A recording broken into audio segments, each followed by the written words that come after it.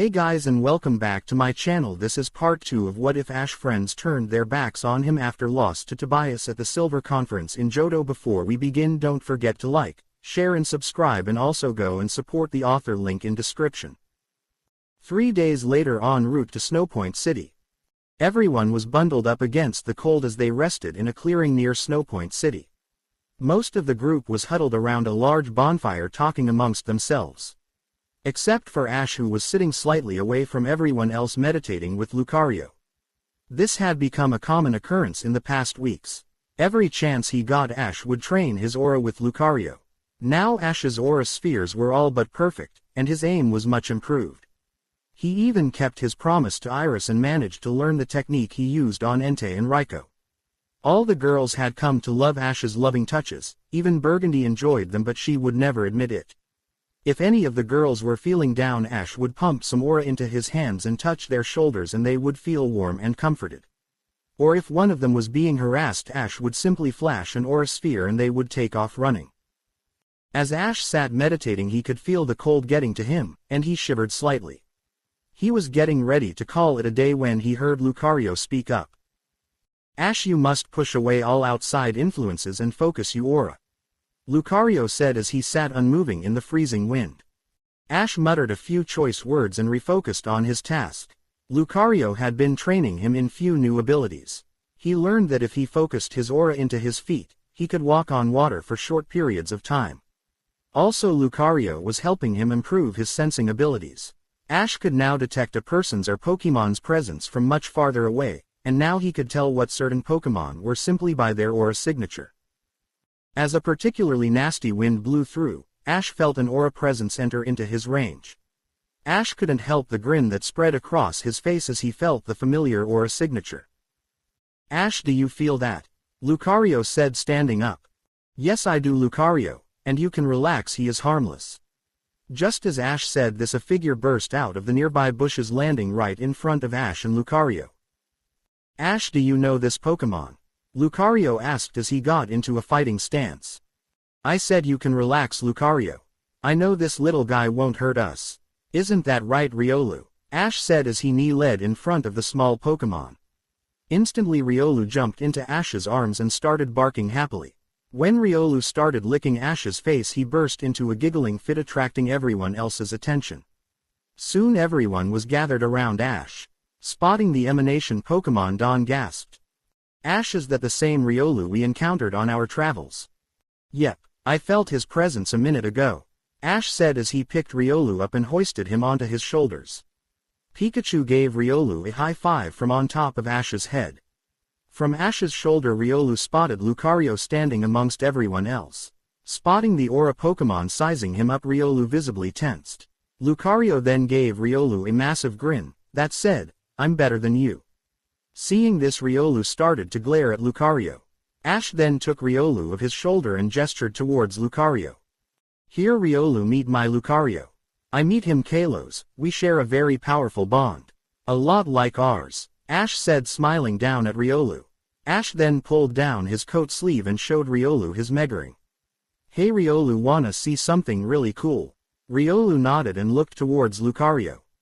"Of course, Ash, I would love to demonstrate my true power," Lucario said, giving Riolu a look. Ash then pressed the stone on his ring and Lucario was surrounded in a pink light. As the light started to die down, Riolu was almost brought to his knees by the sheer amount of aura that was radiating off Lucario. Riolu gasped as he saw Lucario's new form. He walked up to Lucario and started inspecting his new form. "Lucario, why don't you demonstrate a move? Use Aura Sphere." Lucario nodded and formed an aura sphere much bigger than Ash could ever create, and fired at a nearby boulder. The aura sphere hit the boulder, causing it to explode, but the aura sphere didn't disappear. It continued a few hundred feet into the forest before exploding, sending a brilliant blue flash throughout the area. Riolu's jaw was literally on the floor as he looked at the devastation the aura sphere had caused. Then Riolu heard something that made him nearly pass out from shock. "Thank Arceus you were holding back, Lucario. You could have leveled half the damn forest," Ash said as he walked up to Lucario and patted his shoulder. As everyone sat around the fire, Ash included, Riolu kept glancing up at Ash and Lucario. He couldn't wrap his mind around how powerful Lucario was. But he was also very envious of him. Riolu noticed how close Ash and Lucario were, and it made him jealous. That is what he wanted. As Riolu started to get lost in his thoughts, he heard Ash speak up. So Riolu, why are you all the way out here? I thought you had to protect you kingdom. This piqued everyone's interest as they all turned to listen in. Riolu started barking, and Lucario translated. He says that they have found several other guardians for his kingdom. None of them are as strong as him, but they are all fairly strong, and with their numbers they should be sufficient to guard the kingdom. So since he had little to do, the kingdom's ruler gave him free rein to do what he wanted. Having nothing else to do, he set out to find you. It took him several weeks, but he tracked your aura signature and found us here. Lucario finished translating and took a deep breath. So you want to come with me, Riolu? Ash asked, holding up a Pokeball. Riolu yipped happily and ran up to the ball. Pressing his paw to it, Riolu was sucked inside. The ball shook once before pinging. Ash then turned to Lucario. I'm sending both of you to Professor Juniper's lab. I want you to train Riolu and teach him everything you know, just like you did for me. Lucario nodded, but as Ash noticed Lucario's smirk as he was about to return him. Lucario, I'm only going to say this one time. You better go easy on Riolu, because if I hear you've been pushing him too hard, you are gonna regret it. Ash warned in a dangerous tone. Lucario visibly cringed, but he nodded and was returned to his ball. One day later, Snowpoint City. Ash, we have to see if Zoe is here, Dawn said as the group entered Snowpoint City's outskirts. Sure, why not? It's been a long time since we've seen her, Ash replied as they started walking the streets searching for Zoe. As luck would have it, they found Zoe at the Pokemon Center getting her Pokemon healed. As soon as Zoe saw Dawn, everyone almost went deaf at the amount of yelling that was going on. Both Dawn and Zoe squealed before running up to each other and embracing in a hug. Dawn, where have you been all these years? I've been asking around, but until you came around and won the grand festival, no one saw you, Zoe asked, releasing Dawn from the hug. Dawn blushed as she replied, well Zoe, I've kinda been with Ash for the past few years. Zoe looked at Ash, who had a big grin on his face. So it finally happened. You two finally got together, Zoe said until something occurred to her. Yes. Barry owes me so much money. Hearing Barry's name made Ash's face darken a little. He tried to quickly hide it, but Zoe noticed it. Please Zoe, don't mention Barry around me, Ash said as he walked off to get everyone a room. Dawn, what happened to him? Zoe whispered as she leaned closer to Dawn. I'm surprised no one told you, Dawn replied, slightly surprised. Well, a bunch of Ash's former friends, Barry included, tried to make him give up his dream of being a Pokemon master. We've ran into a few of them throughout our travels, but we haven't seen Barry yet. Zoe gasped as Dawn finished explaining his situation. That's terrible. When I see Barry again, he's gonna get an earful, Zoe said with a voice full of rage. Zoe, please don't get involved, just let Ash wants to deal with all of them himself, Dawn replied as she grabbed Zoe's hand.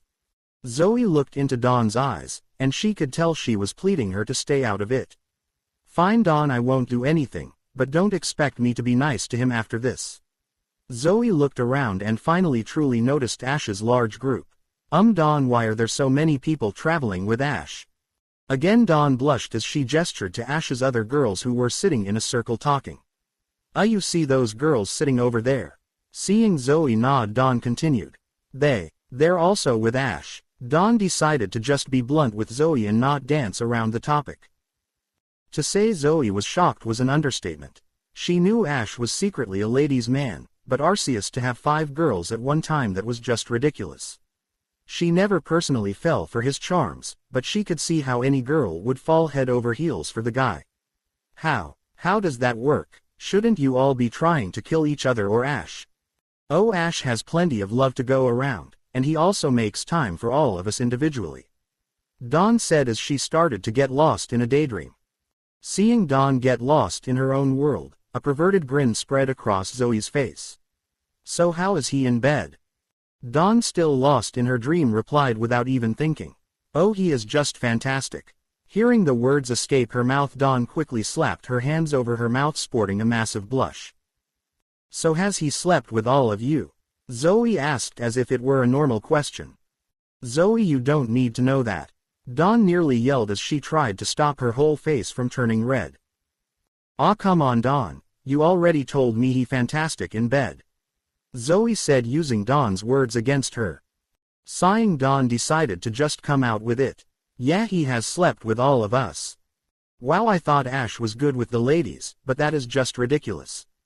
Zoe said, shocked. So are all gonna marry him? Yeah, but we decided to wait until he accomplished his dream before we get married. Dawn replied, once again getting lost in her thoughts of the future. What about the other two?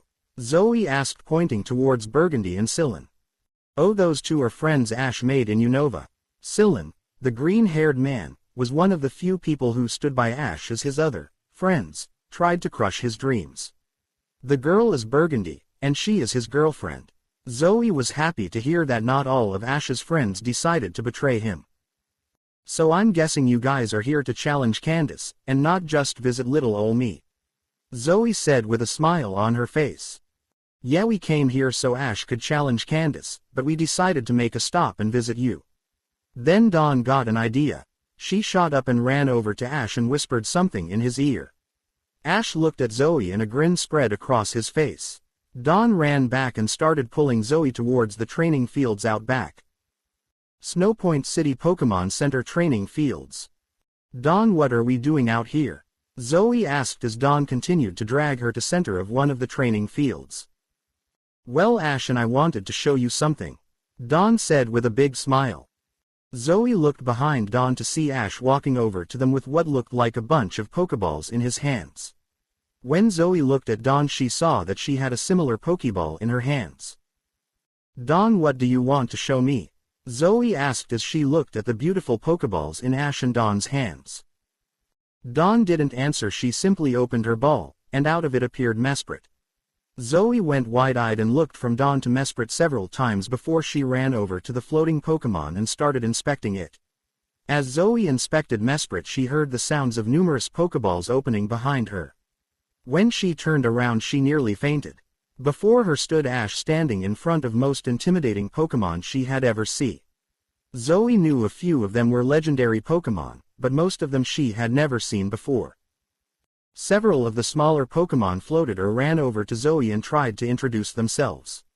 Melota, Shaman, and Victini tried to get Zoe to play with them, while Keldeo ran around her trying to get her attention. 3 Pokemon caught Zoe's eye the most. One of them was a large deer-like Pokemon with rainbow antlers. The stoic Pokemon stood gracefully among the group. Ash explained to her that the Pokemon was called Xerneas, and that it was from the Kalos region. Zoe was awestruck by the Pokemon's natural grace and poise. The next Pokemon that caught her eye was also the largest and probably the scariest, next to Darkrai of course. It was a massive green Pokemon with a long slender snake-like body. Ash told her that the Pokemon was called Rayquaza and that it was from the Hoenn region. He also told her to never under any circumstances was she to belittle Rayquaza, which made her quickly nod in understanding. The massive Pokemon just oozed power and dominance. Zoe had no idea how Ash would catch such a menacing Pokemon, and frankly she didn't want to know. The last Pokemon to catch her attention was actually one she knew. It was Castelia, and seeing the beautiful Pokemon made her jaw drop. Zoe slowly walked up to Castelia and started to stroke its neck affectionately. Zoe's eyes lit up at all the contest possibilities this Pokemon presented. As if reading her mind, Dawn spoke up. You might as well forget about using her, Zoe, because Ash already promised me that May and I could use her if she wanted to. And guess what, she actually loves contests, so she's more than willing to work with us. Dawn said with a smirk on her face. Oh, I am so fucked if she ever uses the thing against me in one of our contest battles. Zoe thought as she looked up at Castelia, who nodded as confirmation. Ash, I can't believe you have all these amazing Pokemon, Zoe said as she walked amongst some of the other legends. Then Ash said something that made her stop in her tracks. Well, they all came to me, and asked to be my Pokemon, Ash said as he nearly bumped into her. Zoe spun around and looked at Ash wide-eyed. So you didn't have to battle any of them? Zoe shouted as she looked at all the legends. I've helped all of these guys in some way throughout my travels, and wanted to help me. Also it doesn't hurt that I'm Arceus chosen one. Ash explained, making Zoe gasp, but then a grin spread across her face. I knew there was something special about you, Ash, but I didn't think it was this amazing. Zoe said as she lightly punched Ash in the shoulder. After another hour of meeting and inspecting the legendary Pokémon, Ash returned them and turned in for the night. As Ash went to bed, Dawn and Zoe were still up talking. You're so lucky, Dawn. Ash is such a great guy. I wish I could meet a guy as great as him. Zoe said as she sighed. Well, you could always give Ash a try. Dawn said with a pervy grin on her face. As great as that sounds, Dawn, Ash just isn't the one for me. I admire him, and I admit he's pretty hot, but nothing ever clicked between us. But I will stand beside him as a friend that you can count on. Zoe said with a smile. That's good to hear, Zoe, and I know you'll find Mr. Right someday. Dawn said as she got up and headed towards her room, but she nearly fainted when she heard Zoe call out to her. Thanks, Dawn, but if you and Ash ever want to have a three-way, don't hesitate to ask. Zoe said with a big smirk, but Dawn's response shocked her. Dawn spun around and looked Zoe dead in the eyes. I'll think about it. With a wink, Dawn quickly spun back around and ran to her room, leaving Zoe shocked in her seat with a massive blush on her face. The next day, Snowpoint Gym. Ash led the group into the gym. He spotted Candace freezing parts of the gym floor to expand the field. Hearing people walk into her gym, Candace turned around. When she saw Ash, a big smile grew on her face. She ran over and gave Ash a hug. Oh Ash, it's so good to see you again, Candace said as she tightened the hug. It's great to see you too, Candace. Ash managed to squeak out as he was suffocated. After some catching up and some introductions, Candace led Ash to the newly frozen field to start the battle. The official 4-on-4 battle between the gym leader Candace and challenger Ash will begin. Trainers, reveal your first Pokémon. Candace grabbed and threw it onto the field. Yveltal appeared and it started to sharpen its claws as it waited for the battle to start. Wow, Sneasel evolved. Well, it's time for you to meet my most powerful fire types. First of Typhlosion, I choose you. The volcano Pokémon let out a bellowing roar as flames blew out its neck. Yveltal slightly cringed as he watched the ice around Typhlosion start to melt. Yveltal start off with Dark Pulse. Yveltal started skating around Typhlosion. Ash grinned as he put his plan into play. Typhlosion used Flamethrower on the field. The volcano Pokémon started spinning in place, spewing flames. The ice encasing the field started melting. Yveltal fell as the ice it was skating on melted away. Yveltal recovered and used Night Slash. The Sharp Claws Pokémon quickly got to its feet and ran towards Typhlosion at high speed. Put just as the attack was about to hit, Typhlosion grabbed Yveltal's glowing arm, stopping him completely. Typhlosion finished this with Brick Break. Typhlosion reared back its other fist and slammed it into Yveltal's face, sending flying through several boulders scattered on the field. When Yveltal landed, it was clear he was knocked out. With a sigh, Candace returned Yveltal. She grabbed her next Pokeball as Ash reached for his next one as well.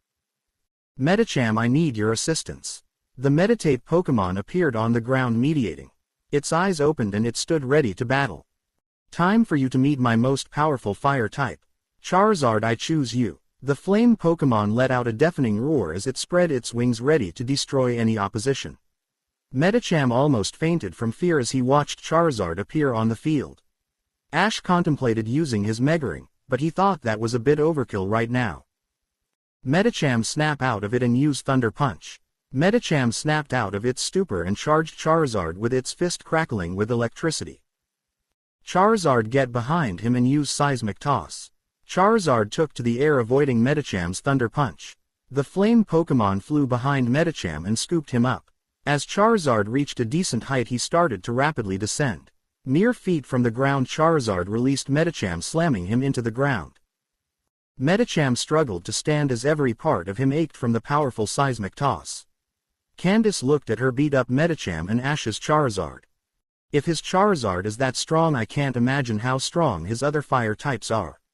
There is no way I'm gonna beat him. Candace thought, a little saddened, but she was happy to see Ash had grown so much. I forfeit, Candace simply said and returned Medicham. She walked up to Ash and shook his hand. That was a smart move, Candace. I didn't want to hurt any of your Pokémon. Ash said as he shook Candace's hand. Thanks Ash, I can't imagine how strong your other fire types if that Charizard of yours was an example. Candace said releasing hand, as Ash turned to leave, but he saw Dawn walking towards him. Dawn walked up to him and whispered something in his ear. Ash blushed, but also grinned. He looked behind Dawn and at Zoe who also met his gaze. The next day, Ash and everyone else were on their way towards their next destination. But back at the Pokémon Center was a sexually satisfied Zoe who was still asleep with a massive smile on her face. As Ash continued to walk with Dawn hanging off his arms, and a massive grin on his face, he felt two presences enter the range of his aura sense. One was filled with anger and curiosity and the other was happy and full playfulness. Ash stopped and turned towards the rest of his group. Wait, we're about to have company. Something's coming, Ash said turning around to face the forest. What's coming Ash? Iris asked with a hint of fear in her voice. I don't know exactly, but one is angry and the other is happy. Ash explained as he pulled out Mewtwo's Pokeball from around his neck. The ball enlarged and out came Mewtwo. Noticing his surroundings, Mewtwo turned around and gave Ash a confused look. Ash, why did you call me out? Mewtwo asked floating towards Ash. Well, I sensed two presences approaching fast, and might need your help. Ash said gesturing towards the forest. Mewtwo nodded in understanding, and turned to face the forest with Ash. Seconds later a large figure burst out the woods roaring in rage. The figure started barreling towards Ash, but was stopped by Mewtwo's psychic powers. Ash looked the Pokémon up and down a few times. It was a large bear-like Pokémon resembling a panda.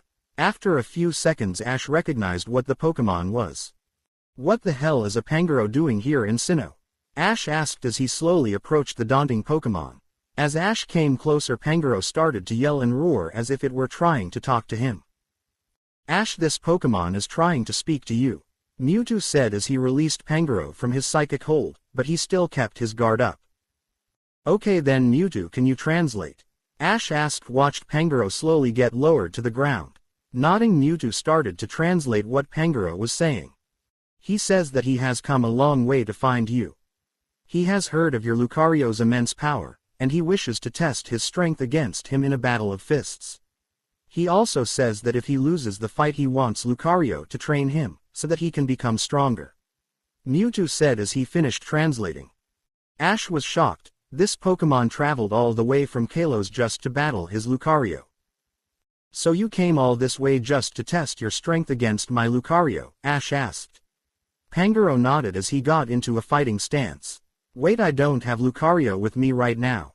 But if you wait right here I'll go run and get him. Pangoro seemed upset at this, but he nodded anyways. Ash then turned towards Mewtwo and grabbed his shoulder.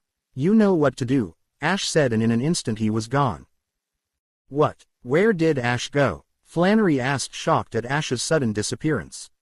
He probably teleported to Professor Juniper's lab to get Lucario. May explained just as Ash reappeared with Lucario at his side. Here is the Pokémon I was telling you about, Lucario, Ash said, gesturing to Pangoro. He seems strong. Alright, I'll fight you. But let's get this over with quick. I was in the middle of training Riolu, Lucario said, getting into a fighting stance. Ash went to stand behind Lucario, but a growl from Pangoro made him stop in his tracks. Ash looked to Mewtwo for an explanation. He said no trainers, just Pokémon, Mewtwo said, landing next to Ash. Nodding, Ash turned to the battle ready to cheer Lucario on. The two Pokémon stared each other down for a few moments. Pangoro broke the stare down and charged at Lucario. Pangoro threw a powerful punch aimed at Lucario's head. But Lucario was quick and ducked under the punch, and delivering a powerful uppercut to Pangoro's chin. Pangoro stumbled back a few steps and recovered from the hit. This time it was Lucario's turn to charge. Running in, Lucario started barraging Pangoro with punches and kicks. Pangoro tried to block and dodge as many as he could, but Lucario was too fast. Seeing an opening, Pangoro punched Lucario in the face, sending him skidding back. Pangoro charged forward with its fist cocked back, ready to deliver a massive punch.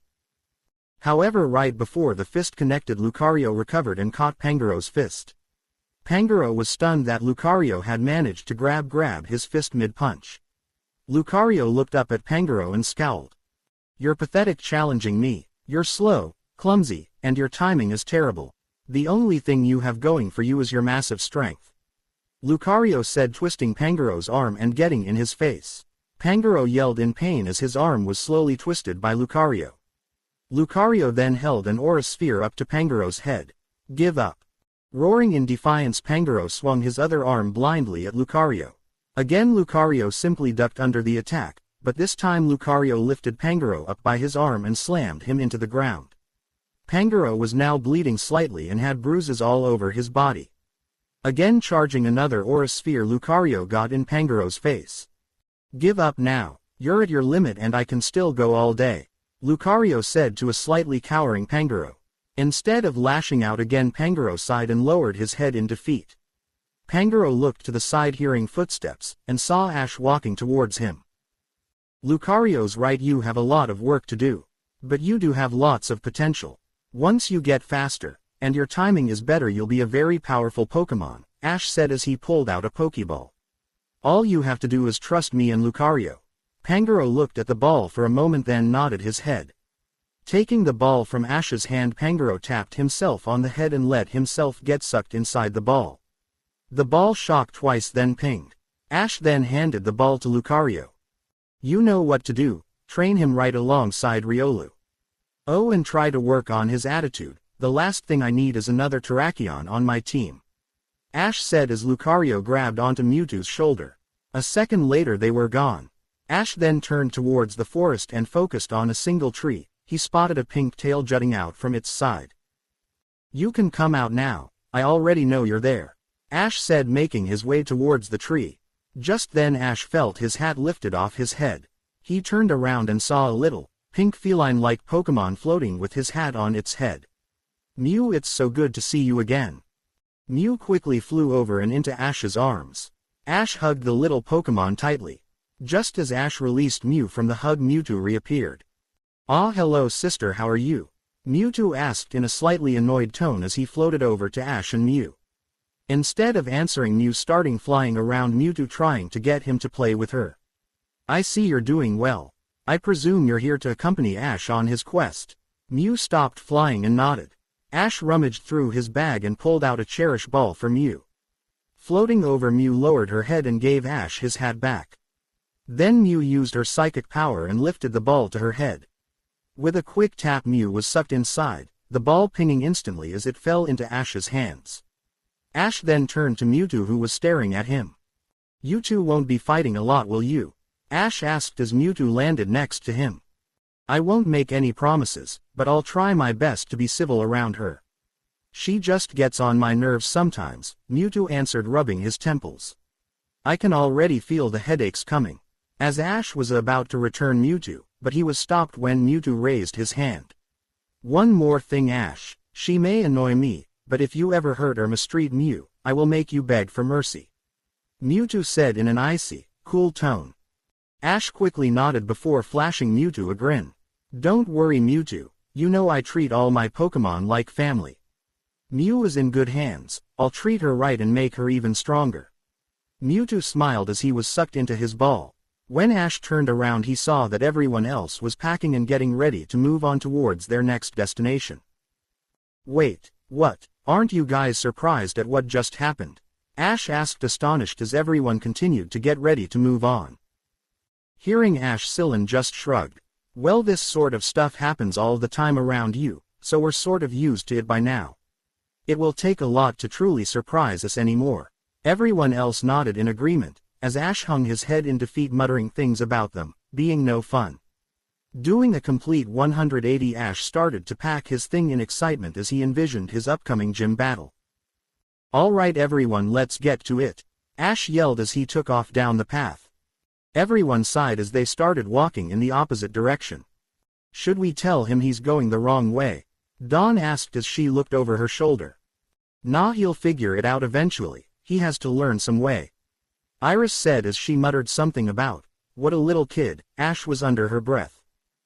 Alright everyone, let's get going, we should be in the next town by sundown, Sylvan said as he took the lead. 6 hours later, Pastoria City. As the sun started to set, Sylvan led the group into the outskirts of Pastoria City. As the group entered the city they all heard the sound of flapping wings rapidly approaching. They all turned around to see Ash flying towards them on Staraptor's back. Landing, Ash got off Staraptor and started walking towards the group looking rather embarrassed. Hey guys, Ash said, face red in embarrassment. Took you long enough, Iris shouted, poking Ash in the chest. Sorry, I was just really excited about my next gym battle, Ash said, scratching his head in embarrassment. Sighing, Iris hugged him. We know, and that's one of the things we love about you. Smiling, Ash returned the hug. As Ash looked up he saw all his other girls looking at him with puppy eyes. Waving them over, all the girls joined Ash in a big group hug. We love you, Ash, Dawn said as she hugged him from the side. And I love all of you, Ash said as he gave each girl a chaste kiss on the lips. Now let's get some sleep. With that, Ash led the group towards the Pokemon Center. The next morning, Ash sleepily walked to the Pokemon Center's bathroom. As he walked up to a urinal he started to relieve himself. He briefly noticed someone come into the bathroom and start using the other urinal. Ash uttered a sleepy, "Good morning," to the stranger. The stranger muttered a reply, and went on with his business. Finishing, Ash went to wash his hands, but now he got a good look at the person standing next to him. He took notice of the man's blonde hair and orange apparel as he started walking towards the sinks. It took Ash a minute to figure out who the man was, but when he did a rage flowed through his body. Barry, Ash nearly yelled as he grabbed Barry's shoulder. Turning around, Barry went wide-eyed as he saw Ash looking at him, with anger in his eyes. Hey Ash, Barry squeaked out as Ash tightened the grip on his shoulder. That's all you have to say after what you did, Ash yelled as he slammed Barry against the wall. Take it easy, Ash, Barry said, trying to push himself off the wall, frantically trying to calm Ash down. Oh, I'm way past taking it easy now, Ash said, pushing Barry back against the wall. What do you want from me, Ash? Barry asked, fearful of what Ash might do. I want to humiliate you, Barry. I want to make you see that doubting me was the worst decision of your life. Ash then spotted the Pokeballs on Barry's belt. Are you entering the Sinnoh League? Ash asked, confusing Barry.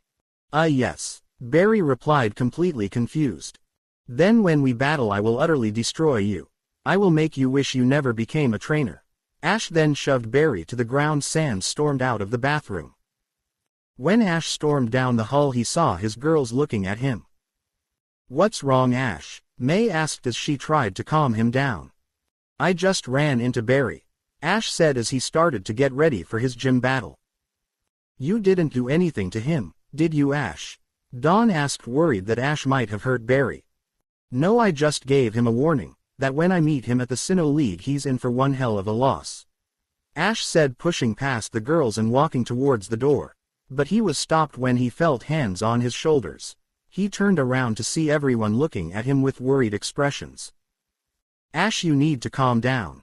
You can't go into your battle all hot-headed like this, Flannery said, worrying that Ash would explode on them. Seeing everyone's worried looks, Ash took a deep breath. You're right, I just got all worked up seeing Barry. Burgundy walked up to Ash and patted his shoulder. You just need to reel in your emotions sometimes, Ash. I would hate for you to do something you will regret later. Ash was surprised to hear this coming from Burgundy of all people. Seeing his shocked look, Burgundy chuckled a little. You've grown on me over the months, Ash. Even though you annoy the ever-living shit out of me sometimes, I still consider you a great friend. Ash smiled at Burgundy and gave her a big hug. Releasing her, Ash was tearing up. You guys are the most important people in my life. Thank you for believing in me, Ash said as a few tears escaped his eyes. Sylvan slapped Ash on the back, stopping his tears. Don't worry, Ash, we will always be by your side. Now why don't we head over to the gym? Quickly wiping his tears, Ash grinned and nodded. All right, let's do this, Ash yelled with newfound enthusiasm as he sped out of the Pokemon Center with everyone hot on his heels. No one noticed Barry shuffling out of the bathroom with stains on his pants. 10 minutes later, Pastoria Gym. Ash came running into the gym, but was stopped when he ran into what felt like a brick wall. When Ash looked up he saw the gym's leader, Crasher Wake, looking down at him. Well, what do we have here? Wake said as he offered Ash his hand. Wake, it's been a long time. Ash said as he took the large man's hand. Wake was still wearing his ridiculous outfit from when Ash last saw him, but he had thinned out a little. Crasher. Wake let out a boisterous laugh as he lifted Ash up.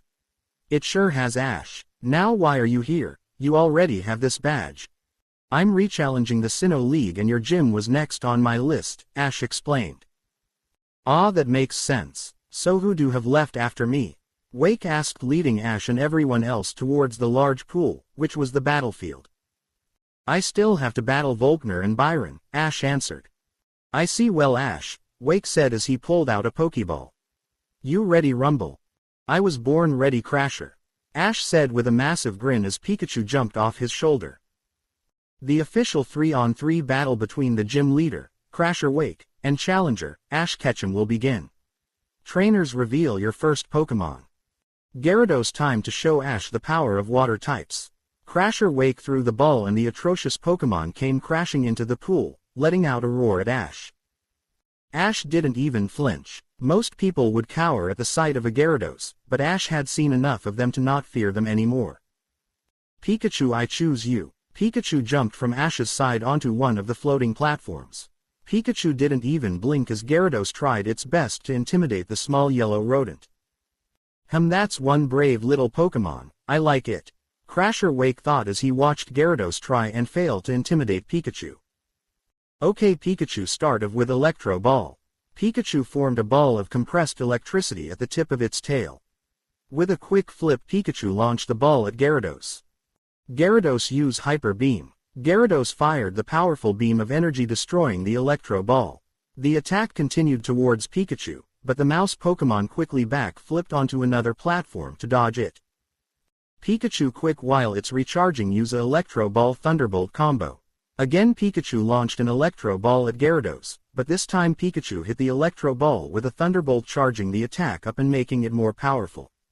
Gyarados couldn't dodge the attack this time, and it was hit by the powered-up Electro Ball.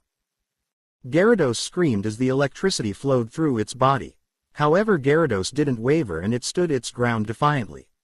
Holy Arceus! That is the first water type to survive that attack. Ash thought as he watched, stunned, that Gyarados was still standing. At this point both Pokemon were panting heavily. Both trainer knew that their Pokemon only had one good attack left in them, and they decided to go all out. Gyarados used Hydro Pump. Gyarados fired the torrent of water straight at Pikachu. Pikachu used Thunder. Pikachu stood its ground as it launched its most powerful electric attack at Gyarados.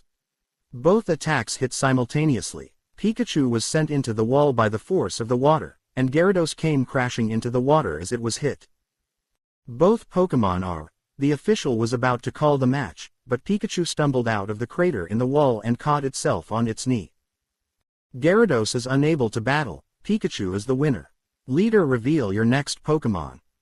Grabbing his next ball, Wake threw it onto the field. Quagsire, I need your assistance. The water fish Pokemon appeared on one of the platforms. Ash picked up Pikachu and handed him to Dawn. Then Ash pulled out his next Pokemon. Meganium, I choose you. The herb Pokemon appeared on the floating platform opposite to Quagsire. Meganium turned to Ash and used Vine Whip to bring Ash onto the platform. After a quick hug and some encouragement, Ash was back to his side of the field. You can go first, Wake, Ash said. Quagsire used Sludge Bomb. Quagsire fired several balls of sludge at Meganium.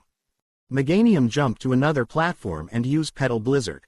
Meganium jumped to a platform to its right, and fired a barrage of sharpened petals at Quagsire.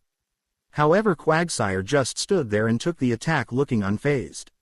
Geez, you could punch that thing in the face, and it wouldn't even notice, Ash thought. Good. Quagsire use Ice Beam.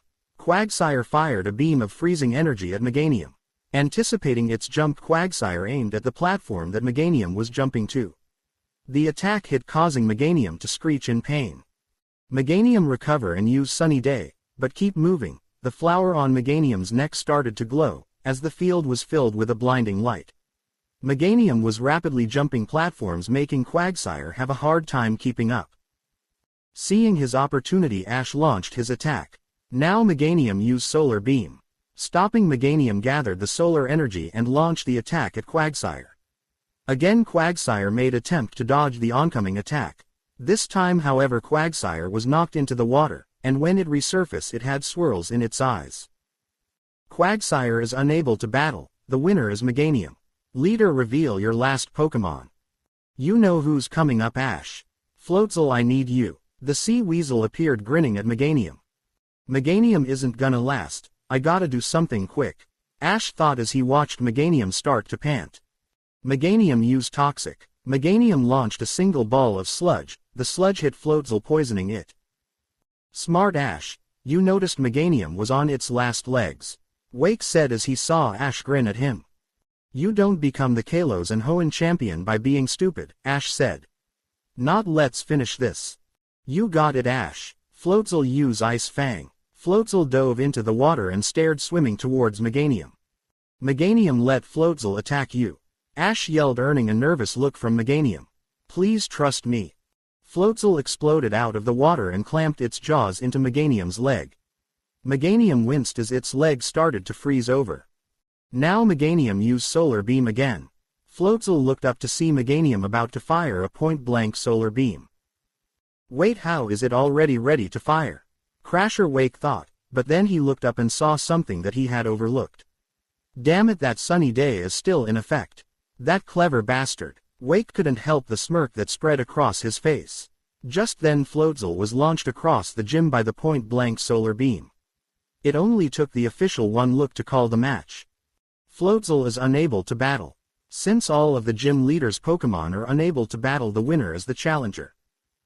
As the call was made, Meganium collapsed with a satisfied smirk on its face. Both Wake and Ash returned their Pokémon and meet to shake hands. That was amazing, Ash. You truly have grown into an amazing trainer. Wake said, taking Ash's hand in an iron-like grip. Wincing Ash managed to grin at Wake. Thanks, Wake, that means a lot. Now since you beat me, you better win the whole damn thing. Wake said, sporting his only grin. Ash let go of Wake's hand, gave him a thumbs up. You know I will. Now don't be a stranger. Wake yelled as he waved to Ash and his friends as they walked down the road to their next destination. One day later.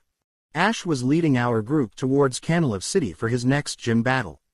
As he was talking with May and Dawn about possible contest combinations, he felt like he was about to be in a lot of pain. Ash was going to ignore the feeling until he heard someone yelling behind him. Look out! Excuse me, someone yelled as they ran up behind the group. Ash, sensing what was coming, dove out of the way, but ended up landing in a large puddle, getting soaked. Looking up, Ash saw a blonde woman apologizing to him profusely. Ash was about to get up, but he stopped when he heard Iris giggling. Oh my Arceus, she didn't even have to push you this time. Iris yelled as she burst out laughing, causing Sylvan and Burgundy to giggle too. Ash scowled at them and looked at Bianca as he got up. Damn it, Bianca, is this gonna happen every time we run into each other? Ash said as he started to wring out his clothes. I'm so sorry. Wait, Ash, is that you? Bianca yelled as she got closer to Ash to confirm if it was him or not. Yeah, Bianca, it's me. Nice to say you, GH. Ash never finished, because he was suddenly pulled into a crushing hug by said blonde. Oh Ash, it's so good to see you after so long. Where were you anyway? I don't hear from you for years. Then next thing I know, you're the Hoenn champion. Bianca said all this as Ash started to turn blue from oxygen deprivation. Ash was about to push Bianca off him, but she suddenly released him. He looked to see Bianca was now showering Pikachu with her affection, much to the Pokémon's disapproval. Wow, she hasn't changed at all. Ash, Iris, and Sylvan all thought. After a quick thunderbolt, Bianca had calmed down, and was catching up with Ash. So Ash, where have you been all these years? Bianca asked as everyone sat down to eat a lunch prepared by Sylvan and Burgundy. Well, I can't tell you exactly where I was, but I was off training for a few years. Then I traveled Kalos, and became the champion there. Ash said as he started to drool slightly when he smelled Sylvan's cooking. So who are the rest of these girls? Are they your girlfriends? Bianca asked in a teasing tone, as she watched some wild Pokémon scurry around. Yeah, they, as a matter of fact. Ash replied, causing Bianca's head to snap back to him. What, you're serious? Bianca yelled as she looked to each of the girls, who all had a faint blush on their faces. Yeah, I'm serious, they all love me, and I love them all back. Ash said as he looked at each girl lovingly. Wow, that's a little unorthodox, but if anyone can pull it off it will be you, Ash. Bianca said as Sylvan announced that the food was done. As everyone started to eat they once again heard yelling coming from behind them. Damn it, Bianca, you gotta stop running off like that, a figure said, apparently out of breath. Stefan, is that you? Ash said, getting up from his seat.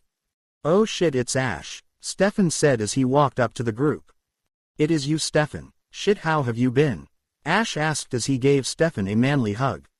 I've been pretty good, but I hate it when Bianca here runs off without me, Stefan said as he looked at Bianca, who had suddenly found her food very interesting.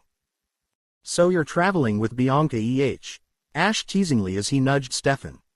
Nah man, it's nothing like that. I ran into her one day, and she told me she was going to travel some of the other regions, so I decided to tag along. Virgil was traveling with us for a little bit, but he decided to head off on his own for a little while, Stefan said as he and Ash returned to the table. So Ash, I heard you became the Hoenn and Kalos champion, Stefan said with a hint of jealousy in his voice. Yup, and I'm not stopping until I'm a Pokemon champion, Ash exclaimed with confidence in his voice. Then I guess me and Bianca will have to give you a run for your money, Stefan said with a grin on his face. You can try, but you won't stop me, Ash shot back. So Ash, have you caught any new Pokemon? Bianca asked, joining the conversation. Ash looked at Bianca as if she was an idiot. Bianca have been to Professor Juniper's at all in the last few months? Ash asked, looking at Bianca. Bianca thought about it for a moment then nodded.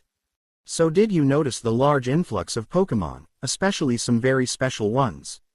Again Bianca started to think back on the last few months. No, not really, I didn't notice anything, Bianca said, causing Ash to deadpan.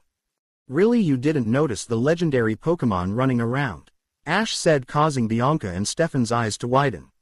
What do you mean legendary Pokemon? Stefan asked, now interested in the conversation.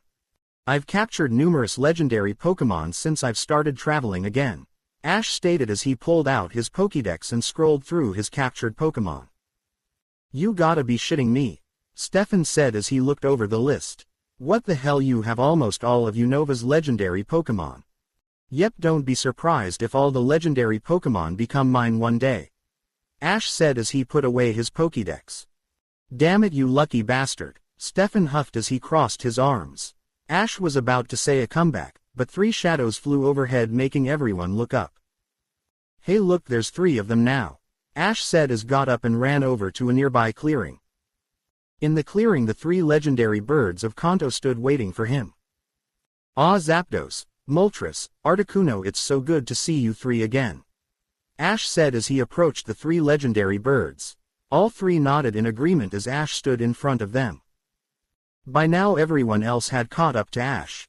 Everyone in Ash's group stood admiring the majestic Pokemon. But Bianca and Stefan looked as if Arceus himself had appeared in front of them. Stefan and Bianca watched as Ash talked to the legends as if they were old friends. They watched as Ash even lightly stroked each of the birds' stomachs with glowing hands, making each one sigh in pleasure.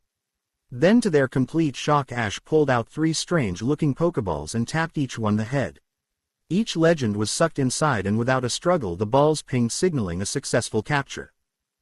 What the hell did I just witness? Stefan asked, flabbergasted as to what just happened. After seeing this over a dozen times you get used to it, Sylvan said, putting hand on Stefan's shoulder. They looked to see Ash walking back towards them. So everyone ready to get back to lunch? I'm starved, Ash exclaimed as everyone nodded in agreement. They all stopped when they heard Stefan yell behind them. What the actual fuck? Stefan yelled as he turned to face Ash.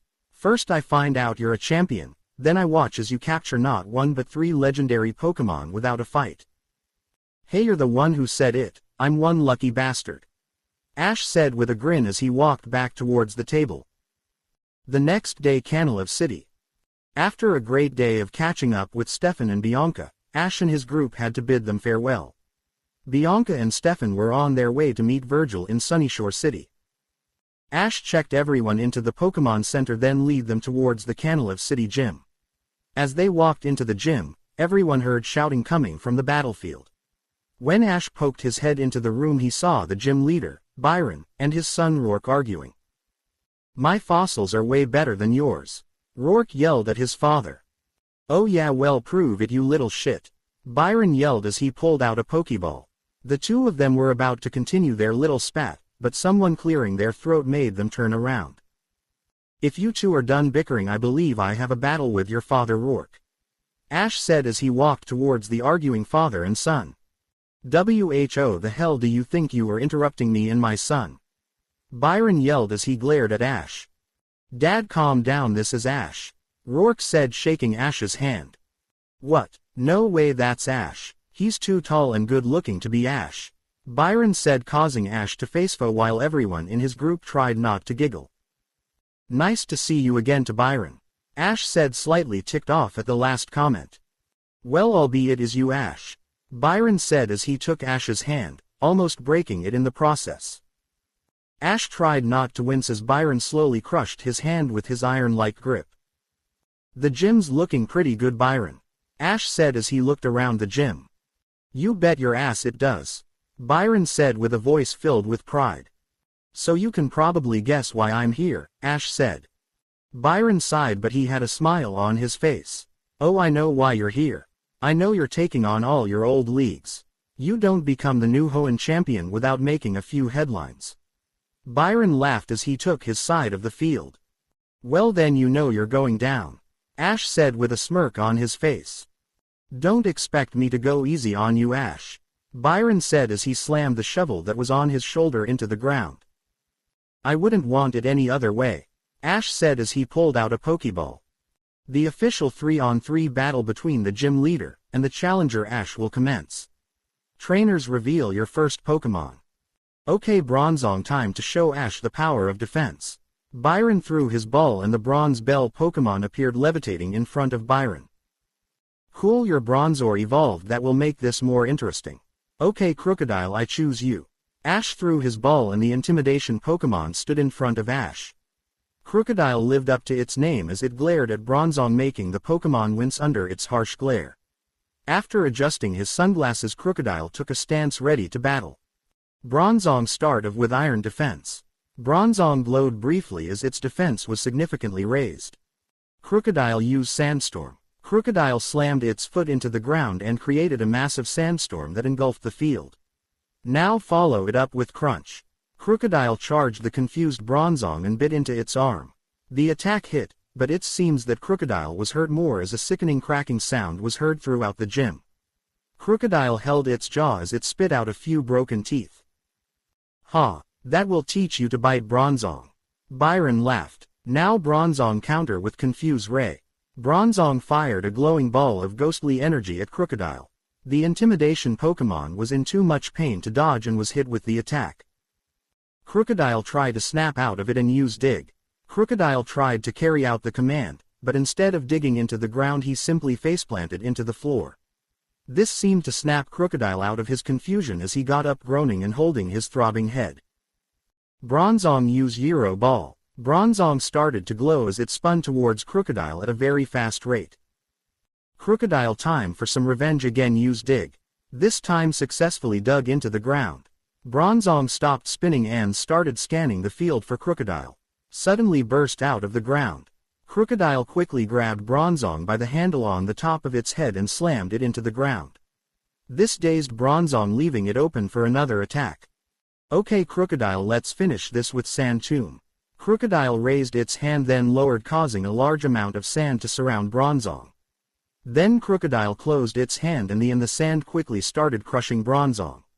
When Crocodile opened it, the sand dissipated and an unconscious Bronzong appeared.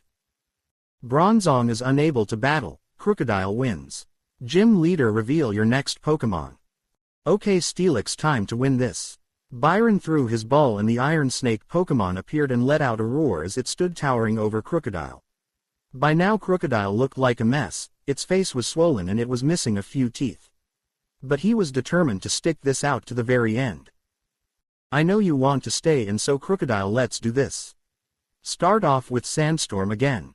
Again Crocodile created a sandstorm that engulfed the field.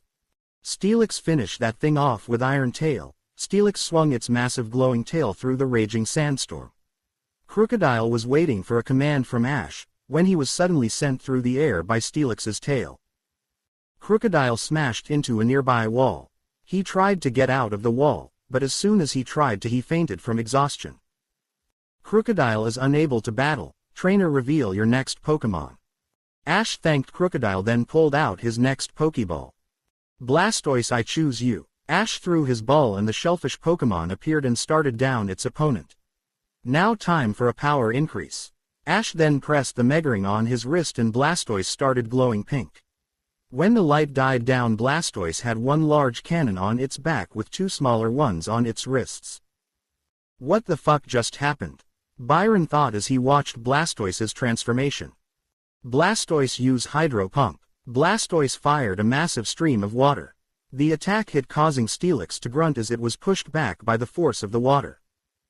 Steelix used Thunderfang. Steelix recovered from the attack and started to slithering towards Blastoise with electricity crackling in its mouth. When the attack hit, Blastoise grunted as electricity surfed through his body. Byron looked up expecting to see Ash panicking, but instead he saw an evil grin on his face. What does that little shit have planned? Byron thought, slightly worried. Time to end this. Blastoise used back-to-back brick breaks. Blastoise's fist started glowing as it repeatedly started slamming it into Steelix's head. After the first two hits, Steelix released Blastoise, but Blastoise wasn't finished yet. Blastoise unleashed 6 more brick breaks, each one pushing Steelix into the ground. Eventually Steelix was in a small crater, clearly knocked out. Hall of Origin. Arceus winced as he watched Blastoise pummel Steelix into the ground, literally. I really need to watch how strong I make those mega evolutions from now on. Because that was probably one of the most brutal attacks I've ever seen. Back to the battle. Steelix is unable to battle. Gym leader, reveal your last Pokémon. Bastiodon, let's do this. Byron threw his last Pokeball and the shield Pokémon gave a grunt as it appeared in front of its trainer. Byron was confused but at the same time relieved when he saw Ash return Blastoise. Thank Arceus, he returned that thing. Byron thought as pulled out another Pokeball. This guy has been wanting a rematch for a while. Gliscor, I choose you. The Fang Scorpion appeared in front of Ash balancing on its tail. Also, you wanted these two battle it out again, so be it. Bastiodon, start with Flash Cannon. Bastiodon opened its mouth and fired the beam at Gliscor. But Gliscor took to the air to dodge the attack. Gliscor used Fire Fang. Gliscor swooped in and bit into Bastiodon's side as it was burned by the flames. Bastiodon shake it off and used Stone Edge. Bastiodon started thrashing and shook off Gliscor. As Gliscor started flying to get away, he quickly had to dodge the incoming rocks. After dodging the attacks, Gliscor swooped in for another attack. Gliscor go in for Ice Fang. This time Gliscor bit into Bastiodon's other side, causing it to freeze over. Now immobile Byron's options were severely limited. Bastiodon try and go for Ancient Power. Bastiodon tried to launch its attack, but it was too late as Gliscor was swooping in for his last attack. Gliscor finished this with Rock Smash. Gliscor swooped in and slammed its glowing claw into Bastiodon's head, knocking the shield Pokémon out instantly. Bastiodon is unable to battle. Since all of the gym leader's Pokémon are unable to battle, the winner is the challenger. Ash and Byron both returned their Pokémon and met in the center of the field. That was a fantastic battle, Ash. You truly have become an amazing trainer. Byron said as he once again crushed Ash's hand. Thanks, Byron, that means a lot. Ash managed to squeak out as Byron crushed his hand once again. After some light chit-chat, Ash bid Byron and Rourke goodbye as he led his group back to the Pokémon Center. One day later.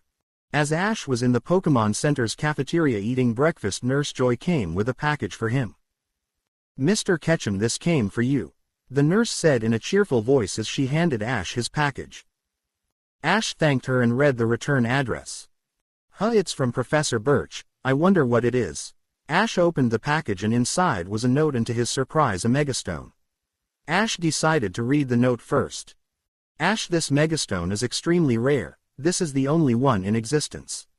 I heard from Professor Juniper you caught Rayquaza a few months ago. This stone will likely cause Rayquaza to Mega Evolve. You may ask how I know this. Well, Professor Juniper, Professor Sycamore, and I were doing some research on Mega Evolution. You see, I recently discovered that Groudon and Kyogre can doing something we're call primal reversion. This process is similar to Mega Evolution. So naturally I believed this worked for Rayquaza too, but it doesn't. However, some of you other Megastones seem to react when around Rayquaza. So I searched for weeks, and I think this is the right stone for the job. If it works, please contact me immediately. Your friend Professor Birch. Ash nearly ran 3 people over as he raced out of the Pokemon Center with Rayquaza's Cherish Ball in his hand. When Ash got onto the training field, he quickly released Rayquaza. Rayquaza looked around as he was confused as to why he was released. Ash, why have you released me? Rayquaza asked as Ash approached him with a strange-looking stone. You know how some of my Pokemon can Mega Evolve, right? Ash asked. Seeing Rayquaza nod, Ash continued. Well, I just got a stone that can possibly make you Mega Evolve. Hearing this, Rayquaza's eyes widened. Well, what are waiting for? Let's try that thing out. Rayquaza said, clearly excited by this news. Ash gave Rayquaza the stone and pressed the Mega Ring on his wrist. Instantly Rayquaza was engulfed in a blinding pink light that made Ash shield his eyes. When the light down, Ash looked at the new Rayquaza and his jaw dropped. No fucking way, it worked. Ash yelled as he gazed in awe Rayquaza's new form. He was knocked out of trance by a voice behind him. Ash, what the fuck is that thing? The person behind him yelled. Ash quickly spun around and was even more shocked to see who was behind him. Richie. Richie, is that really you? Ash asked, not really believing his eyes. Why, yeah, it's me, Ash, but again, what the hell is that thing? Richie asked as he continued to stare wide-eyed at Rayquaza. I'm not a thing, you insolent little shit. I am Rayquaza, ruler of the sky, so you best watch your tongue around me. Rayquaza yelled, glaring at Richie. Richie quickly pulled out his Pokédex and scanned Rayquaza, but the picture on the Pokédex was different from the Pokemon he was looking at right now. Ash, why does what is it called? Rayquaza. Yeah, that's it. Why does it look different from the picture on the Pokédex? Richie asked as he turned the Pokédex around and showed Ash the picture. Ash merely chuckled as he looked at the picture. What's so funny, Ash? Richie asked, slightly confused. Oh, nothing. Have you ever heard of Mega Evolution, Richie? Ash asked as he showed Richie his Mega Ring. I might have heard rumors of it, but I've never seen it in person. Richie replied, still confused. Well, Richie, meet your first Mega Evolved Pokemon. Ash said as he gestured towards Rayquaza, who was still slightly glaring at Richie. You mean that thing can Mega Evolve? Holy shit. Richie said, muttering the last part under his breath. Hey, what the hell did I say about calling me a thing, you fucking runt? Rayquaza was now starting to get pissed off and was towering menacingly over Richie. I'm sorry, Lord Rayquaza, Richie yelled as he started to curl into a ball. Huh, Lord Rayquaza, I like the sound of that, Rayquaza said as he settled down. Okay, don't start getting a big head now, and be nice to Richie for Arceus' sake. He was just a little intimidated by you, Ash said as he helped Richie off the ground. He should be intimidated by me, for I am Lord Rayquaza, God of the Skies.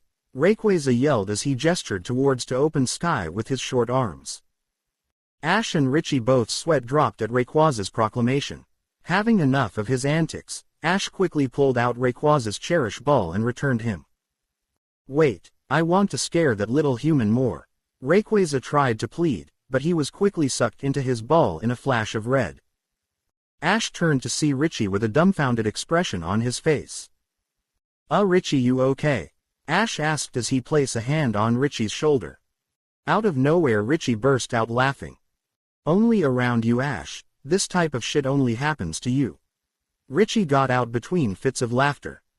Huh, I guess you're right, Ash said before he joined Richie in laughter. After a few minutes of loud laughter, both Ash and Richie found themselves back in the Pokemon Center lobby. So Richie, you never told me why you're here, Ash said as he took a seat. Well, I was actually traveling Sinnoh doing gym battles. Then one day I'm sitting in the lobby of a Pokemon Center watching TV, and I see a recap of the Hoenn League Championships from a few months ago. And who do you think I saw crowned Hoenn's new champion? Richie said as he jabbed Ash in the arm playfully. After that I thought, I gotta find this bastard and congratulate him. I did some digging around and found out where you were and I took off to find you. Next thing you know I find you standing in front of a massive mega evolved legendary Pokemon. So Richie, are you gonna enter the Sinnoh League? Ash asked just as Dawn came up behind him and gave him a good morning kiss. Yeah, I'm entering the Sinnoh League, already got all 8 badges. Richie said, but he was paying more attention to Dawn than the actual conversation. Hey Richie, I'm over here, Ash said as he slapped Richie across the chest. Sorry about that Ash, but damn you sure know how to pick 'em. Richie said as he greedily soaked in Dawn's body. Again Ash slapped Richie across the chest.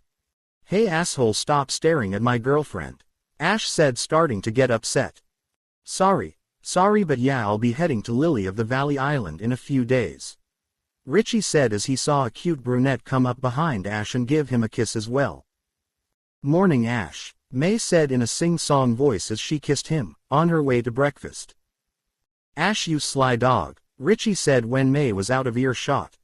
It's not like that, she's my girlfriend too, Ash said as he watched May walk off, with a smile on his face. Richie was about to say something, but a hot redhead walking up stopped his train of thought. Arceus, how many hot girls are in this Pokemon Center? Richie thought as this new girl again went up to Ash and gave him a kiss.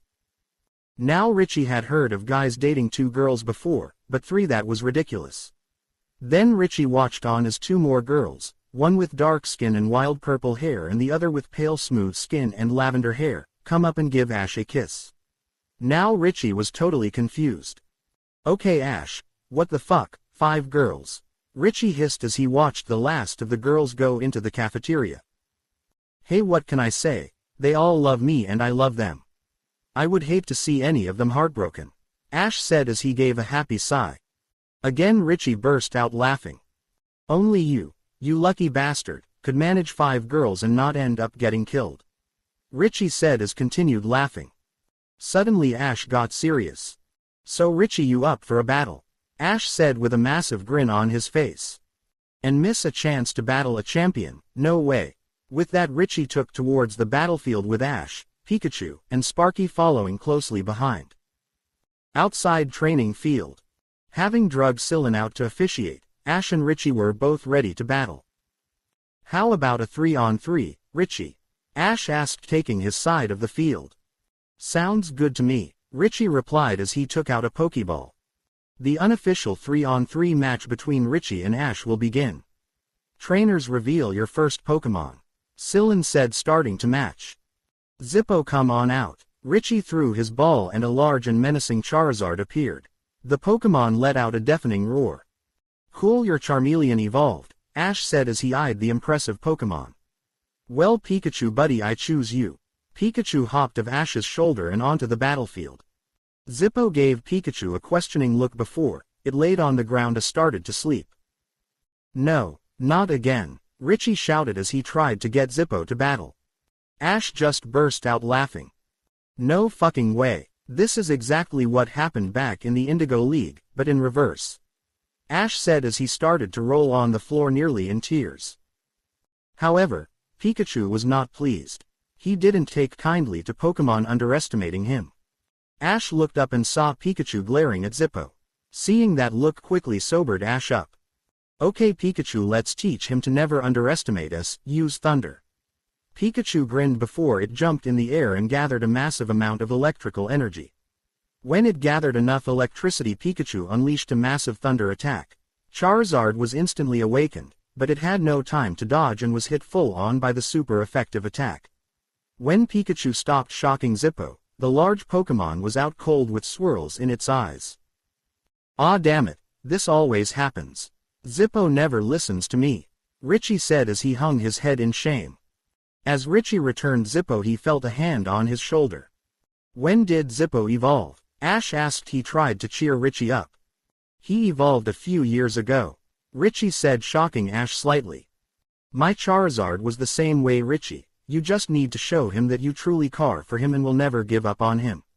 If he does things like that you can't give up on him, you need to show him that you're there for him. Eventually he will come around. My Charizard did and now he's one of my most loyal Pokemon. Ash said, trying his best to bring Richie's back up. Hearing this, Richie looked up and saw Ash smiling at him. You're right, Ash, I will never give up on Zippo, Richie said with newfound confidence in his voice. Now how about we continue this battle? Ash asked as he started to walk back towards his side of the field. You got it, Richie said, pulling out his next Pokeball. I'll even chalk that up as a double knockout, so it's an even match, Ash said as Pikachu jumped back on his shoulder. Both Pokemon are unable to continue. Trainers, bring out your next Pokemon. Happy, come on out. Richie threw out his next Pokeball, and a Butterfree came out flying around the field. Unpheasant, I choose you. Ash threw his ball and the proud Pokemon appeared flying in front of Ash. Because Zippo acted out. Last round you can go first, Ash, Richie said, trying not to be embarrassed Zippo's behavior. Okay, thanks, Richie. Unpheasant, use Air Cutter. Unpheasant flapped its wings, launching several blades of air at Happy. Happy, dodge and use Psybeam. Happy quickly flew out of the way of the oncoming Air Cutter attacks. Then its eyes started to glow as it launched a beam of psychic energy at Unpheasant. Unpheasant, use Aerial Ace to dodge, then go into Sky Attack. Unpheasant used Aerial Ace to quickly dodge the incoming Psybeam. Then Unpheasant shot into the air at incredible speeds. Seconds later it came flying towards Happy, almost breaking the sound barrier on approach. Happy, use Protect. Just inches before Unpheasant hit, Happy surrounded itself in a green barrier. Unpheasant hit the barrier at full speed, causing an explosion. When the dust settled, both Pokemon were still standing. Unpheasant looked slightly battered, but could still continue. Happy, on the other hand, was covered in cuts and bruises as it struggled to stay in the air. Unpheasant finished this with Air Slash. Unpheasant flapped its wings again and launched several buzzsaws of razor-sharp air. The attack hit home, and Happy was sent to the ground with swirls in its eyes. Happy is unable to battle. Richie, reveal your last Pokemon. Okay, Sparky, you ready? Richie looked to his shoulder, and immediately Sparky jumped onto the field. Ash looked at Unpheasant, and he noticed Unpheasant was slightly winded but could continue. Sparky used Thunderbolt. Sparky charged up the electrical energy needed and fired it at Unpheasant. Unpheasant used Detect, then Steel Wing. Unpheasant's eyes glowed blue as it gracefully dodged the incoming Thunderbolt. Then Unpheasant swooped in with glowing wings. Sparky dodge, and jump on Unpheasant's back. Sparky jumped to dodge Steel Wing and landed on Unpheasant's back. Now use Thunder. Sparky gathered a massive amount of electrical energy and unleashed right on top of Unpheasant. There was no time to make any moves, so Unpheasant fell to the ground knocked out. Unpheasant is unable to battle. Ash, reveal your last Pokemon. Ash returned Unpheasant after thanking it for its hard work. But when Ash pulled out his last Pokeball, he was sporting a grin that slightly scared Richie. This guy has been waiting for this moment for a long time, Richie. Here we go, Charizard, I choose you. Ash threw his last ball and the flame Pokemon appeared in a ball of flames. Charizard let out a deafening roar that made Sparky start shaking. Ash then pressed the button on his Megaring and Charizard was surrounded by a pink light. What Richie saw as the light died down made him start to shake along with Sparky. Ash's Charizard was now pitch black with a blue stomach. But what made Richie worry the most was the blue flames that were spewing out of Charizard's mouth and tail. The flames were so hot, Richie could feel the heat on his side of the field. Time to finish this. Charizard used Flaming Seismic Toss. Charizard flew in the air and surrounded itself in blue flames so hot, Richie could feel his hair starting to burn. Charizard scooped Sparky up and flew high into the air. Then once it reached a sufficient height, Charizard started a spinning descent, all while it was still surrounded by the intense blue flames. A few feet before the ground, Charizard released Sparky, causing the momentum to slam him into the ground. When Charizard landed, the flames surrounding it faded away. Once the dust settled, Sparky was in a small flaming crater. Sparky was covered in burns and bruises. It was very obvious Sparky was out cold. Sparky is unable to battle. Since all of Richie's Pokemon are unable to battle, the winner is Ash. Sylvan said, declaring Ash the winner. Ash returned Charizard, while Richie scooped up Sparky.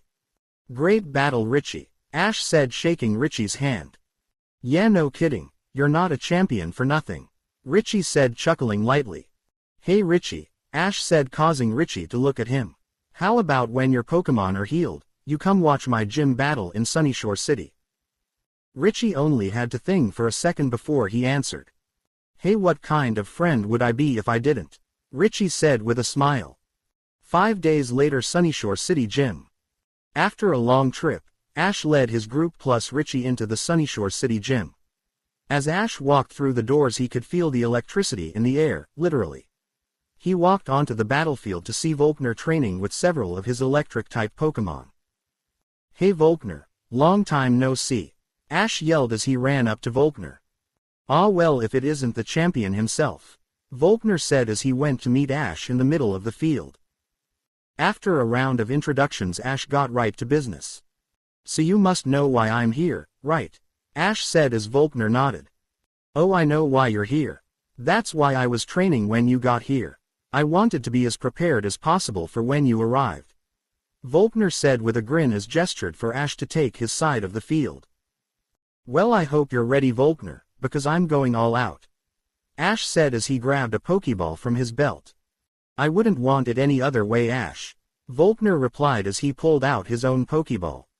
The official 3-on-3 battle between the gym leader, Volkner, and the challenger Ash Ketchum will begin. Trainers, bring out your first Pokemon, the robotic official said. Jolteon, time to charge this battle up. Volkner threw his ball and the lighting Pokemon appeared ready to battle. Seismitoad, I choose you. Ash threw his ball and the vibration Pokemon appeared in a flash of red. Jolteon, start with quick attack. With speed that Pikachu would envy, Jolteon took towards Seismitoad. Seismitoad used Mud Shot on the ground. Seismitoad whipped its tongue, launching several balls of mud onto the ground. When Jolteon tried to run through the mud, it slipped on, went sailing past Seismitoad. Now Seismitoad used Hydro Pump. Seismitoad fired a massive torrent of water at Jolteon. The attack hit and sent Jolteon crashing into a wall. Seconds later, Jolteon got up slightly dazed, but still ready to go. Jolteon Rapid Fire Shadow Ball.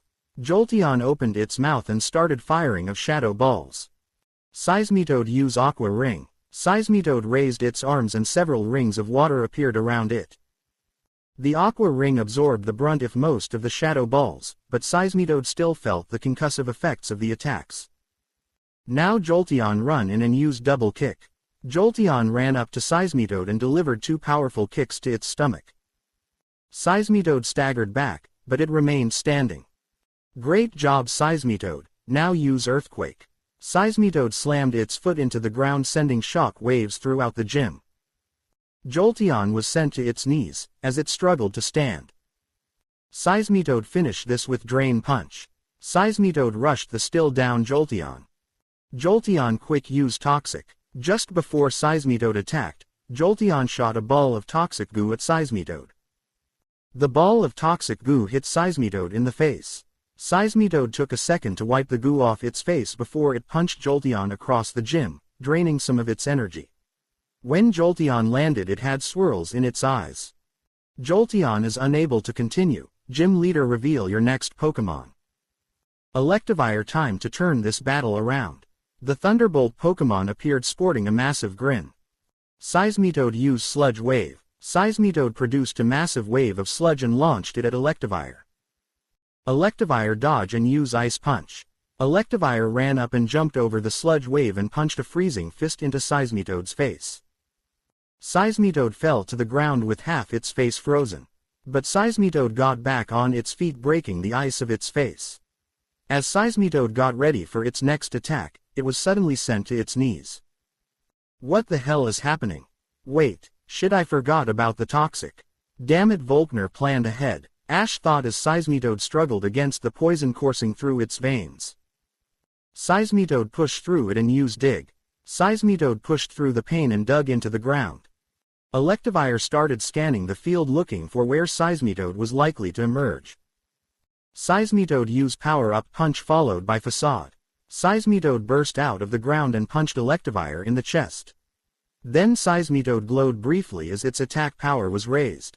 Seismitoad then hit the still dazed Electivire with a super-powered facade, sending Electivire flying across the gym. Just as Electivire came skidding to a halt knocked out, Seismitoad fell over unconscious. Both Pokémon are unable to battle. Trainers, reveal your next Pokémon. Luxray, time to supercharge. Volkner threw his last ball and the Gleamize Pokémon appeared in a flash of electricity. Donphan, I choose you. Ash threw out his ball and Armor Pokémon appeared, giving a loud roar with its trunk. Luxray, start with Ice Fang. Luxray charged Donphan with elongated frozen teeth. Donphan, jump and use Slam. Just as Luxray was about to bite Donphan, Donphan jumped and landed right on top of Luxray. Luxray managed to knock Donphan off and get back its side of the field. But as Luxray got back to its side, it was hit by paralysis from the slam attack it took. Donphan, use Horn attack. Donphan charged Luxray with glowing horns. Luxray, dodge and use Crunch. Luxray rolled out of the way and bit Donphan's leg. Donphan roared in pain as Luxray continued to dig its fangs in Donphan's leg. Donphan, shake it off with Rollout. Donphan quickly rolled into a ball and started rolling in place. Luxray was slammed into the ground several times as it clung to Donphan's leg. Eventually Luxray had to let go, which sent it soaring across the gym because of its momentum. But Luxray managed to get back up on shaky legs. Luxray finished this with Giga Impact. Luxray managed to muster the energy to charge Donphan one more time, surrounding itself in energy. Donphan, you use Giga Impact too. Donphan stomped the ground before it charged Luxray, surrounding itself in energy too. Both Pokémon met in the middle of the field. When both Pokémon meet, they both struggled for dominance. But Luxray was much more drained than Donphan and quickly started to lose ground. Seconds later Luxray couldn't keep the attack up anymore and was hit with the full force of Donphan's attack. Luxray was almost instantly knocked out when the attack hit. As Donphan backed up towards its side of the field, Luxray tried its best to stand, but it was too much. So Luxray succumbed to its injuries and fell unconscious. Luxray is unable to battle. Since all of the gym leaders' Pokémon are unable to battle, the winner is Ash.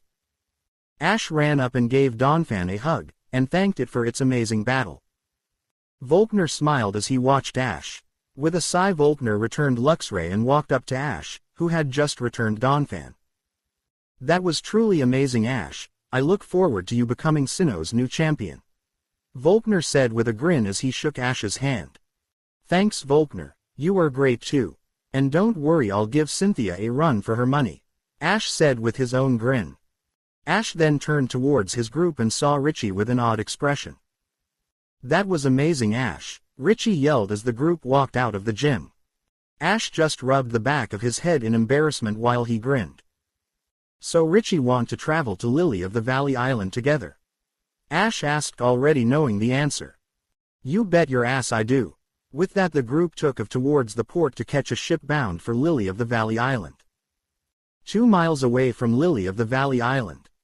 Ash sprinted to the boat's top deck as soon as the captain announced they were about to arrive at Lily of the Valley Island. Just as Ash reached the guardrails, with everyone else in tow, he spotted the island's stadiums in the distance. As Ash gazed at the stadiums, a look of determination was on his face. Everyone noticed this and smiled. I don't stand a chance, he's definitely gonna win this time. Richie thought as he walked up next to Ash. So you ready for this, Mr. Champion? Richie said, slapping Ash on the back. You bet your ass I'm ready. This was the first league I almost won, but he got in my way. Ash said the last part in disgust. Richie already knew who Ash was talking about and decided not to bring up that obviously painful memory. Just as the ferry docked, and everyone was getting off, a helicopter sped overhead towards one of the stadiums. One person yelled that it was Cynthia's helicopter and that she was just arriving for the tournament. Ash turned and watched the helicopter land out of view near the center stadium. Just you wait, Cynthia, I'm coming for you next. Ash thought with a grin on his face. After registering and getting their rooms, everyone decided to head off and do their own things before the opening ceremony.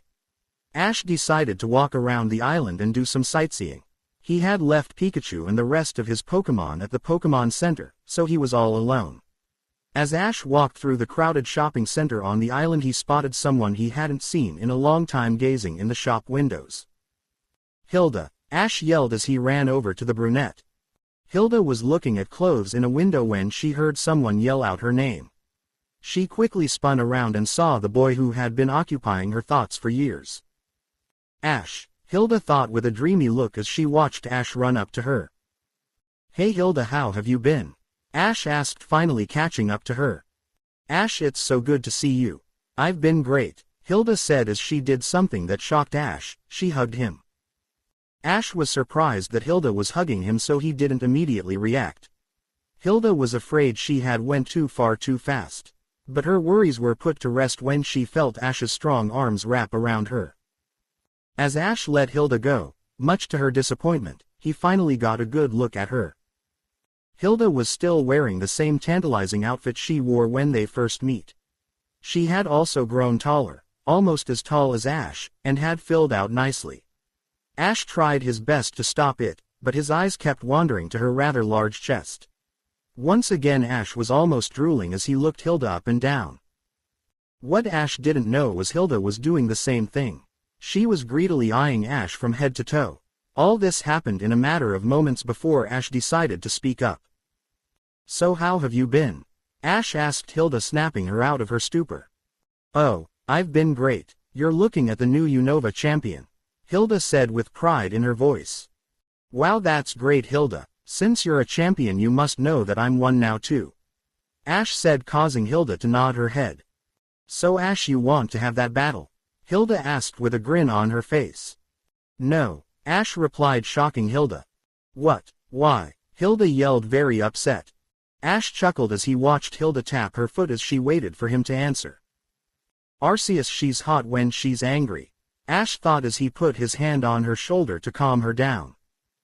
"Now that I know that you're the Unova champion, I'm saving our battle for when I come to take your title," Ash said with a massive grin on his face. Hearing this calmed Hilda down, and a grin grew on her face too. "You got a deal, and don't plan on taking my title so easily," Hilda said as she playfully punched Ash in the arm. After a minute of light roughhousing, Hilda decided to get back to their conversation. "So Ash, do you want to hang out?" Hilda asked with a blush on her face. "Of course Hilda, let's go," Ash happily said as he grabbed the blushing Hilda's hand, leading her through the various shops. After a few hours of visiting various shops, and getting to know each other better, Hilda and Ash started making their way towards the main stadium. As they walked they were having a mock argument over who was the better trainer. "No way, I could totally beat your ass," Hilda said as she started to poke Ash's chest. "What? My Pokémon would wipe the floor with you," Ash returned, getting in Hilda's face. "You're delusional," Hilda said as she gave Ash a light push. But when she pushed Ash, he tripped in hole in the path. As Ash started to fall, he grabbed onto Hilda and brought her down with him. They both landed on the ground with Hilda straddling Ash, faces inches apart. They looked into each other's eyes and a moment later they were both inching their faces closer. Just as their lips grazed each other, the PA went off announcing for all trainers to head to the main stadium. Hearing this they both quickly separated, faces beet red. "We'll finish this another time," Ash said as he helped Hilda up. Hearing this Hilda quickly nodded. They both then quickly walked towards the stadium, ready to kill whoever made that announcement. 2 days later, quarterfinals. After the opening ceremonies, Ash was paired against a random trainer in the preliminaries. The trainer didn't stand a chance as Ash steamrolled through all 3 of his Pokémon. Ash's second challenger was a little tougher. The trainer used various hazards and stat-raising moves, but Ash's Pokémon pushed through and secured him the win. After that match, Ash was matched against Richie in the quarterfinals. Ash sat in one of the outer stadium's locker rooms going over possible strategies in his head. He knew most of Richie's Pokémon and he planned around them.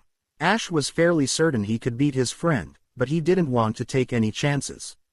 Just as Ash was going over another strategy, an official came and called him out to the field. Ash quickly pushed himself up off the bench and walked towards the field. When Ash walked onto the field he was met by deafening applause and blinding light from flashing cameras. As Ash entered his box he saw Richie smiling over at him. "I know I can't win, but I'll give my best," Richie thought as he grasped his Pokeball. The quarter-final 3-on-3 match between Richie and Ash shall begin. Trainers, bring out your first Pokemon. Crews, I need your help. Richie threw his ball, and a massive Tyranitar appeared letting out a mighty roar. Rio, I choose you. Ash threw his ball and a Lucario appeared on the field meditating. Sensing he was about to battle, Rio stood up and took a fighting. Okay Lucario, let's see if your training worked, Ash thought as he watched Rio take his stance. Richie, since you won the coin toss, so you have the first move, the official said. Okay, start off with Sandstorm. Tyranitar roared and a massive sandstorm whipped throughout the field. Ash had to shield his eyes from the strong winds. Rio, sense where he is and use Force Palm. Rio closed his eyes and focused his aura. Seconds later he sensed Tyranitar and charged towards him. Tyranitar was scanning for Lucario, but it was stunned to see Lucario burst out of whipping dust with its eyes closed. Before Tyranitar had time to react, Rio shoved his palm into Tyranitar's stomach. There was a brief pause before an explosion was heard. Seconds after the explosion, Tyranitar came shooting out of the dust, and slammed into the wall with a dazed expression. The explosion dispersed the sandstorm, and everyone could see Lucario standing where Tyranitar once stood with its palm smoking slightly. Holy shit, that was powerful, Richie thought as he watched Tyranitar push itself out of the wall, while rubbing the scorch mark on his stomach. Looks like your training worked after all, Ash thought as Rio opened his eyes. Crews, use Fire Fang. The armor Pokemon complied and started charging Lucario with flames pouring out of its mouth. Rio, wait till the last second then jump and use Aura Sphere point blank. Rio took a stance and waited for Tyranitar. Once Tyranitar was about 5 feet away, Rio quickly jumped over Tyranitar. After a flip, Lucario fired a point blank Aura Sphere into Tyranitar's back. The armor Pokemon's eyes went wide as it was sent crashing to the ground from the force of the impact. Shit, this isn't good, Richie thought as Tyranitar crashed to the ground. Rio finished this with a Force Palm Aura Sphere combo. As soon as Rio landed he turned around and jumped back into the air. He started plummeting towards the down Tyranitar with an Aura Sphere in his hand. Crews, flip over and use Flamethrower. Tyranitar quickly flipped over and fired a stream of flames at the descending Lucario. Rio had no time to dodge, so he braved the flames. Everyone gasped when Rio was engulfed in flames. But to everyone's astonishment, Rio burst through the flames. Seconds later Rio shoved a Force Palm-powered Aura Sphere into Tyranitar's chest. Instantly an explosion rang through the field. Once the dust settled, everyone could see a panting Lucario standing triumphantly on an unconscious Tyranitar's stomach. Tyranitar is unable to battle the winner as Lucario. Rio stumbled off Tyranitar and slowly made his way back towards Ash. As Rio approached, Ash got a good look at Rio's condition. Rio was heavily burned, with much of his fur singed and smoking. Ash couldn't help but cringe as the smell of burnt fur hit his nostrils. Seeing Rio in this condition made Ash worried, so he made a difficult desk ion. I forfeit Lucario, Ash said as he received a round of applause for Lucario's performance. Lucario is unable to battle. Trainers, bring out your next Pokemon. Rose, I need your help. Richie threw his ball and a Swellow appeared flying through the air. Sylveon, I choose you. Ash threw his ball and the intertwining Pokemon appeared in front of him. Ash, you have the first move, the official said. Sylveon, start off with Calm Mind. Sylveon closed her eyes and started to clear her mind, raising its special attack and special defense. Rose, use Aerial Ace. Swellow quickly started dive bombing towards Sylveon at an incredible speed.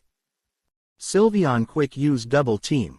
Sylveon grunted and formed several copies over herself. Swellow quickly lost which Sylveon was the real once, so it exited its dived bomb and flew back into the air. Now Sylveon, use Moonblast. All the Sylveon copies started to gather fairy energy. One by one all the copies fired their own attack. Swellow managed to dodge most of them, but the one that it didn't dodge was the real attack. You know which one is the real one now, so use Air Slash. Swellow recovered from the Moonblast hit, and flapped its wings sending multiple saw blades of air towards Sylveon. Sylveon used Protect. Sylveon erected a green bubble around itself. Air Slash bounced harmlessly off the barrier when they hit. Rose used Giga Impact. Swellow gathered energy around itself and started to dive bomb Sylveon. Sylveon roll out of the way and use Hyper Beam. Just before Swellow hit, Sylveon rolled to the side. This caused Swellow to slam painfully into the ground. Then Sylveon launched a Hyper Beam from near point blank range. The attack hit, and it sent Swellow sailing across the field. When the official got a good look at Swellow, it was obvious it was knocked out. Swellow is unable to continue. The winner is Sylveon. Richie, bring out your last Pokemon. Zippo, I need your strength. When Zippo appeared in the field, he let out a large roar. Again Zippo eyed up his opponent, but this time he stood his ground ready to battle.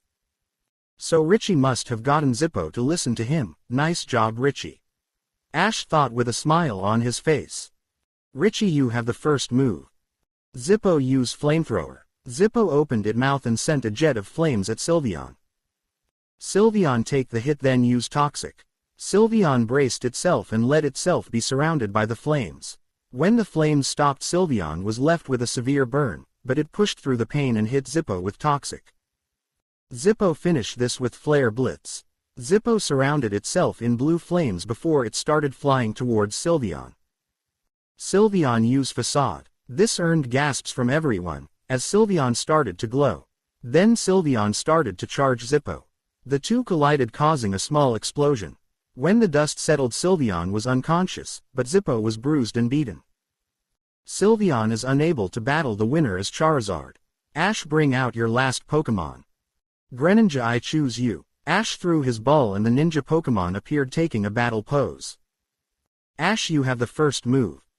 Greninja use Water Shuriken. Greninja formed several water-throwing stars, and threw them at Zippo. When Zippo was about to dodge, it was hit with the effects of the Toxic. Zippo flinched and the Water Shuriken hit Zippo, sending the Flame Pokemon to its knees. Zippo, get up! Richie yelled in desperation. Greninja finished this with Hydro Cannon. Greninja formed a massive sphere of water. When the sphere was fully formed, he fired it at Zippo. The Flame Pokemon had no chance to dodge as the sphere of water hit him. It was obvious to everyone that Zippo was knocked out. Charizard is unable to battle. Since all of Richie's Pokemon are unable to battle, the winner is Ash. Instantly the crowd erupted in cheers for Ash and Richie. Ash walked up to Richie and shook his hand. That was a great battle, Richie. You really had me on the ropes a few times. Ash said, smiling at Richie. You too, Ash. Now since you beat me, you win the whole damn thing. Richie said with a grin as he turned to walk back towards his locker room. Before Ash left, he turned to see who he would be battling the next day. When he saw the results, an evil smile spread across his face. The board showed Ash was battling a random trainer in the semifinals. But Ash saw that Barry had a bye, so if Ash won his match tomorrow, he would face Barry in the finals. Forming an evil plan, Ash walked off the field to prepare. 2 days later, finals. Ash had simply decimated his opponent in the semifinals. The poor trainer barely got an attack in as Ash punished his Pokemon. Now Ash sat in his locker room in the main stadium ready to embarrass the hell out of Barry. He sat clutching the Pokeball that would guarantee his win. Mr. Ketchum, you're up, the official said. Time to teach this asshole a lesson. Ash thought as he exited the room. When Ash walked onto the field, he blocked out all the applause and cheers and focused a menacing glare at Barry. Barry was visibly shaking under Ash's glare. Ash's words still rung in Barry's head, and he feared for the worst. Are you prepared for this, Barry? Because when I'm done with you, your Pokemon will need a serious stay at the Pokemon Center. Ash said with voice dripping with anger. Barry merely gulped and pulled out his Pokeball. The final 6-on-6 battle between Barry and Ash will begin. Trainer, bring out you Pokemon. Staraptor, come on out, Barry said in a shaky voice. Staraptor appeared flying around the field, letting out piercing caws as it flew. Be prepared, Barry, because this is the only Pokemon I'll need. Ash then threw his ball, and what came out made everyone gasp in shock. In front of Ash was the sky-high Pokemon Rayquaza. The massive Pokemon towered over Barry and most of the stadium. Now Barry, you will see why you should never doubt me, Ash yelled as his eyes blazed blue. Barry, you have the first move, the official managed to stammer out. Staraptor, use Brave Bird. The predator Pokemon hesitated before it complied and started flying towards Rayquaza covered in blue flames. Ash simply pulled down his sleeve and pressed the Mega Ring on his wrist. Rayquaza was surrounded in a blinding pink light. Moments later the light died down, and what appeared made Staraptor stop its attack and veer off. Barry, meet Mega Rayquaza, Ash said with a wild grin on his face. As Ash said this, extremely strong winds started blowing throughout the stadium. What you're feeling is Mega Rayquaza's ability Delta Stream, Ash yelled over the howling winds. Now Rayquaza, use Ancient Power. Rayquaza formed several large boulders and flung them at Staraptor. Barry ordered Staraptor to dodge, but the Pokemon was having a tough enough time staying airborne and couldn't dodge. The attack hit, sending Staraptor crashing to the ground, knocked out. Staraptor is unable to battle. Rayquaza wins.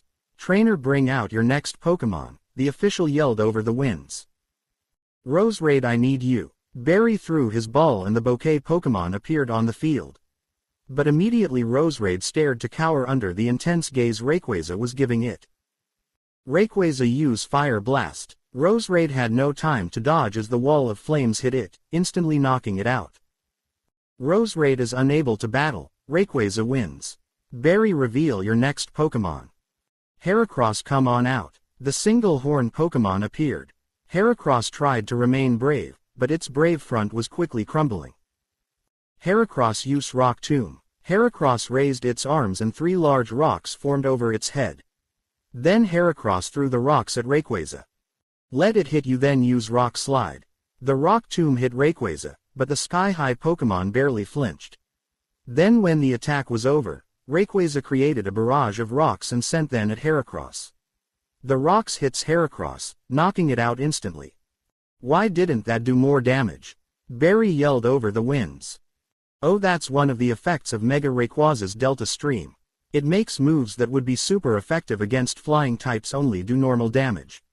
Ash said with a grin, while Barry had a look of absolute horror on his face. Heracross is unable to battle. Rayquaza wins. Trainer, bring out your next Pokemon. Skarmory, I need your assistance. The Armor Bird Pokemon appeared in the air, but it was almost immediately grounded by the intense winds. Rayquaza, use Overheat. Rayquaza opened its mouth and sent a massive stream of white-hot flames at Skarmory. While Skarmory struggled to stay in the air, the attack hit the Pokemon. Skarmory then fell to the ground unconscious. Skarmory is unable to battle. Rayquaza wins. Trainer, reveal your next Pokemon. Hitmonlee, come on out. Barry threw his ball and kicking Pokemon appeared in its battle pose. Hitmonlee, use Stone Edge. Barry knew the attack wouldn't do too much, but it was better than nothing. Oh, I've been waiting to try this move out. Rayquaza, use Dragon Ascent. Rayquaza shot into the air at a blinding speed. It flew so high eventually everyone lost sight of it. Just as everyone thought Rayquaza may have flown off, they heard a loud bang. Everyone turned to see Rayquaza behind Hitmonlee. And that loud bang was Rayquaza breaking the sound barrier as it approached.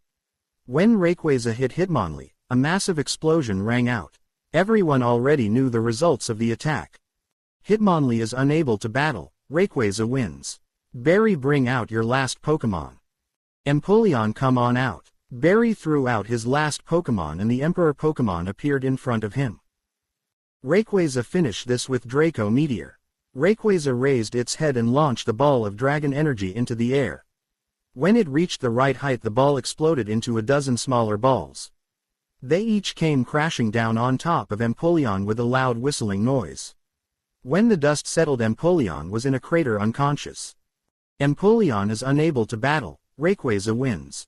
Since all of Barry's Pokemon are unable to battle, the winner is Ash. Hall of Origins. Arceus finished watching Ash's battle against Barry, and he had only one thought running through his mind. Why the fuck did I give Rayquaza a Mega Evolution? Arceus thought as he rewatched the carnage Mega Rayquaza had caused. Back on the field, the crowd erupted into cheers over the amazing battle. As the official announced this, Barry fell to his knees with a far-off look. Ash returned Rayquaza and looked over to Barry. Seeing Barry on his knees, Ash sighed and started walking over to him. When Ash reached Barry, he could hear him crying softly. Again Ash sighed and placed his hand on Barry's shoulder. When Barry looked up, he flinched in fear as Ash was standing over him. "This is it, he's gonna rub it in my face," Barry thought as he prepared for the verbal onslaught. But what came out of Ash's mouth surprised him. "Are you sorry?" Ash asked, causing Barry to look up at him. What?" Barry asked, extremely confused. "I said, are you sorry?" Ash asked, crouching down to Barry's level. "What do you mean?" Barry asked, wiping away his tears. "Are you sorry for doubting me?" Ash asked, starting to get annoyed.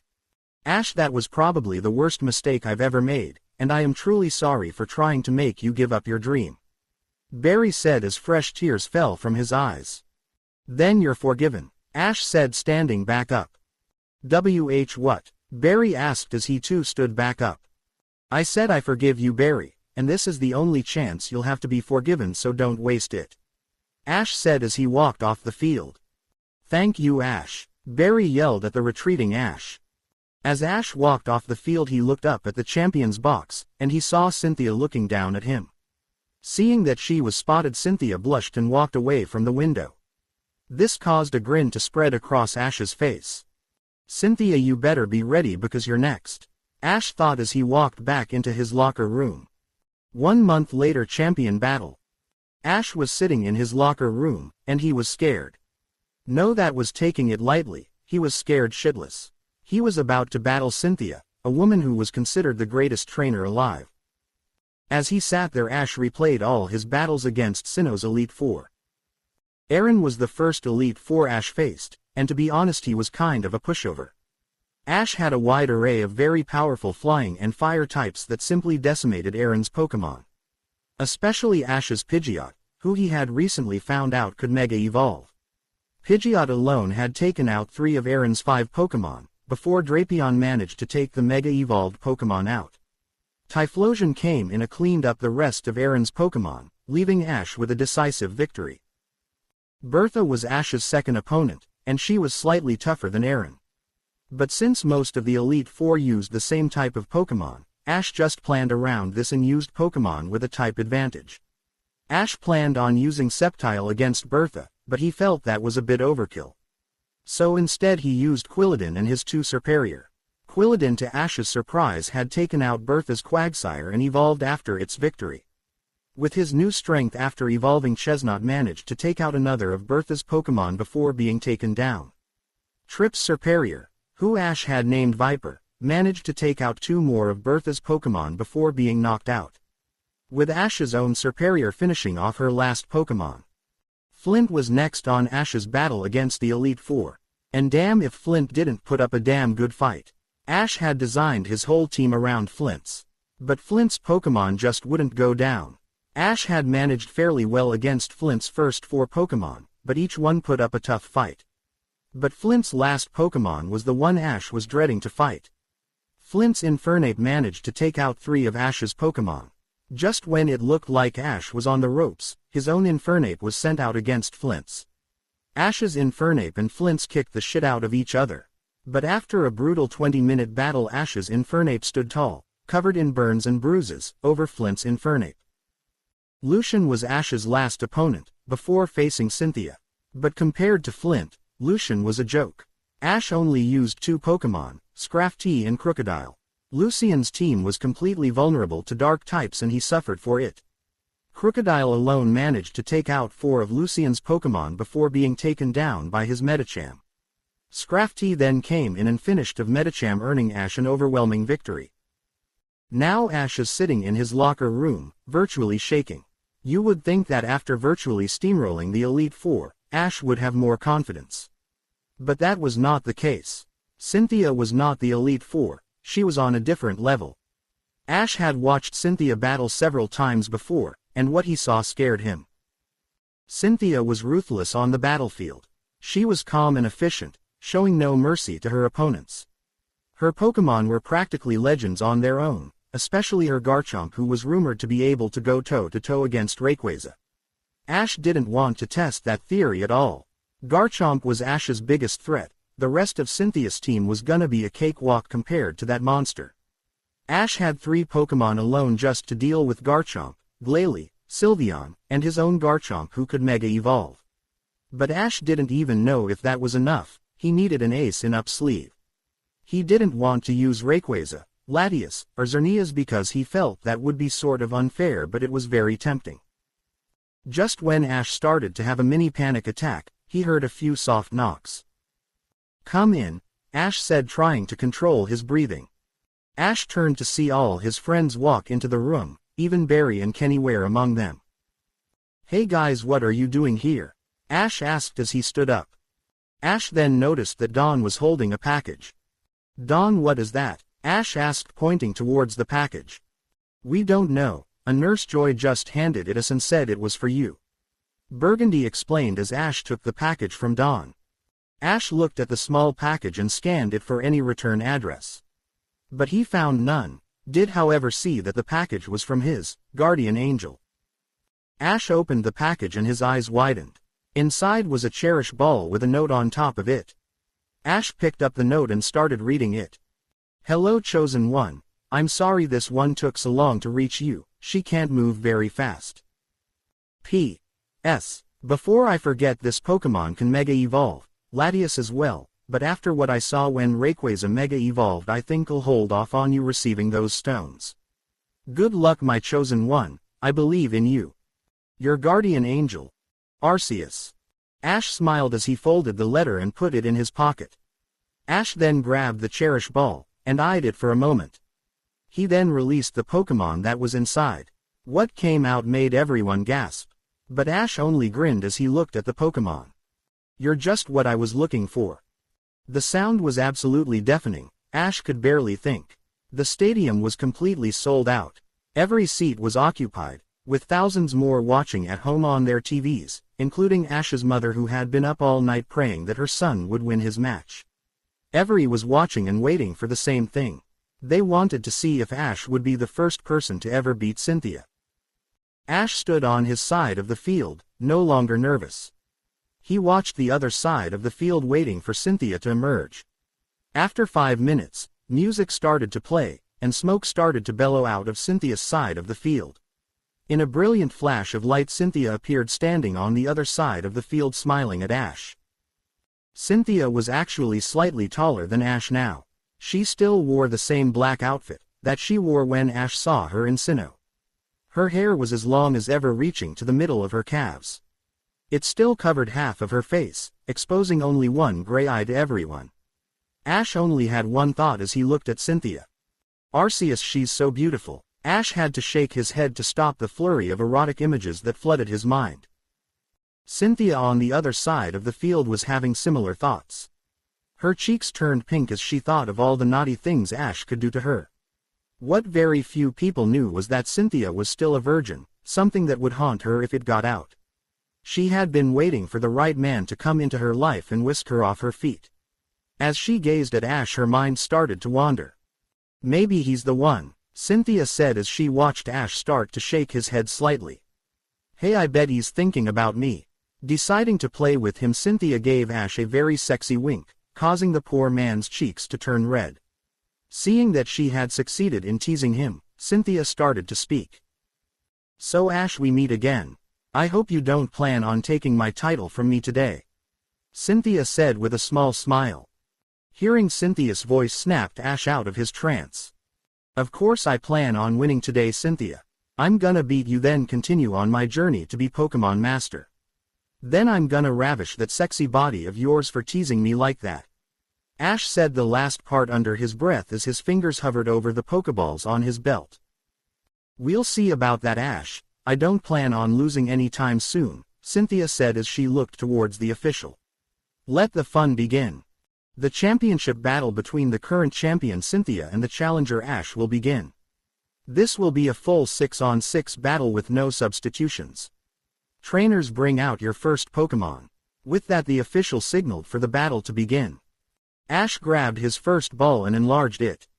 "Sylveon, I choose you." The intertwining Pokémon appeared in front of Ash, causing many of the girls in the stands to scream at its cuteness. Spiritomb, let's get this party started. The forbidden Pokémon appeared, making a few people cringe at its creepiness. Since Ash is the challenger, he has the first move.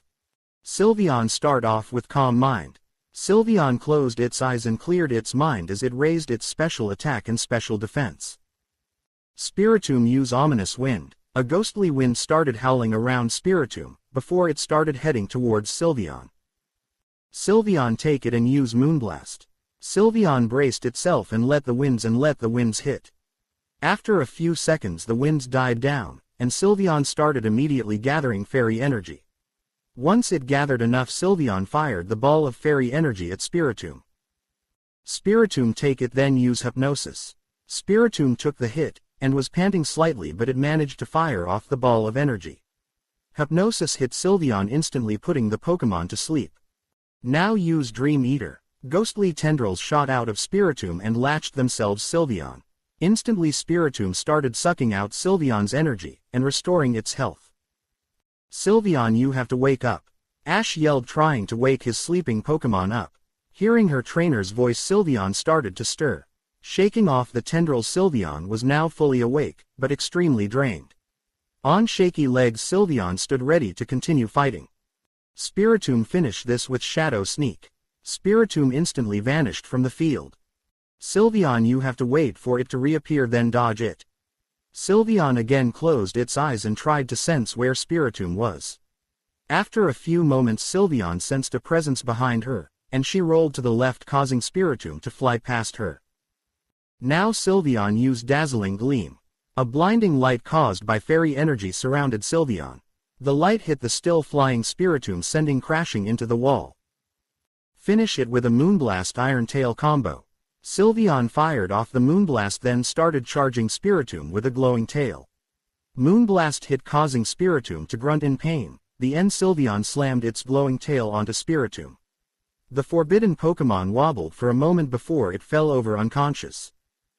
Spiritomb is unable to battle. The winner is Sylveon. Cynthia, bring out your next Pokémon. Lucario, I need your assistance. The Aura Pokémon appeared in front of Cynthia, taking a battle pose. Lucario used Bullet Punch. Suddenly Lucario's fist started to glow, and before Ash could issue a command, the Aura Pokémon disappeared. Seconds later there was a flash and Lucario appeared behind Sylveon with its paw extended. Sylveon turned to look at Lucario before it fell over unconscious. Sylveon is unable to battle. Lucario wins. Challenger, bring out your next Pokémon. Great job, Sylveon, Ash said as he returned the intertwining Pokémon. Talonflame, you're up. Ash threw his ball and the scorching Pokémon appeared in the air, spreading embers throughout the battlefield. Talonflame start off with Flame Charge. Talonflame flew towards Lucario surrounded by flames. Lucario jumped out of the way, and avoided the attack. Lucario counter with Stone Edge. Lucario raised its paw and a barrage of large stones fired at Talonflame. The scorching Pokémon tried to dodge the stones, but a few of the stones made contact. Talonflame's speed dropped significantly as its wings were hit by several of the stones. Talonflame used Flare Blitz. Talonflame surrounded itself in blue flames before flying towards Lucario. Just before Talonflame hit, Lucario rolled out of the way, dodging the attack. Lucario used Dragon Pulse. Lucario put its paws together and fired a stream of blue dragon energy at Talonflame. The attack hit just as Talonflame recovered from its previous attack. The Dragon Pulse pushed Talonflame into the wall. Now finish it with Bullet Punch. Once again Lucario disappeared, before it reappeared and slammed its fist into Talonflame, knocking it out. Talonflame is unable to battle. Lucario wins. Challenger, bring out your next Pokémon. Feraligatr, I choose you. The Big Jaw Pokémon appeared on the field, dancing where it stood. Lucario used Bullet Punch. Lucario's fist started to glow as it prepared to attack.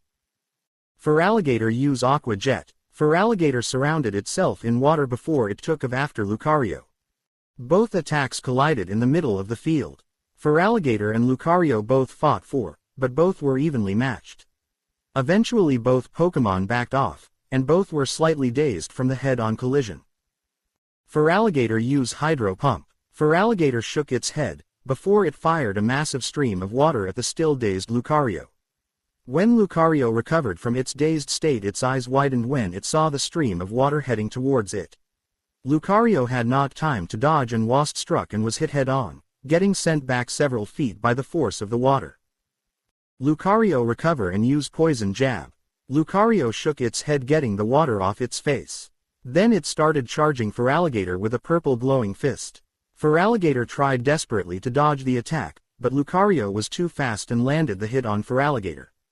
The actual hit didn't do too much damage, but Feraligatr was hit by a powerful poison and it was slowly wearing away its strength. Feraligatr used Dig. Feraligatr pushed the pain out of its mind and started digging into the ground. Lucario used Earthquake. Lucario slammed its fist into the ground and the field started to shake.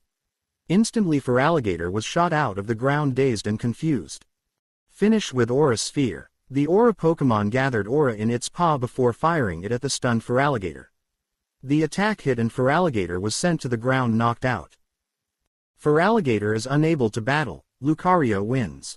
Challenger, bring out your next Pokémon. Ash thanked Feraligatr as he returned him to his Pokéball. Shit, this isn't good. Her Lucario is ridiculous. Ash then looked to the Pokéball in his hand. I hope you can finish this bastard off. Rio, I choose you. Ash threw his ball and his second Lucario appeared on the field. Immediately both Aura Pokémon entered into an intense stare down, as they both took their battle stances. Rio used Power Up Punch, then followed it with Close Combat. Rio took off with speeds that surprised everyone, including Ash. Within seconds Rio had reached Lucario and had punched the other Aura Pokémon with a glowing blue fist. Then as Lucario stumbled back stunned by Rio's speed, Rio charged forward and started assaulting Lucario with powered-up kicks and punches. When Rio finished his onslaught, Lucario was on his knees panting for every breath. Rio grunted as he felt his defense and special defense be lowered after using Close Combat. Now Rio finished this with Bone Rush. Rio charged Lucario with a glowing bone in his hands. Lucario counter with Force Palm. Just as Rio was about to bring his attack down, Lucario shot forward with its palm glowing. Force Palm met Bone Rush head-on. Both attacks clashed as both Aura Pokémon struggled for dominance. Lucario, seeing an opportunity, kicked out one of Rio's legs, causing him to slip. This gave Lucario the chance to hit Rio right in the back with his Force Palm. Rio had the wind knocked out of him, and he had trouble breathing as he lay on the ground. Lucario finished this with Close Combat. Lucario stalked over to Rio, and it reared its fist back ready to start its barrage of attacks. But just as the first attack was about to strike, Rio rolled out of the way, causing Lucario to slam his fist into the hard ground. The sickening sound of bones breaking was heard throughout the stadium. Lucario howled in pain as it held its broken hand. When Lucario turned to glare at Rio, its gaze met the glow of a Bone Rush right before it collided with its face. Lucario was sent flying back by the force of the attack. When Lucario landed, he had swirls in his eyes. Lucario is unable to continue. The winner is Rio. Cynthia, bring out your next Pokémon. In the stands. Up in the stands, everyone, one of Ash's friends, let out a sigh of relief as they watched Cynthia's Lucario be returned. That was getting really scary for a minute. Dawn said as she held Pikachu close to her body. I know that Lucario of hers was off the charts. May said, biting her nails due to nervousness. We have to believe in Ash, he's not a little kid anymore. He can and will win this. Iris said as she returned to her fervent cheering. Iris' declaration seemed to spark some life into the group, and in no time all of Ash's friends were back on their feet cheering him on. Back on the field. Roserade, I need your help. The bouquet Pokémon appeared in front of Cynthia and did a slight bow towards its opponent. Rio was still breathing heavily, not having full recovered from the Force Palm to his back. Roserade used Magical Leaf. Roserade leveled the flowers on its arms and fired sharp, glowing leaves at Rio. Rio dodged and used Blaze Kick. Rio quickly rolled out of the way, before delivering a flaming roundhouse kick to Roserade's face. The bouquet Pokémon was sent flying back as flames engulfed its body. When the flames died down, Roserade rose, but it was left with a nasty burn that was constantly chipping at its health. Roserade pushed through the pain and used extrasensory. Roserade's eyes started to glow before it fired a cone of psychic energy at Rio. Rio slid under it and used Blaze Kick again. Rio started charging the oncoming attack. Just before the attack was about to make contact, Rio slid under it and delivered another flaming kick to Roserade's jaw. This attack sent Roserade airborne, and when it landed it had swirls in its eyes. Roserade is unable to continue. Rio wins. Cynthia, bring out your next Pokemon. Melodic, come on out. The tender Pokemon appeared in front of Cynthia and its scales seemed to sparkle in the lights of the stadium. Ash felt that he had some momentum going now. He knew Lucario likely wasn't going to win this battle, but he could inflict some serious damage. Lucario used Toxic. Lucario wasted no time and spit a ball of toxic goo, which covered Melodic, poisoning it. Ah, very smart, Ash. Cynthia mused as she thought of her next strategy. Melodic used Hydro Pump. Melodic fired the stream of water at Rio. Rio dodged and used Bullet Punch. Rio dodged, albeit very slowly, and got a solid hit on Melodic. But when Rio landed back on his side of the field, he stumbled and caught himself on his knee. His breathing was extremely labored and intense. Melodic finished this with Surf. Melodic summoned a massive wall of water and sent it hurtling towards Rio. Rio, one last attack. Use Aura Sphere. Remember your training with Scrafty. Rio grinned. He knew he was going down, but he wasn't going down without a fight. Rio charged up an Aura Sphere and fired it straight into the air past Melodic. Just then the wall of water hit Rio, and when all the water washed away he was unconscious. But when the official was about to call the battle, everyone was shocked to see any Aura Sphere hit Melodic in the back. Melodic wasn't knocked out, but it was heavily damaged. Rio is unable to battle. Melodic wins. Challenger, bring out your next Pokemon. What was that, Ash? Cynthia asked as Ash returned Rio to his ball. Oh, that. My Scrafty is very good at curving his focus blasts, so I had him teach the same thing to Rio, but with Aura Spheres instead. Rio could never get the hang of doing it with Focus Blast. Ash explained as he pulled out his next Pokeball, which was one Cynthia had never seen before. Be ready for this Pokemon, Cynthia. I may have just gotten her today, but she defiantly packs a punch, Ash said, enlarging the cherished ball. Diancie, I choose you. The Jewel Pokemon appeared on the field, stunning everyone, but those in Ash's group. Cynthia, meet Diancie. I helped her and Xerneas stop Yveltal in Kalos. It took her a while to get her, but that doesn't matter because she's her now. Ash said, sporting a massive grin as he saw Cynthia's odd face. Let's get this battle started. Diancie used Trick Room. Instantly the field was surrounded in a box that increased Diancie's speed. Breaking out of her trance at Cynthia called out her attack. Melodic used Hydro Pump. Again Melodic fired the massive beam of water at its opponent. Diancie dodged and used Moonblast. With speed that rivaled teleportation, Diancie moved out of the attack's way. Diancie then quickly fired the ball of fairy energy, hitting Melodic in the side. This caused the tender Pokemon to go skidding back just as the effects of the poison kicked in. Melodic tried using Aqua Ring. Melodic started to form the water rings around its body, but Ash wasn't gonna let that happen. Not gonna happen. Diancie used Giga Impact. Before the second ring surrounded Melodic, Diancie had already crashed into it and sent Melodic flying across the field. Landing with a resounding thump, Melodic was knocked out. Melodic is unable to continue. Diancie wins. Cynthia, bring out your next Pokemon. Togekiss, come out please. The Jubilee Pokemon appeared in the air doing several graceful maneuvers before hovering in front of Cynthia. Diancie used Diamond Storm. With Trick Room still in effect, Diancie was still remarkably fast. Within no time Diancie was behind Togekiss, launching a barrage of razor-sharp crystals at the unaware Pokemon. The attack hit and it sent Togekiss to the ground. Togekiss get up and use Steel Wing. Togekiss pushed itself up with its wings, before it took off back into the air.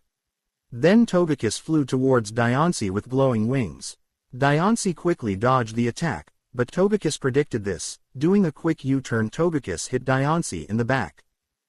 Diancie cried out in pain as the attack hit, but she quickly recovered due to its extremely high defense. Diancie used Diamond Storm again. Diancie fired the crystals at the still retreating Togekiss. The attack hit Togekiss in the back, sending the Jubilee Pokémon crashing to the ground. Finish with Rock Slide. Diancie summoned a large amount of rocks and dropped them on the downed Togekiss. When Togekiss was visible again, it had swirls in its eyes. Togekiss is unable to battle. Diancie wins. Cynthia, reveal your last Pokémon. This is it, the Pokémon I've been dreading to face. Ash thought as he audibly gulped. You know, Ash, very few people get to face this Pokémon, so consider yourself lucky, Cynthia said with an evil smile on her face. Garchomp Battle Dance. Cynthia's most powerful Pokémon appeared on the field and it let out a deafening roar that sent chills down Ash's spine. To make matters worse, just as Garchomp appeared on the field, Trick Room deactivated. Oh, how convenient, Cynthia said in an all too happy tone. Hearing her speak in that tone, Ash came to a sudden realization. She planned this. She intentionally let Togekiss get taken out just to stall out Trick Room. Ah, Cynthia, you clever bitch, I love you. Ash thought as he looked at Garchomp get ready to battle. Garchomp use Iron Head. With speeds that broke the sound barrier, Garchomp hit Diancie head on. The attack sent Diancie flying across the field, crashing into the wall. Now use Iron Tail. Again with unbelievable speed, Garchomp reached Diancie and slammed its glowing tail into Diancie's side, knocking it out of the hole in the wall. Finish with Metal Claw. Garchomp hit the still flying Diancie, causing it to crash to the ground. When the dust settled, Diancie was unconscious. The whole battle lasted maybe 10 seconds, only 3 moves. Everyone in the stadium was stunned, Ash included. Garchomp had simply decimated the Jewel Pokémon with its incredible speed. Although Garchomp was unscathed, it was still panting slightly after using so much power and speed so quickly. Diancie is unable to battle. Garchomp wins. Challenger, bring out your last Pokémon. Ash thanked Diancie and returned her. Then Ash reached for his belt and unclipped his last Pokeball. He looked at the ball, as newfound confidence surged through his body. He was so close now, he wasn't going to give up now. I refuse to give up, Cynthia, so you be prepared to step aside and give me your title, Ash said as he enlarged the ball. Because I believe in my Pokemon, and I know they won't let me down. Garchomp, I choose you. Ash's own Garchomp appeared and everyone in the stadium let out a loud cheer. This was the battle they were waiting for. It was do or die for both trainers. Plus, Cynthia, I still have more card up my sleeve, literally. Ash said as he rolled down his sleeve, pressing the Mega Ring on his wrist. Garchomp was engulfed in pink light. When the light died down, even Cynthia's Garchomp was a little scared. Garchomp's hands were now giant blades, and it had spikes covering its chest and legs. Then Garchomp let out a roar that trumped the one that Cynthia's let out. Let's rock. Garchomp used Dragon Rush. Mega Garchomp surrounded itself in blue energy before flying towards Cynthia's Garchomp. You use Dragon Rush too. Cynthia's Garchomp took towards Ash's. Both mock Pokémon clashed and explosion rang throughout the stadium. This caused several of the monitors surrounding the stadium to go out. After over a minute of intense struggling, both Garchomp back off and head back towards their side of the field. Garchomp used Dragon Claw. Mega Garchomp raced towards Cynthia's with its bladed hands glowing. Counter with you own Dragon Claw. Cynthia's Garchomp ran towards Ash's. Again it was a stalemate as both Pokémon clashed. It looked like both Pokémon would have to back off again, but Ash had a different idea.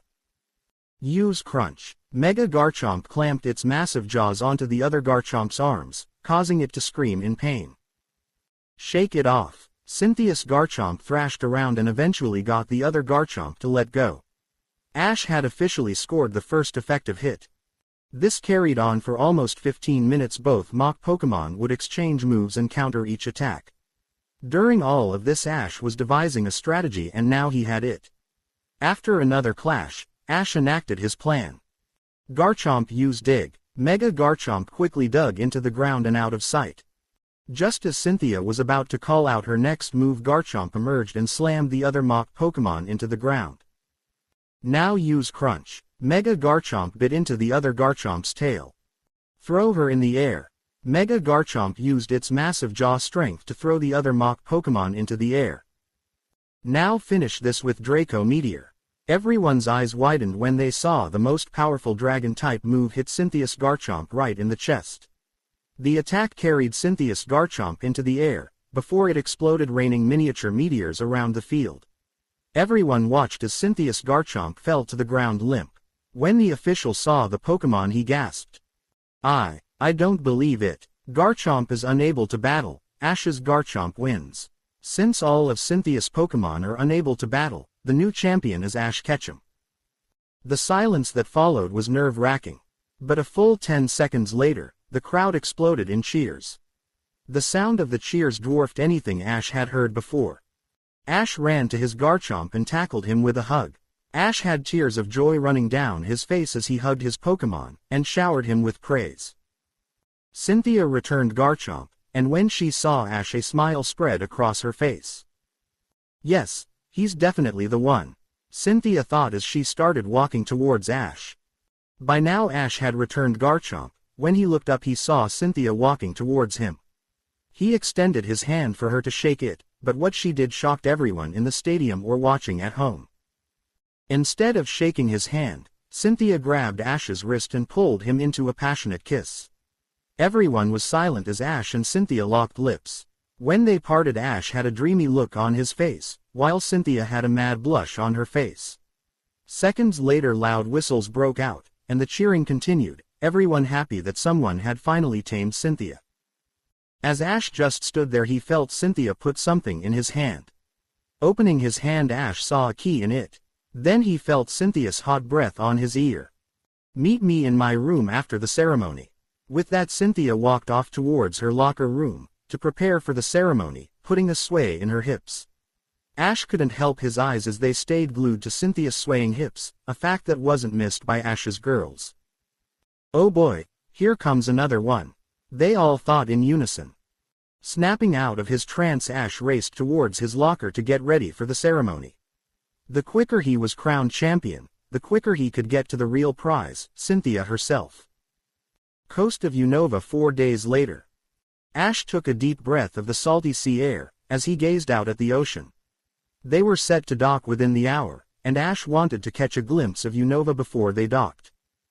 As Ash stood and gazed over the railing, he felt a set of arms wrap around his waist. He looked over his shoulder to see Cynthia's head lying on his shoulder as she smiled at him. A smile spread across Ash's face as he gazed into Cynthia's lone gray eye.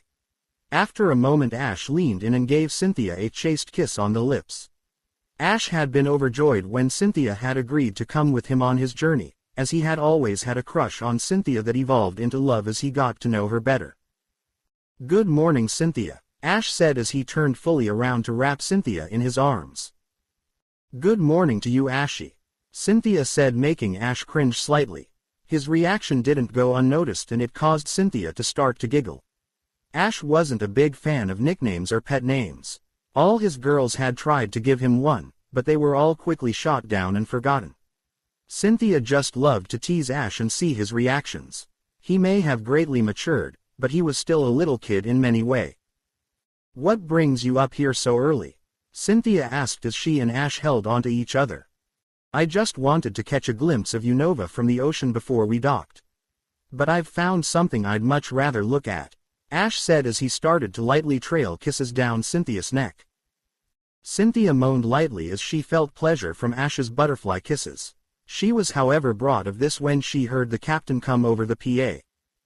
Attention all passengers, we will be docking at Nuvma town in 10 minutes, the captain said. But this announcement never interrupted Ash. As Ash continued to kiss Cynthia, she noticed that the heat was rapidly rising, and it wasn't because of Ash. When Cynthia looked behind Ash towards the rapidly approaching coastline, she gasped in shock.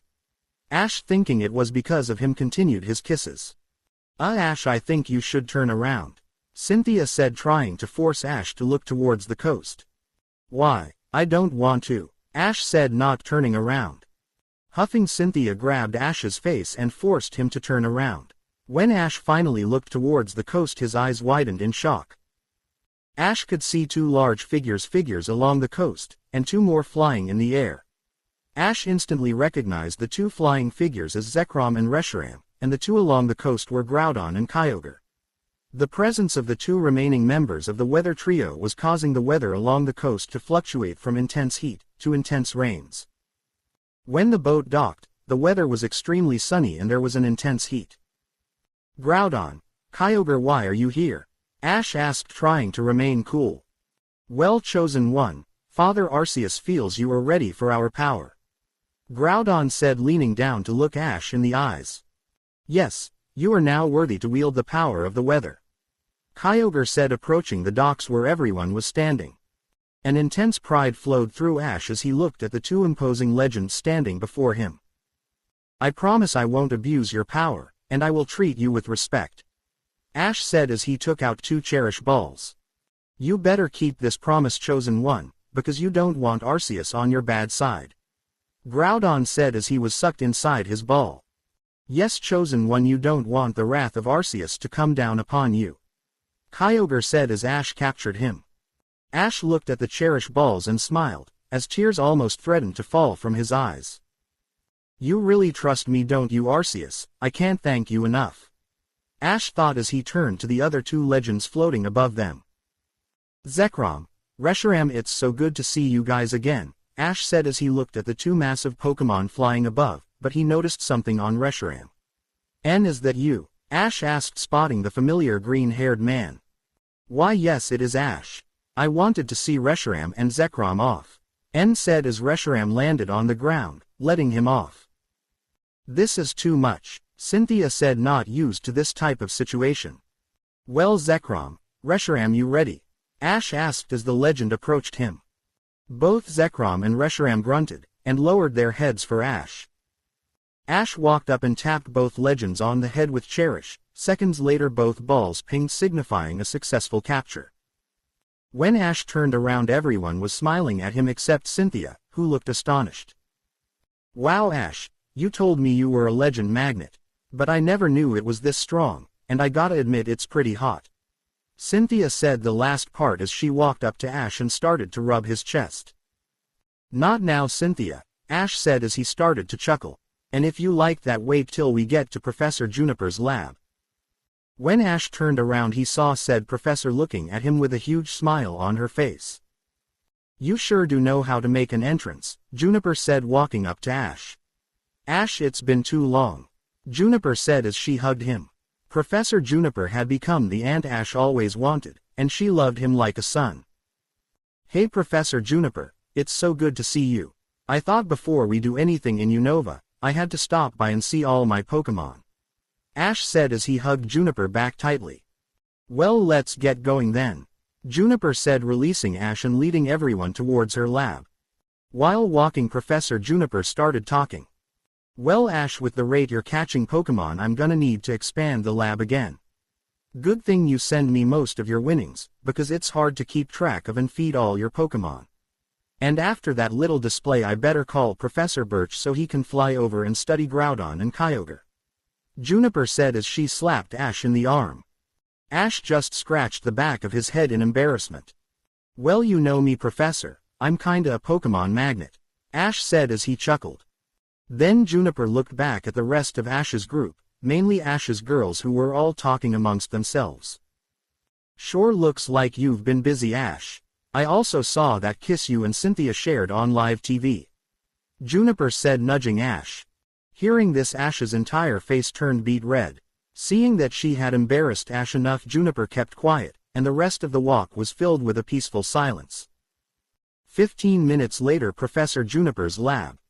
Well, here it is, Juniper said as she gestured towards the rolling fields filled with Pokémon. Everyone, but Juniper and Ash, were in awe at the sheer amount of Pokémon in all shapes and sizes. Are all these really yours? Flannery asked Ash as she walked past him towards his Emboar. Yep, every Pokémon here is mine, Ash said as he let out a loud whistle. Suddenly Pokémon appeared from all sides, running towards the group, hoping to get a chance to greet their trainer. Instantly Ash was trampled under a wave of Pokémon, all of them licking his or trying to nuzzle him. It was heartwarming to see Pokémon love their trainer so much. The legends Ash had caught were also trying to greet their chosen one. Even Ash's Lucario, who was often distant, and showed little emotion, was in the pile trying to greet his master. Okay, guys. Yeah, I missed you all too. Ash yelled as he tried to control his laughter. After almost 20 minutes, Ash had finally greeted all his Pokémon, and remarked how much stronger they looked. Everyone smiled as Ash, like he was 10 again, ran off to play with his Pokémon. It seems some things will never change. One by one the rest of the group split up to wander the fields and meet Ash's Pokémon. May and Dawn went off to find Pokémon they could use in their contests. Ash had agreed most of his Pokémon were available to be used in contests as long as they were willing to participate. Iris went off to see Ash's dragon types, even some of his ice and fairy types. She had to get over that fear somehow. Flannery went off to inspect and marvel over Ash's powerful fire types, especially his Charizard, who had definitely caught her eye. Annabelle and Cynthia went to just wander around together, with Annabelle talking with some of the Pokémon and Cynthia playing with some of Ash's Pokémon. Finally Sylvan and Burgundy went off hand in hand to do what they did best, be Pokémon connoisseurs. They came to an agreement that Ash had a perfect relationship with all his Pokémon. Professor Juniper smiled as she watched all of Ash's friends look like they were little kids again. Well, I got a few calls to make, my work never ends. Thank Arceus I have you, Ash. Because without you I would be bored out of my mind. Her. Juniper thought as she walked back into her lab. The next day, all of Ash's group fell in love with his Pokémon. After a day with them, no one wanted to leave. But alas, Ash had gyms to beat, and another league to conquer. Plus he promised Hilda he'd face her, and Ash was someone who kept his promises.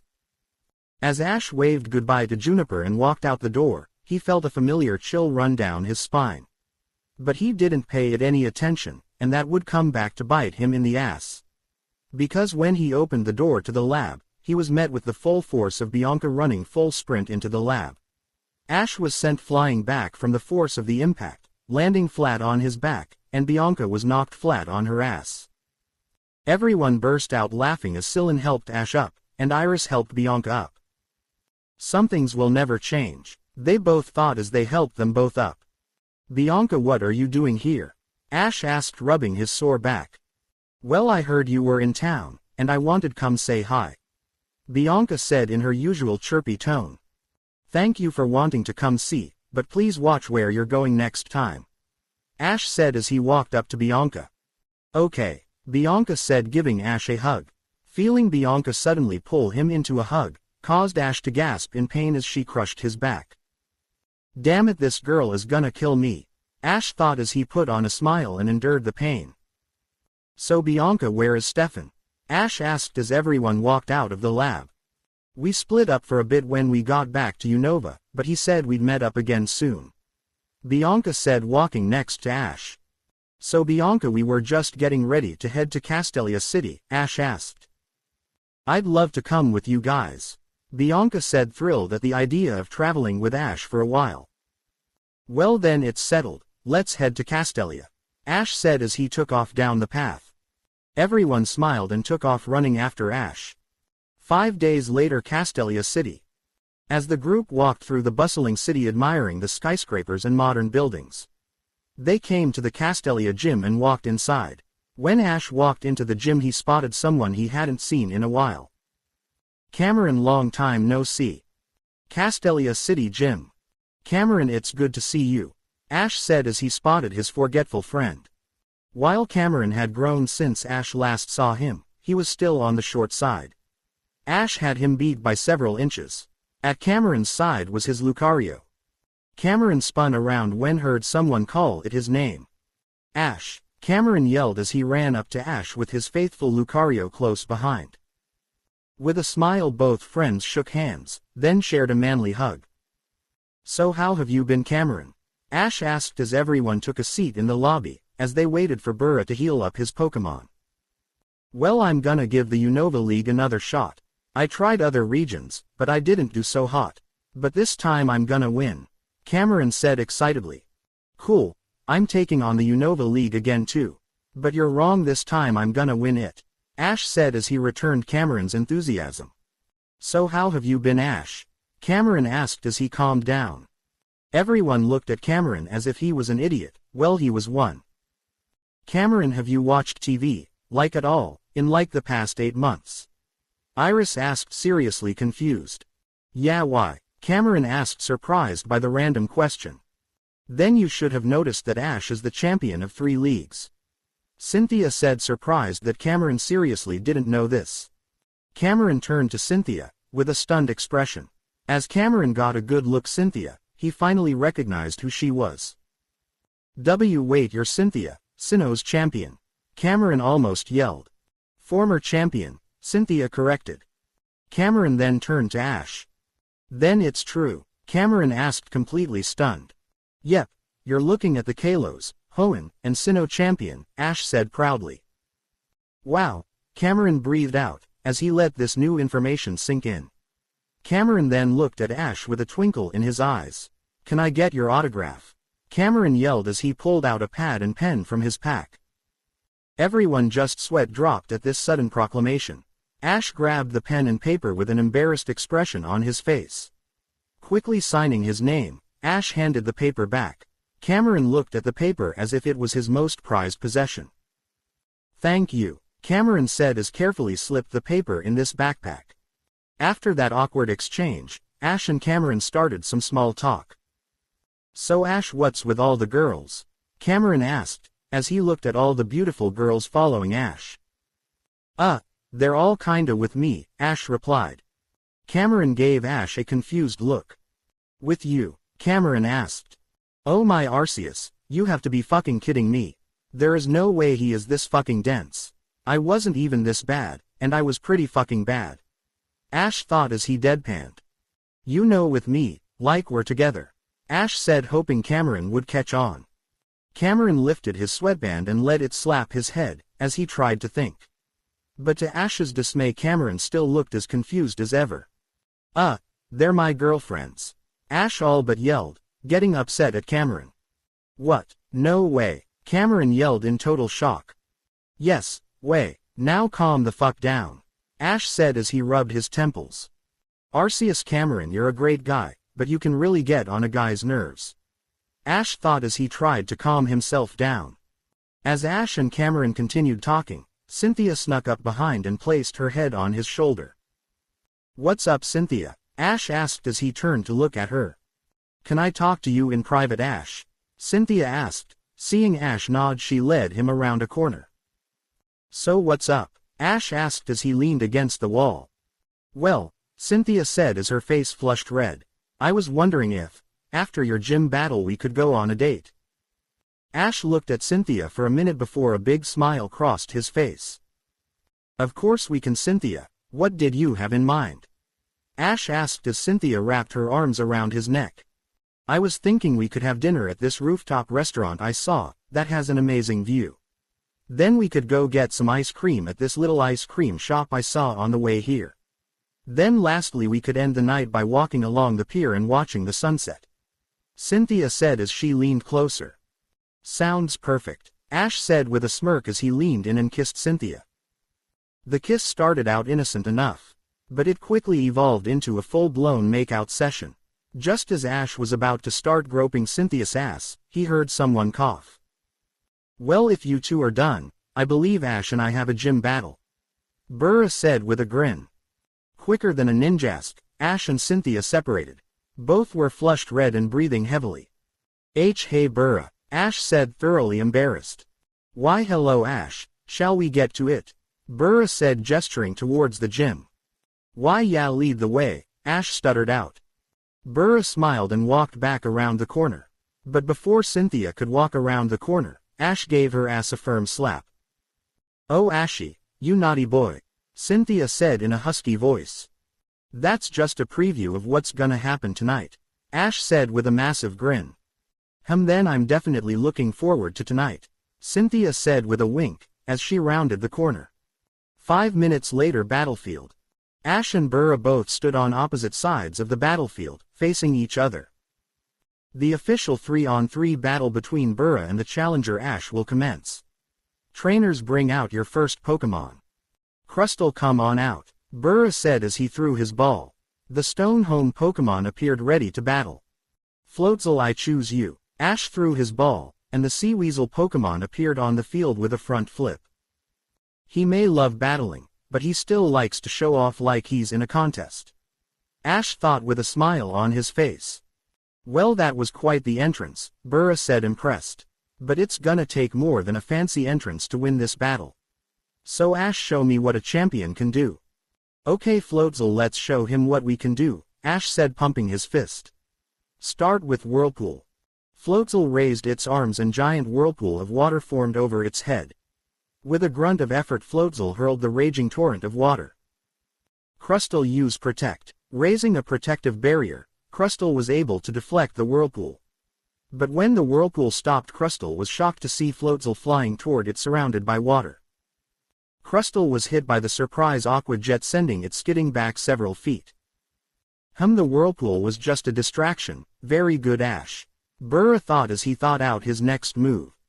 Floatzel used Hydro Pump. Opening its mouth, Floatzel fired a powerful stream of water at Crustle. Crustle used Rock Wrecker. Crustle formed a massive boulder between its claws and fired it at Floatzel. The two attacks met, and started to push against each other. Hydro Pump started to wear away the Rock Wrecker, but at the same Rock Wrecker started to push back the Hydro Pump. Eventually Rock Wrecker hit Floatzel, but it was severely weakened by Hydro Pump. Floatzel stumbled back due to the impact. Floatzel recover and use Hydro Aqua Jet. Floatzel steadied itself and took off towards Crustle surrounded by water. Then it fired a torrent of water at Crustle.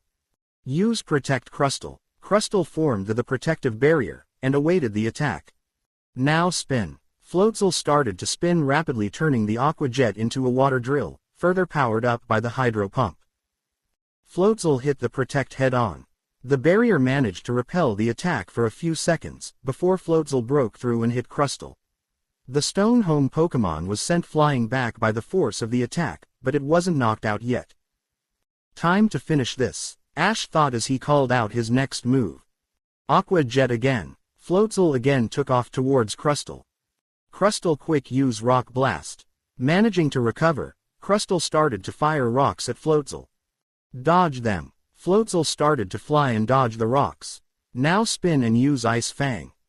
Floatzel started to spin rapidly again, but this time it opened its mouth and used Ice Fang. The Aqua Jet froze over, forming an Ice Aqua Jet. Dawn and May grinned ear to ear when they saw that attack. Ice Aqua Jet hit Crustle, and an explosion of ice shards filled the field. When the ice particles cleared, it was obvious Crustle was knocked. Floatzel stood victorious, but he was severely winded after so many combo attacks. Crustle is unable to battle. Floatzel wins. Burgh, bring out your next Pokémon. Scolipede, come on out. The Megapede Pokémon appeared in front of Burgh and bellowed its name. You're in for something special, Burgh, Ash said with a wicked smile. This Pokémon has never been hit by an attack before. Let's see if you'll be the first. Alakazam, I choose you. The Psy Pokémon appeared in front of Ash with its spoons crossed in an X pattern. Let's see what your Scolipede can do. Alakazam, start with Psybeam. Alakazam crossed its spoons and fired a large beam of pure psychic energy at Scolipede. Dodge and use Megahorn. Scolipede jumped to the left and dodged the attack. Then it started to charge Alakazam with its two horns glowing. Ash uttered just one word. Disappear. And just like that, Alakazam was gone. Scolipede nearly ran into the wall, as it ran through where Alakazam just was. Reappear and use Confusion. Alakazam appeared beside Scolipede with its eyes glowing blue. Scolipede was hit by attack, causing it grunt in pain. Scolipede quick use Bug Bite. But instead of obeying, Scolipede slammed its head into the ground. Damn it, Scolipede is confused. This isn't looking good. Burgh thought as he watched his Pokémon stumble around the field. Alakazam used Future Sight. Alakazam raised its spoons, and there was a bright flash. You maybe have 2 minutes, Burgh, before that attack hits. Better act fast. Scolipede snap out of it and use Steamroller. Scolipede snapped out of confusion and formed a ball and barreling towards Alakazam at an incredible speed. Alakazam barely managed to jump out of the attack's way. What the hell? How is so fast now? Ash thought, stunned by Scolipede's sudden speed increase, but then it hit him. Shit, that thing has speed boost. Alakazam use Flash then disappear. Alakazam crossed its spoons and a blinding flash filled the battlefield. When Scolipede could see again, Alakazam was gone. "Time's up, Burgh," Ash said. As if on cue, Scolipede was struck by future sight. Scolipede stumbled back, then fell over, knocked out. "That was a good try, Burgh, but my Alakazam still can't be hit," Ash said as Alakazam materialized in front of him. "Scolipede is unable to battle, Alakazam wins. Burgh, reveal your last Pokemon." "My Gym Protector, come out." The nurturing Pokemon, Leavanny, appeared in front of Burgh. "I haven't used this guy in a while," Ash said as he pulled out his next Pokemon. "Glalie, I choose you." The face Pokemon appeared with a massive smile on its face. Leavanny, use Leaf Blade. Leavanny charged Glalie with its arms glowing green. Glalie, use Icy Wind. Leavanny was hit by the initial burst of freezing wind. But Leavanny managed to jump and dodge most of the wind, and connect its attack. Glalie grunted as it was sent backwards by the force of the attack. But it quickly recovered and prepared for its next attack. Leavanny, use X Scissor. Again Leavanny charged, but this time its arms were crossed, forming a glowing X. Glalie, wait till its close, the use Blizzard. Just as Leavanny was about to strike, Glalie unleashed a blizzard right in Leavanny's face. Leavanny was sent flying back by the sudden attack. Even though Leavanny was severely weakened, it still stood back up, ready to fight. Glalie finished this with sheer cold. Glalie opened its mouth and a wall of freezing ice head towards Leavanny. Leavanny tried to dodge, but it couldn't move. When Leavanny looked down, it noticed its right leg was frozen solid.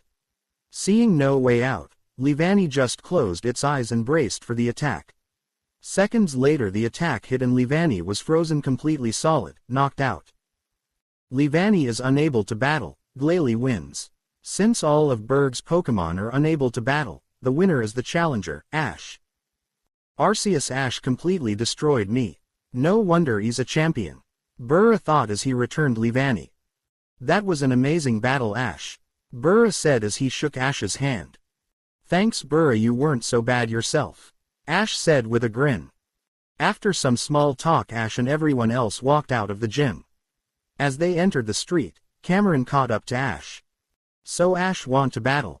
Cameron asked with hope-filled eyes. "No," Ash said as he continued walking. "What? Why?" Cameron whined, pulling on Ash's sleeve. "Because you said you're taking on the Unova League, so I'll battle you when we get there," Ash said as he flashed Cameron a smile. After a second of consideration, a grin spread across Cameron's face. "Okay Ash, you got a deal. Now if you'll excuse me. I've got to get to Nimbasa City, for my next gym battle." With that, Cameron took of running down the road, with Lucario in tow. "Wait, Cameron, you're going the wrong way." Ash tried to yell out, but Cameron was already too far away. "Seriously Cameron, will you ever learn?" Ash thought with a groan. "You've done this like 5 times already." "Man, and I thought Ash was a little kid," Iris said as she facepalmed. "Should we go tell him?" May asked, worried Cameron would get lost. He'll find out eventually." Burgundy groaned out as everyone turned to head back to the Pokemon Center. Later that night, Ash stood outside Cynthia's door at the Pokemon Center. He was dressed in a nice red button-up shirt, with a pair of dress shoes and pants. Ash knocked on the door, and waited for Cynthia to open it. The soft clicks of heels could be heard before the door opened. When Ash got a look at Cynthia, she took his breath away. She was dressed in a beautiful black dress that went down to her mid-thighs. The dress showed a little cleavage, and was just enough to get Ash's imagination going. She wore little makeup, but what she did wear only enhanced her natural beauty. She also wore a beautiful pair of black heels. To top the entire outfit off, Cynthia had moved the hair from her eyes. This displayed both her beautiful gray eyes on display. Wow, Cynthia, you look beautiful," Ash managed to stammer out as he drank in Cynthia's beauty. You don't clean up so bad yourself, Ashy," Cynthia said as she eyed Ash up and down. "So shall we go?" Ash asked as he offered his arm for Cynthia to take. "Oh, such a gentleman," Cynthia giggled as she grabbed Ash's arm. After a peaceful walk filled with small talk, even though many guys they walked past offered Ash jealous looks, Ash and Cynthia arrived at the restaurant. The restaurant sat atop the tallest building in Castelia City. Ash and Cynthia were given a table with an amazing view of the entire city. After ordering, Ash and Cynthia got to know each other better. The dinner was filled with laughter and smiles as Cynthia and Ash told tales of their adventures. As they left the restaurant, Cynthia led Ash towards the small ice cream shop Cynthia had spotted. Ash knew Cynthia loved ice cream, but he was absolutely shocked at how much of the stuff she could put. Also, the way Cynthia kept slowly licking the ice cream cone made Ash groan as he felt his pants tighten slightly. If she keeps this up, we're gonna have to end this date early. Ash thought as he tried to get the flood of dirty images out of his mind. Cynthia giggled as she watched Ash start to squirm in his seat. Arceus, Ash, you're so easy to tease. I'm barely even trying right now, Cynthia thought with a smile. You just get so worked up so easily. I think that's enough for now, Cynthia said as she stood up. The sun is gonna set soon. So let's head to the pier now. Thank you, Arceus. Any longer and I would have jumped her right here. Ash thought as he turned to Cynthia. Ash quickly nodded, all too eager to get the date moving again, and his mind out of the gutter. After their stop for ice cream, Ash led Cynthia towards the pier, where they leaned against the railing and watched the sunset. The sky was painted various shades of red, orange, and yellow. Many other couples were also on the pier watching the sunset. It's so beautiful, isn't it? Cynthia asked as she gazed at the beautiful colors. Yeah, Ash said as he turned to look at Cynthia. But not as beautiful as you. Cynthia's heart fluttered when she heard. Now it was Cynthia's turn to feel turned on, as she imagined all the things she would do to Ash when they got back. But that was later. She pushed the images away and focused back on their date. You're such the charmer, Ash, Cynthia said as she turned to face him, her face flushed red. So does that mean it's working? Ash asked as he leaned in closer. I think it is, Cynthia said as she too leaned in. Just as their lips were about to meet, something interrupted them. Ah, that's so sweet, I think my teeth may rot, the mystery voice said in a happy tone. Both Ash and Cynthia's heads snapped towards the sound. What they saw surprised Cynthia, but slightly angered Ash.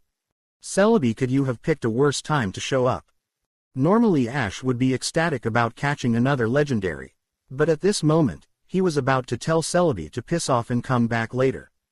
Because if there was one thing he hated more than Tobias, it was being cockblocked. And that had already happened twice. Today. Arceus, why do you do this shit to me? I thought I was your chosen one. Ash groaned in his head as Celebi floated in front of Cynthia and him. Was I interrupting something? Celebi asked with a mischievous smile. Actually you. Guh. Ash tried to say before Cynthia shoved him out of the way to inspect Celebi more closely. Oh my Arceus, you're a Celebi. I have only heard stories about you. You're just so cute, Cynthia said as she gushed over the time travel Pokemon. Why thank you, Celebi said as it shot a look at Ash, who was groaning on the ground. Seeing this, Celebi just smiled and happily accepted the attention Cynthia was providing. While Cynthia was walking around Celebi, Ash was groaning as he slowly hoisted himself up off the ground. Damn it, that hurt, Ash groaned as he supported himself against the railing. Ash then turned to face Cynthia and Celebi. He quickly shot Celebi a glare. Celebi in response just stuck out its tongue and smiled. Ash let out a growl as he dug into his pant pocket. He quickly pulled out a Cherish Ball, and walked up to Celebi. Without warning, Ash tapped Celebi on the head, and time travel Pokemon was sucked inside. Where did you get that? Cynthia asked as she pointed to the Cherish Ball in Ash's hand. Oh, I always carry one or two on me at all time. In case something like this ever happens. Ash said the last part with a heavy sigh. He looked up to see Cynthia just staring at him. So I guess the mood is killed? Ash asked, already knowing the answer. Yeah, I'm not really in the mood anymore, Cynthia said quietly as a small blush crept across her face. Son of a bitch, Ash said under his breath. He was really hoping he would get something tonight. For Arceus' sake, he was out on a date with Cynthia. Most men would kill just to have Cynthia wink at them or blow them a kiss. Ash let out another sigh, and offered Cynthia his arm again. Come on, let's head back, Ash said, trying to hide the disappointment in his voice. Cynthia noticed this, and grabbed his arm. Ash had showed her such an amazing time, she had to make it up to him somehow. They took their time getting back to the Pokemon Center. Cynthia was resting her head on Ash's shoulder, just enjoying the cool evening air. After the quiet walk they entered the mostly empty Pokemon Center. The nurse Joy yawned a quick hello to them, as they walked towards their rooms. "Tonight was amazing, Ash," Cynthia said as they stood just outside her room. "That's good to hear. I've never really been on a date before, so I was really nervous," Ash said as he rubbed the back of his head in embarrassment. "I just feel like I should show you how much I enjoyed our time together," Cynthia said as her voice took on a husky tone. "You don't have to." Ash started to say, but was cut off as Cynthia mashed her lips against his. They stayed lip-locked for a few moments before Cynthia broke the kiss, leaving Ash's eyes slightly glazed over. Cynthia quickly turned around and unlocked her door. She then turned back around to see Ash was still just standing there. "Now my dear champion, why don't you what you can really do?" Cynthia said as she walked into her room, slipping off her dress as she approached her bead. That was all the encouragement Ash needed before he bolted into her room, and slammed the door behind him. The rest of their night was filled with moans and pleasure. The next morning Ash walked into the Pokemon Center cafeteria to see everyone talking together. But as soon as they saw him, they stopped and stared at him. "What?" Ash asked, starting to get nervous, because of their stares. "You, or should I say Cynthia, is very loud," Burgundy said with an annoyed expression on her face. Oh, you guys heard all that," Ash said, causing everyone to nod. "We all have rooms right next to each other, and these walls aren't very thick."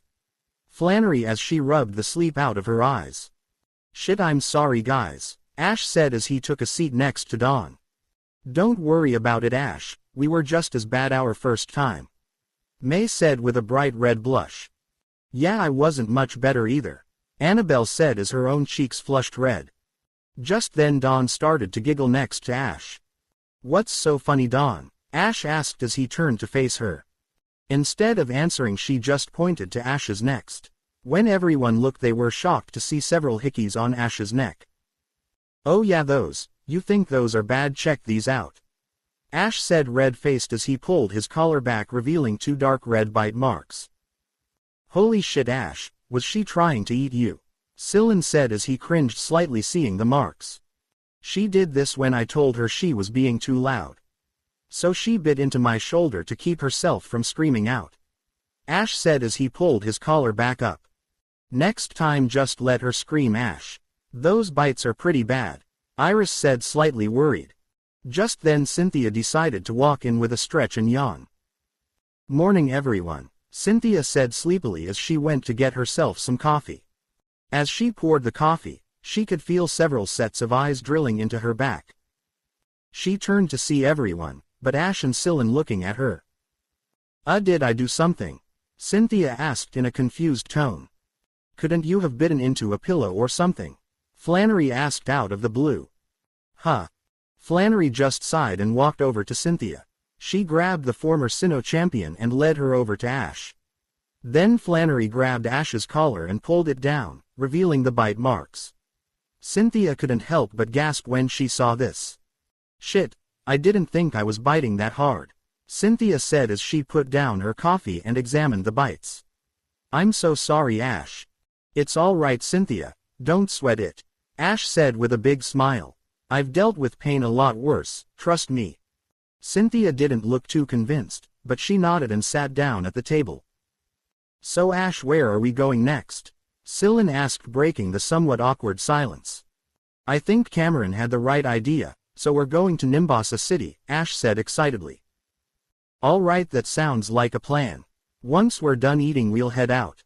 The walk should only last a few days," Sylvan said, earning nods from everyone. After finishing breakfast, our group took off for Nimbasa City. 4 days later. After an uneventful journey, our group arrives at the outskirts of Nimbasa City. Instantly Dawn, May, and Iris squeal when they see the amusement park in the distance. "Ash, you have to take us there later after your battle," May said as she hugged Ash's arm. "Yeah Ash, it's only fair since you took Cynthia out," Dawn added as she grabbed his other arm. We haven't spent that much time together, Iris said as she hugged him from behind. Ash turned to look at Annabelle and Flannery. I'm too old for that type of stuff. You guys go have your fun, Flannery said with a smile. Ash smiled then turned his gaze to Annabelle. I was never big on rides, so you can go without me, Annabelle said shrugging her shoulders. Lastly Ash looked at Bianca. You go have fun with your girlfriends. I want to get to know Annabelle and Flannery better anyway, Bianca said with a grin. Ash then looked to the 3 girls who were hanging off him. All right girls, it's a date, Ash said with a massive grin. This caused the 3 girls to let out another squeal. Thank you Ash, all 3 said as they each kissed his cheek. Right then, let's get to the Nimbasa gym, Ash yelled as he took off running towards the gym. 10 minutes later Ash was nearing the gym, with his friends panting behind him. Sometimes I hate his stamina, Iris said as she tried to catch her breath. Everyone else groaned and mumbled in agreement. Just as Ash was about to walk in the automatic doors, he sensed that something was about to crash into him. So he quickly dove out of the way, just as Cameron ran past him plowed headfirst into Scylla. Damn it that hurt, Scylla groaned as Burgundy helped him off the ground. Cameron can watch where the hell you're going next time, Burgundy yelled as Cameron clutched his aching head. Sorry, Cameron said sheepishly. Wait, wow, so we meet again so quickly.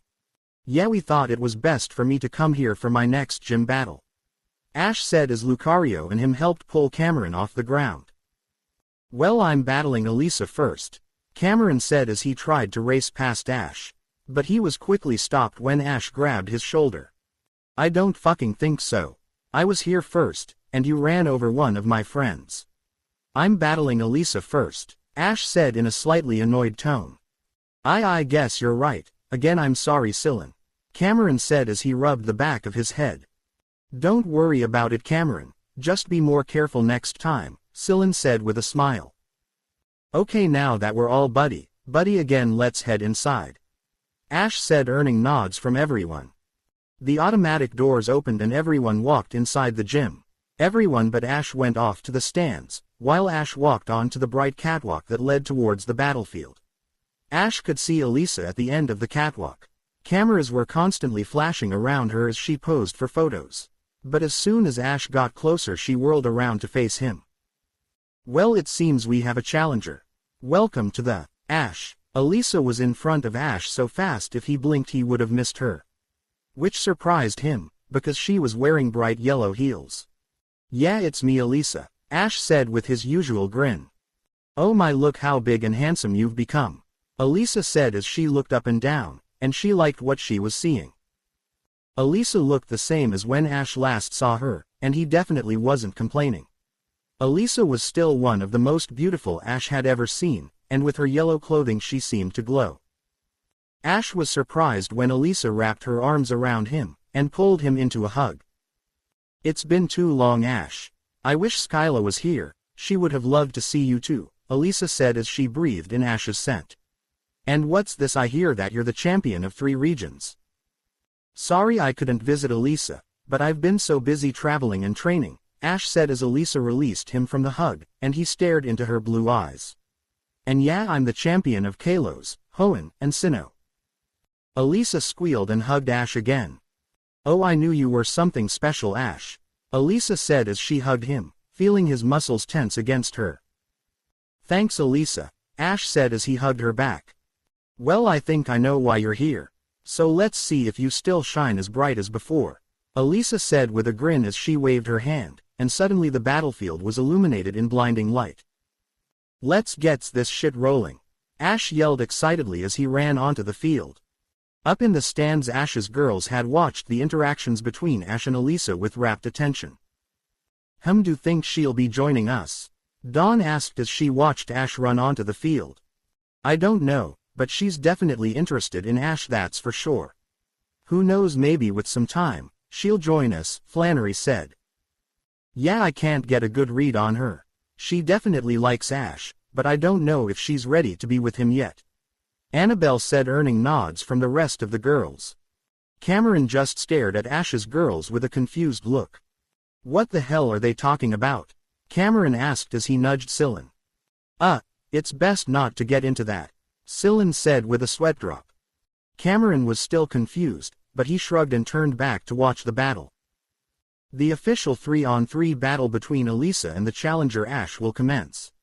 Trainers, bring out your first Pokémon. Zebstrika, time to dazzle our audience.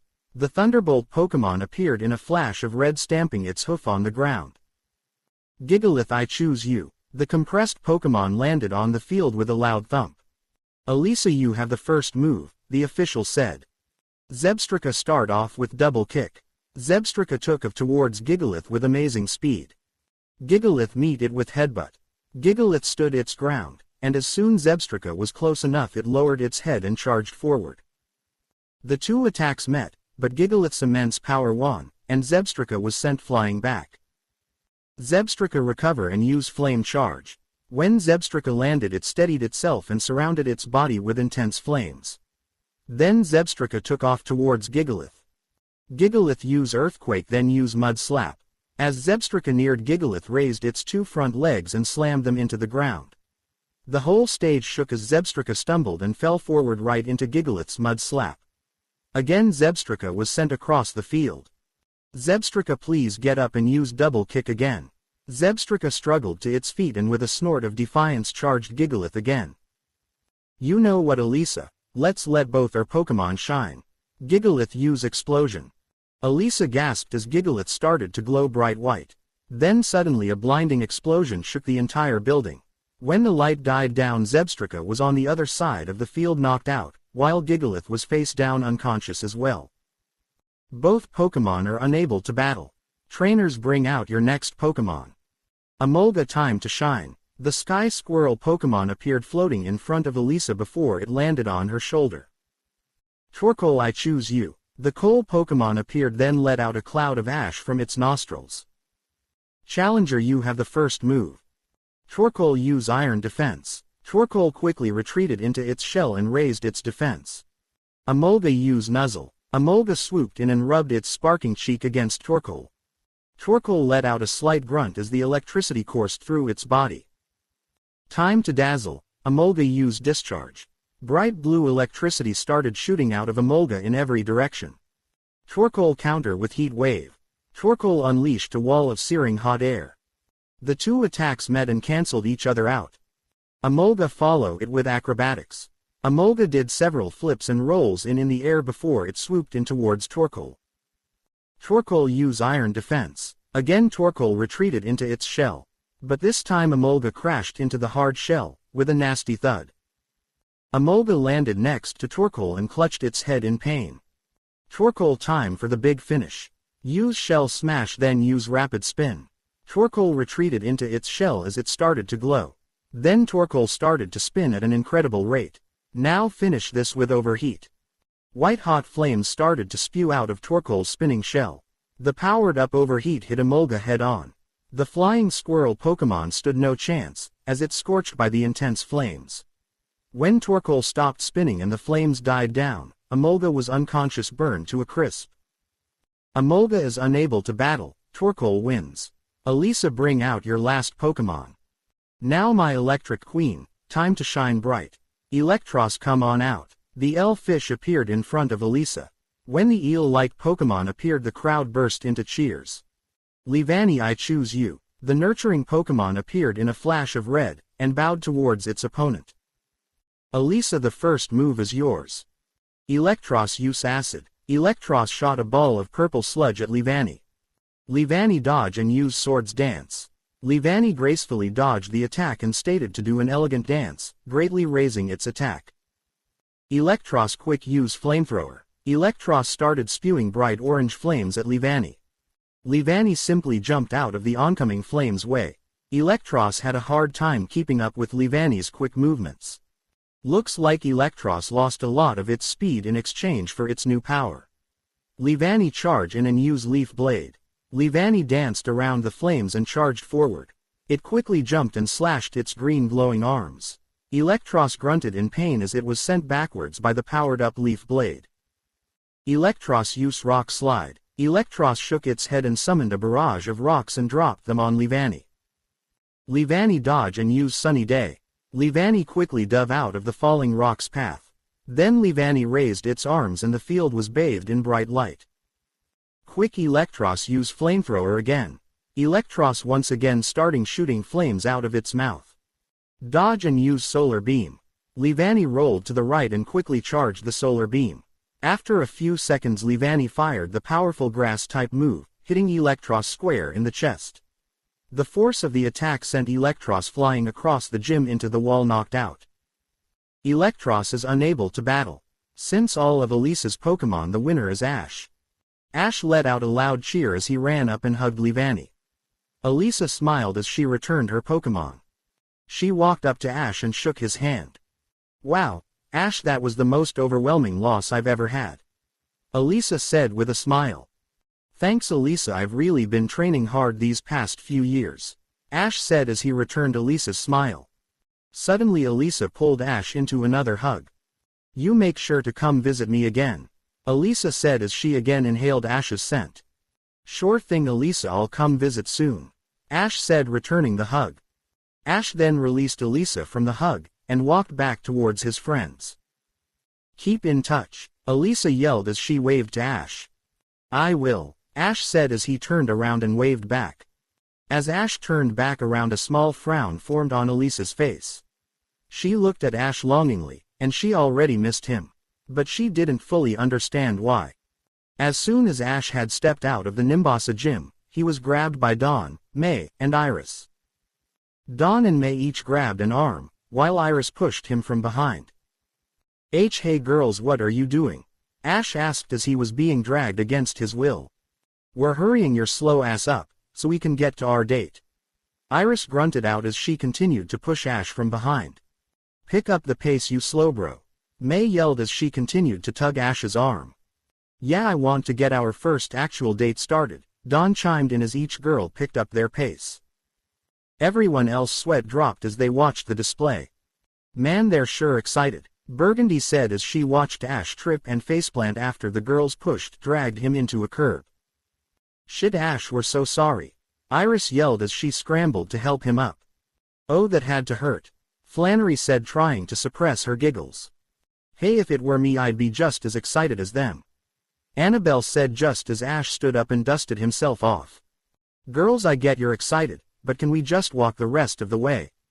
Ash asked as he rubbed his sore face. The girls each got an embarrassed look and nodded. Yeah, on our date Ash was a real charmer, I would be rushing him to if it were me. Cynthia said as Ash, Dawn, May, and Iris walked down the street in each other's embrace. That Ash sure is a lucky guy, Sylvan said with a smile, but his face turned ghostly white when he felt Burgundy's glare bore into the side of his head. What the hell is that supposed to mean? Am I not enough for you? Burgundy said in a dark voice as she cracked her knuckles. Shit Sylvan, you fucked up this time, Flannery said as she started to hold Burgundy back. You better start running for your life, man. Sylvan didn't hesitate as he took of running down the street. When he was a good enough distance away, Flannery released Burgundy, and she immediately took off after Sylvan. Get back here, you bastard. I have a bone to pick with you. Annabelle started massaging her temples to ease her throbbing head, when she heard Burgundy start yelling. How long before they're all lovey-dovey again? Cynthia asked as they made their way back towards the Pokémon Center. I give it 2 hours at max, Flannery said with a sigh. She'll catch him, give him a slap, and yell at him. Then Sylvan will say something all romantic and she'll forgive him almost instantly. Arceus, those two give me such headaches sometimes, Annabelle said as her head slowly stopped throbbing. After a quick shower, Ash was leading the girls towards Nimbasa City's massive amusement park. The girls walked the whole way to the amusement park in Ash's arms. On the way to the amusement park, much like with Cynthia, Ash kept getting jealous looks from all the guys he passed. By the time they reached the park, the sun had set and the whole park was lit up. Ash and the girls marveled at the bright flashing lights that illuminated the entire park. Wow, it's amazing, Dawn said, earning nods from everyone. Well, girls, ready to have an amazing time? Yeah, let's get started, May yelled as she rushed past Ash to get a place in line for their tickets. I knew May would be the most excited about coming here, Ash said quietly to Dawn and Iris as they caught up to May. When they finally got into the park, they were marveled by the amount of things to do. What do you girls want to do first? Roller coaster, May yelled as she ran off towards the nearest roller coaster. Well, I guess that answers that question, Iris said with a sweat drop as they went after May. Of course May had to pick the biggest, fastest, and longest roller coaster in the entire park. They quickly got in line with May bouncing in excitement. Iris looked sort of unimpressed, saying something about how flying dragon types was way more of a thrill, and Dawn was slightly shaking as she stood next to Ash. Dawn, what's wrong? Ash asked when he noticed her shaking. I'm just a little scared of roller coasters, Dawn managed to stutter out.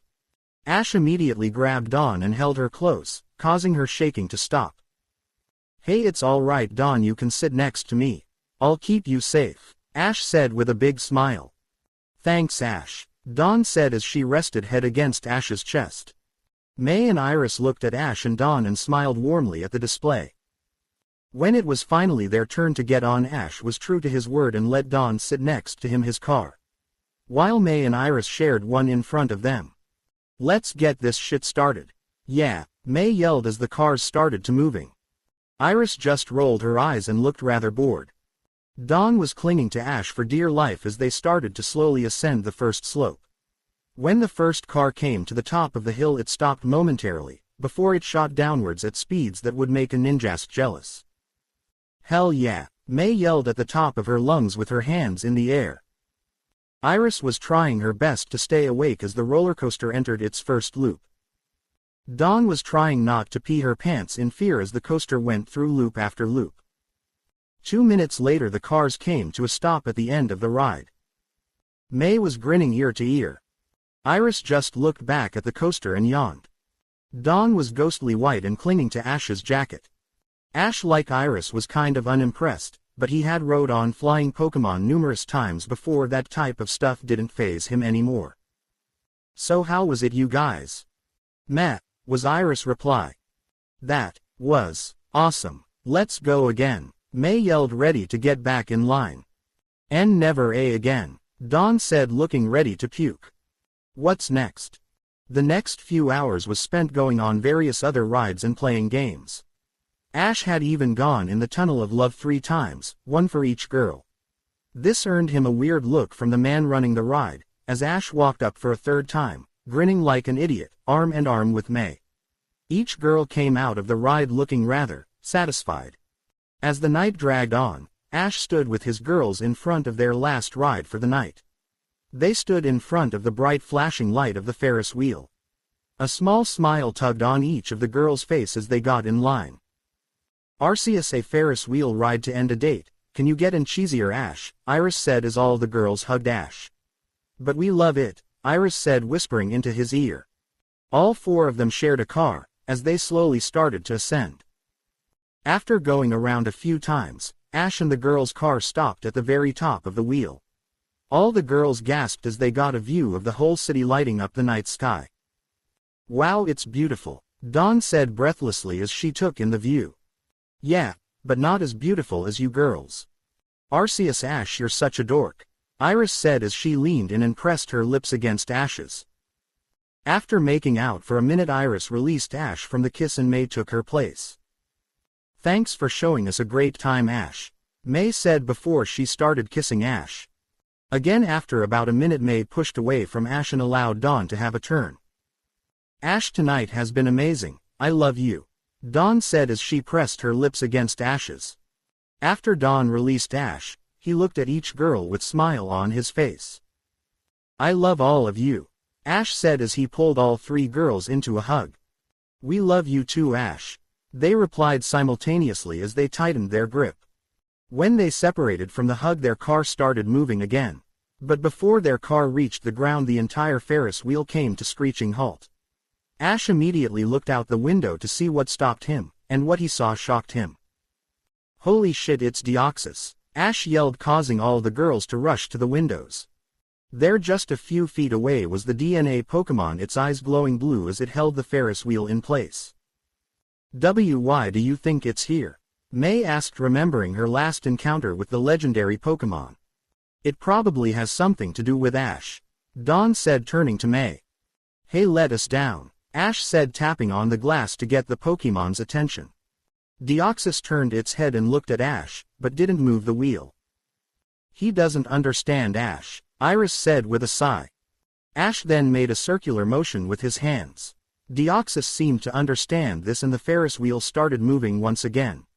When Ash and the girls got off, Deoxys landed in front of them. By now a small crowd had formed around them. So Deoxys, why are you here? Ash asked as the Pokemon just stared at him. Deoxys just tilted its head at Ash's question. Ash just groaned and grabbed the ball from around his neck. Come on out, Mewtwo. The genetic Pokemon appeared in front of Ash with a confused look on its face. Ash, why do you require my assistance? Ash pointed at Deoxys and explained. I need you to talk to Deoxys. Of course, Ash, Mewtwo said as he turned to Deoxys. Why are you here? I wish to join with the Chosen One, but first I must ask him a question. I must know if he has Rayquaza with him. I wish to speak with that flying monster and settle our qualms. All Ash and the girls heard was a few beeps from Deoxys, but Mewtwo was nodding his head as he listened. So what did he say? Ash asked as Mewtwo turned back to face him. He said he wants to join you, but he wants to know if you've captured Rayquaza. Apparently he wants to make amends with him. Oh cool, well I do have Rayquaza, he's back at Professor Juniper's lab with Groudon and Kyogre. Ash said, earning a nod from Mewtwo as he turned back to Deoxys. The Chosen One does have Rayquaza, he is at the lab you will be staying at. I see, well then tell the Chosen One I am ready to be captured. Mewtwo nodded and turned back to Ash. He is ready to be captured, Ash.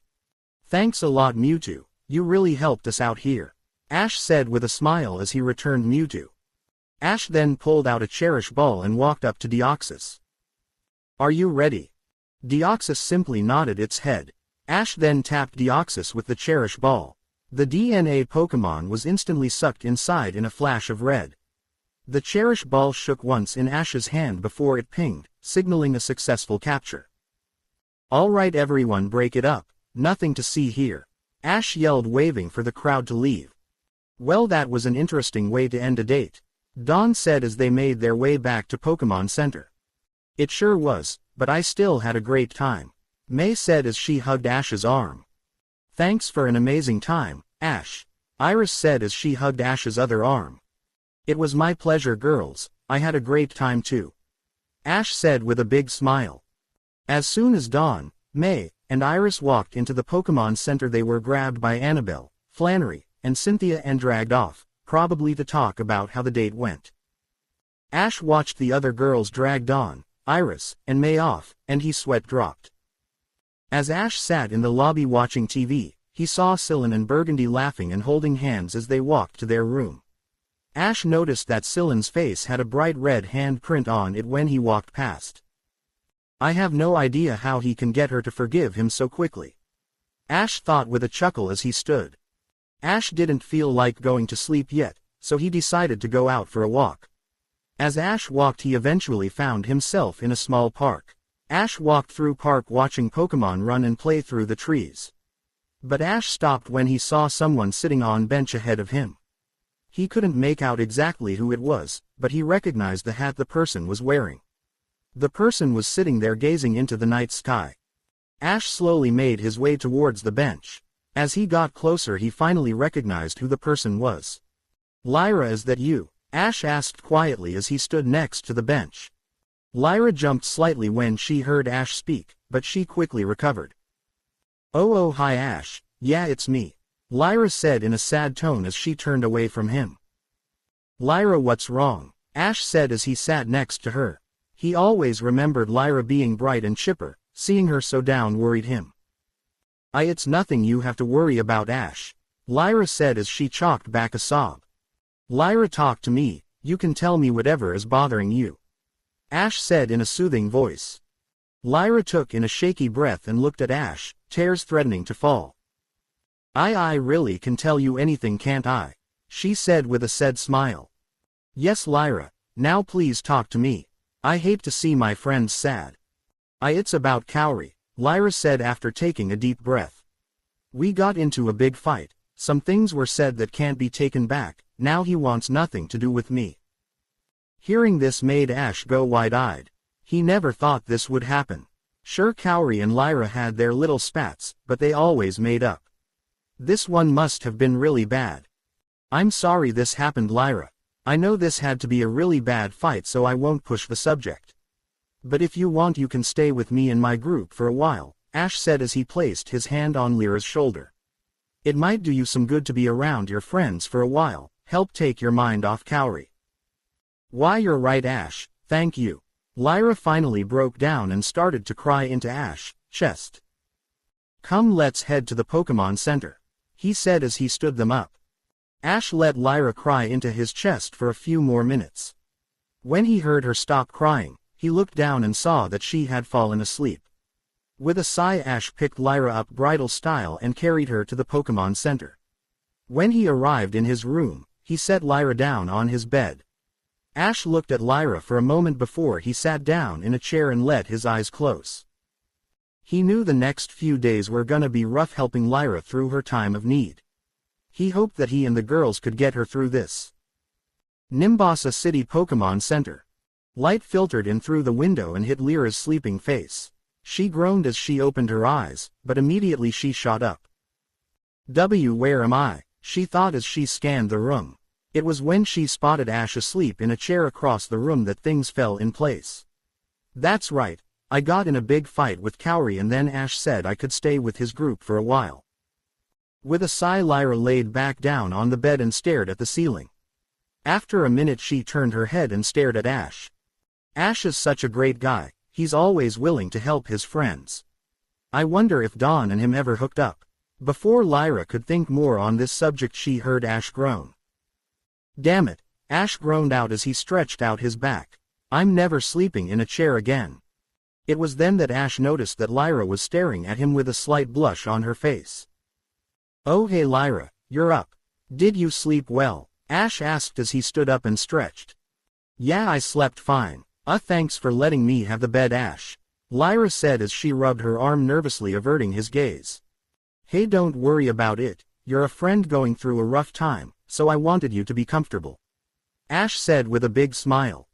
Again thanks, Ash, you're such a great friend, Lyra said as she stood up and hugged Ash. Ash returned the hug and patted Lyra's back. Come on, let's go get breakfast, you can meet everyone, Ash said as he released Lyra from the hug and grabbed her hand. Lyra was madly blushing as Ash led her to the cafeteria. When they finally entered the cafeteria, they spotted the rest of Ash's group eating breakfast. Morning, guys, Ash said happily as he took a seat next to Sylvan. Lyra was a little hesitant and just awkwardly stood rubbing her arm. Hey Lyra, come on, sit next to me, Ash said as he pulled out the chair next to him. Lyra eyed the spot and slowly made her way over, and sat down next to Ash. Everyone eyed Lyra suspiciously except for Dawn. Lyra, is that you? Dawn asked from across the table. Dawn, Lyra asked, perking up. Yeah, it's me, how are you? Dawn asked as she got up and hugged Lyra. I've been better, Lyra said with a sigh. What do you mean? Oh, what happened? Dawn asked as she took the empty seat next to Lyra. Me and Cowrie got into a real nasty fight. We both said some things that can't be taken back. Then we both went our separate ways, Lyra explained, making Dawn gasp. Then Ash found me crying on a bench in the park. So like the great guy he is, he offered me the chance to travel with you guys for a while. While Lyra and Dawn were talking, everyone else was looking at Ash. What? Ash, who is that? Annabelle whispered so Lyra wouldn't hear. Oh, that's Lyra. Dawn and I meet her in Sinnoh. She's originally from Johto, but she was promoting the region with a festival in Sinnoh. So after the festival she traveled with us for a while so she could see one of Dawn's contests. Ash explained, but he was interrupted by May. But why is she here? I was getting to that. When she traveled with us, she was also traveling with a friend of hers named Cowrie. Well, apparently they had a big fight, and they both went their separate ways. I found her crying in the park last night, so I said she could travel with us for a while. That was a very honorable thing you did, Ash, Sylvan said as he patted Ash on the back. Thanks, Sylvan. I figured that after she's around friends for a while she can bounce back and get over Cowrie, Ash said as he leaned in. So please try to be nice to Lyra, she's going through some rough stuff right now. Everyone nodded and returned to what they were previously doing. Back with Dawn and Lyra, their talk had changed to a very different topic. So Dawn, have you and Ash hooked up yet? Lyra asked in a mischievous tone. Dawn's face flushed red as she answered. Yeah, Ash and I are together. Ooh, Dawn, I knew you had it in you, Lyra said as she playfully slapped Dawn's arm. Yeah, well, I'm not the only one seeing Ash. Hearing this caused Lyra to raise an eyebrow. You see those other girls, Dawn said, gesturing to all the other girls besides Bianca and Burgundy. Well, they're with Ash too. This caused Lyra's face to heat up as well. So Ash is with all those other girls too? Dawn just nodded in response. How does that work? Don't some of you feel left out sometimes? Oh no, it's great. Ash always make time for each of us. Ash, May, Iris, and I just went on a date to the amusement park yesterday. Plus all the girls are like sisters to me. We all love and support each other, it's like we're one big family. I see, Lyra said as she turned her gaze to Ash. Maybe I should give Ash a chance. I already know he's a great guy, and Dawn seems happy with the situation. Lyra thought before she lightly shook her head. No, I'm so confused with this whole Cowrie situation. I just need to think about this for a little bit. Lyra was shaken from her thoughts when she heard Ash speak to her. Hey Lyra, you better eat up, because we're heading out soon. Oh sure Ash, Lyra said as she stood up and got something to eat. So Ash, where are we going? Cynthia asked as she took a bite out her pancakes. We're heading to Driftveil City, Ash said with a wicked grin. 4 days later, Driftveil City. After an uneventful trip, our group arrived in Driftveil City. During the trip, Lyra had really warmed up to the group and seemed much happier. She fit right in with everyone and was a welcome addition to the group. Also during the trip, Dawn and Lyra had become extremely close. Whenever Lyra wasn't with the rest of the group, she was talking and laughing with Dawn. During the trip, Ash would often catch Lyra staring at him, but whenever he'd meet her gaze she'd look away blushing. Ash knew what this meant, but he felt that Lyra just had a crush on him since he had helped her in her time of need.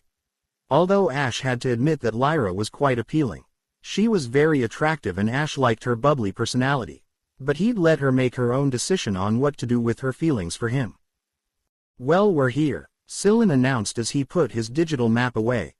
Alright everyone, let's do this, Ash yelled as he ran into the gym. Ash took 2 steps into the gym before he ran into someone. The collision sent Ash sprawling to the floor. Well, what do we have here? Ash looked up and saw Clay towering over him with a grin on his face. You think you can just come waltzing into my gym and run into me, you whippersnapper? Clay said before he let out a boisterous laugh and offered Ash his hand, while he held his pickaxe in his other hand. Thanks, Clay, Ash said as Clay lifted him onto his feet. Long time no see, Ash, Clay said with a grin. You're gone for a few years and now I hear that you're the Sinnoh, Hoenn, and Kalo's champion. Ash just returned the grin and rubbed the back of his head. Well, you must know why I'm here. Of course I know why you're here, you whippersnapper. But don't think that just because you're a champion that you can beat me easily. I wouldn't like it if my opponents didn't offer me a challenge. Well, let's get to it, Clay said as he led the group to the battlefield. Clay and Ash both stood on opposite sides of the field with matching grins. The official 3-on-3 battle between the gym leader Clay and challenger Ash will commence. Trainers, bring out your first Pokemon. Well, let's see what a champion can do, Clay said as he grabbed a Pokeball from his belt. Crocodile, come on out. The intimidation Pokemon let out a mighty roar when it appeared in front of Clay. That's a pretty impressive Crocodile, Ash said as he unclipped a ball from his belt. Well, let's see how impressive it is against this Pokemon. Ash threw his ball and his Blastoise appeared in a flash of red. Wow, that's a pretty impressive Pokemon, Clay said with a whistle. You think he's impressive now, watch this. Ash said as he pulled down his sleeve and pressed the stone on his Megaring. Blastoise was engulfed in pink light as it Mega-evolved. When the light died down, the intimidation Pokémon gulped as it stared down the barrel of Blastoise's massive water cannon. Let's get this started, Ash yelled as he pumped his fist. Blastoise used Water Pulse. Blastoise formed a rapidly spinning ball of water in its hands, and shot it at Crocodile. Crocodile used Dig. Crocodile quickly dug into the ground and dodged Blastoise's attack. Blastoise used Iron Defense. Blastoise retreated into its shell and raised its defense. Crocodile now. Just then Crocodile burst out of the ground in front of Blastoise with its fangs glowing. Duck and use Hydro Pump. Right before Crocodile's attack landed, Blastoise ducked under the attack. Quickly whirling around, Blastoise fired off an extremely powerful Hydro Pump. But Blastoise's aim was off and it only grazed Crocodile. Even though it wasn't a direct hit, Crocodile was still sent spiraling to the ground. Crocodile get up and use Outrage. Crocodile scrambled to its feet. Suddenly Crocodile was surrounded by a red aura, and its eyes dilated. Then it let out a mighty roar before it charged Blastoise. Blastoise grabbed it, then used Skull Bash. Blastoise raised its arms and caught the stampeding Crocodile. Then Blastoise lowered its head into its shell to raise its attack. Just as Crocodile was about to break free, Blastoise's head shot out and collided with Crocodile's face. The intimidation Pokémon yelled in pain as it clutched its face. Now finish this with Flash Cannon. Blastoise zeroed in on Crocodile and fired the attack. Crocodile was hit head-on and sent flying across the battlefield, landing in a heap unconscious. Crocodile is unable to battle. The winner is Blastoise. Gym Leader, bring out your next Pokémon. Clay grabbed his next Pokeball as he watched Ash return Blastoise. Alright you whippersnapper, let's see if you can go 2 for 2, Clay said as he threw his next ball. Seismitoad, come on out. The vibration Pokémon let out a croak as it appeared in front of Clay. I know I can go 2 for 2, Clay, Ash said with a grin. Meganium, I choose you. The herb Pokémon appeared and gave Ash a quick hug before it took a stance for the battle. Seismitoad used Hyper Voice. The sacs on Seismitoad's body inflated before it let out a deafening yell. Meganium used Light Screen. Meganium's body glowed as it temporarily raised its special defense. Meganium braced itself and took the brunt of the Hyper Voice. Now let's see if this will work again. Again? What is he talking? No, he can't mean. Clay thoughts were cut off as Ash called out his attack. Meganium used Attract. Meganium grinned as it winked at Seismitoad. Hearts surrounded Seismitoad before it was completely infatuated with Meganium. Ah, not again, Clay yelled as he threw his hat on the ground. Yes, again. Now Meganium used Petal Blizzard. Meganium launched a storm of razor-sharp pink petals at Seismitoad. Seismitoad just stared at the oncoming attack with hearts in its eyes. After the attack ended, Seismitoad was still standing. Meganium finished this with Sunny Day, then Solar Beam. Meganium launched a glowing ball into the air, and instantly the battlefield was filled with a blinding light. Then Meganium rapidly charged a Solar Beam and fired it at Seismitoad. Again Seismitoad just watched the attack coming. But this time, after the dust died down, Seismitoad was out cold. Seismitoad is unable to continue. Meganium wins. Gym Leader, bring out your last Pokémon. Well you whippersnapper, I'm not going down without a fight. Excadrill, time to battle. The subterrane Pokémon appeared in front of Clay as it cried out its name. This Pokémon has been dying to face you again. Gigalith, I choose you. The compressed Pokémon shook the field as it landed in front of Ash. Excadrill used Horn Drill. Excadrill charged Gigalith with the drill on top of its head rapidly spinning. Gigalith used Mud Slap. Gigalith raised one of its front legs and just before Excadrill struck it attacked. Excadrill was sent stumbling back from the force of Gigalith's attack. Excadrill recover and use Drill Run. Excadrill formed its body into a massive drill and started flying towards Gigalith. Gigalith used Superpower. Gigalith simply swatted Excadrill out of the way with the powerful attack. But Gigalith grunted as its attack and defense were lowered. Excadrill used Earthquake. Excadrill groggily stood up and slammed its foot onto the ground. Gigalith struggled to stand as the entire field shook. After the attack both Pokémon were left panting. Gigalith recover and finish this with Earth Power. Gigalith regained its composure and hit Excadrill with a powerful Earth Power. Excadrill couldn't dodge the attack and was instantly knocked unconscious. Excadrill is unable to battle, the winner is Gigalith. Since all of the gym leaders' Pokémon are unable to battle, the winner is the challenger, Ash. Ash let out a loud cheer before her ran out and hugged Gigalith. Clay watched and let out a sigh before he slammed his pickaxe into the ground. He then walked over to Ash and shook his hand. Well, you aren't a champion for nothing, you whippersnapper, Clay said with a large grin. Hey, you weren't so bad yourself, old man, Ash said, returning the grin. Don't you start getting wise with me, Clay yelled in mock anger, before he and Ash both burst out in laughter. You take care of yourself, Clay, Ash said as he smiled at the older man. Yeah, and win this whole damn thing, Clay said, returning the smile. Ash was leading everyone out of the gym when Lyra caught up to him. Ash, that was an amazing battle, Lyra yelled in excitement. Ash blushed slightly at the compliment. Well, it was nothing really, Ash said as he rubbed the back of his head. What are you talking about? That was. Lyra was cut off when a loud boom rang out in the sky. Everyone in the group looked up and saw three figures descending from above.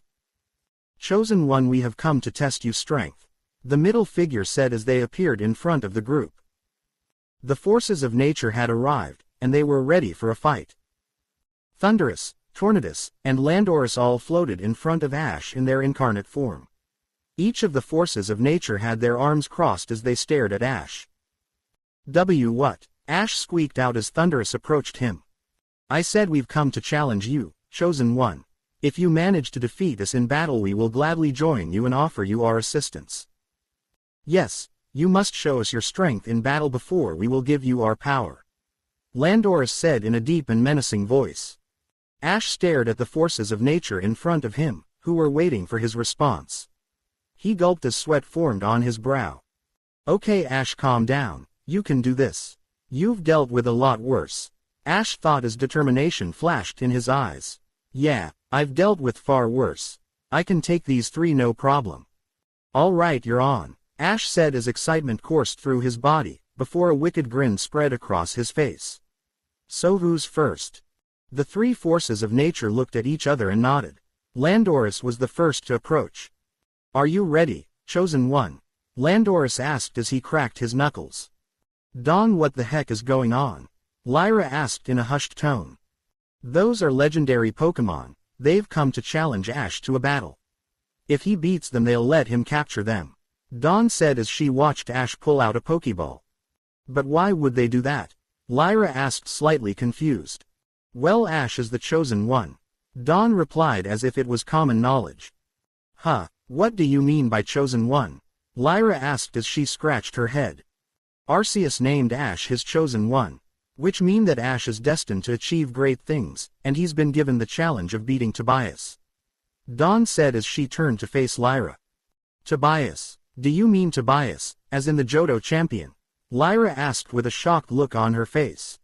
Yes, that's the one. Ash actually battled him back in the Sinnoh League, but he lost because Tobias was using legendary Pokémon, Dawn said with a frown as she remembered Ash's heartbreaking loss. Well, that doesn't seem very fair, Lyra commented with a frown of her own. It wasn't, and it turns out that Tobias treats his Pokémon terribly, Dawn said as she unconsciously clenched her fists.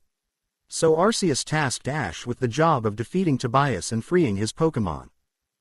Wow, Lyra breathed out as she turned to watch the battle that was about to unfold. You truly are amazing, Ash, Lyra thought as she clutched a hand over her rapidly beating heart. All right, let's do this. Keldeo, I choose you, Ash exclaimed as he threw the Cherish Ball. The Colt Pokémon appeared in front of Ash, as it let out a snort as it prepared to fight. Another legendary Pokémon, interesting, Landorus said as a smirk spread across his face. You ready, Keldeo? Ash asked, earning a nod from the legendary Pokémon. All right then, start off with Aqua Tail. Keldeo immediately started charging towards Landorus.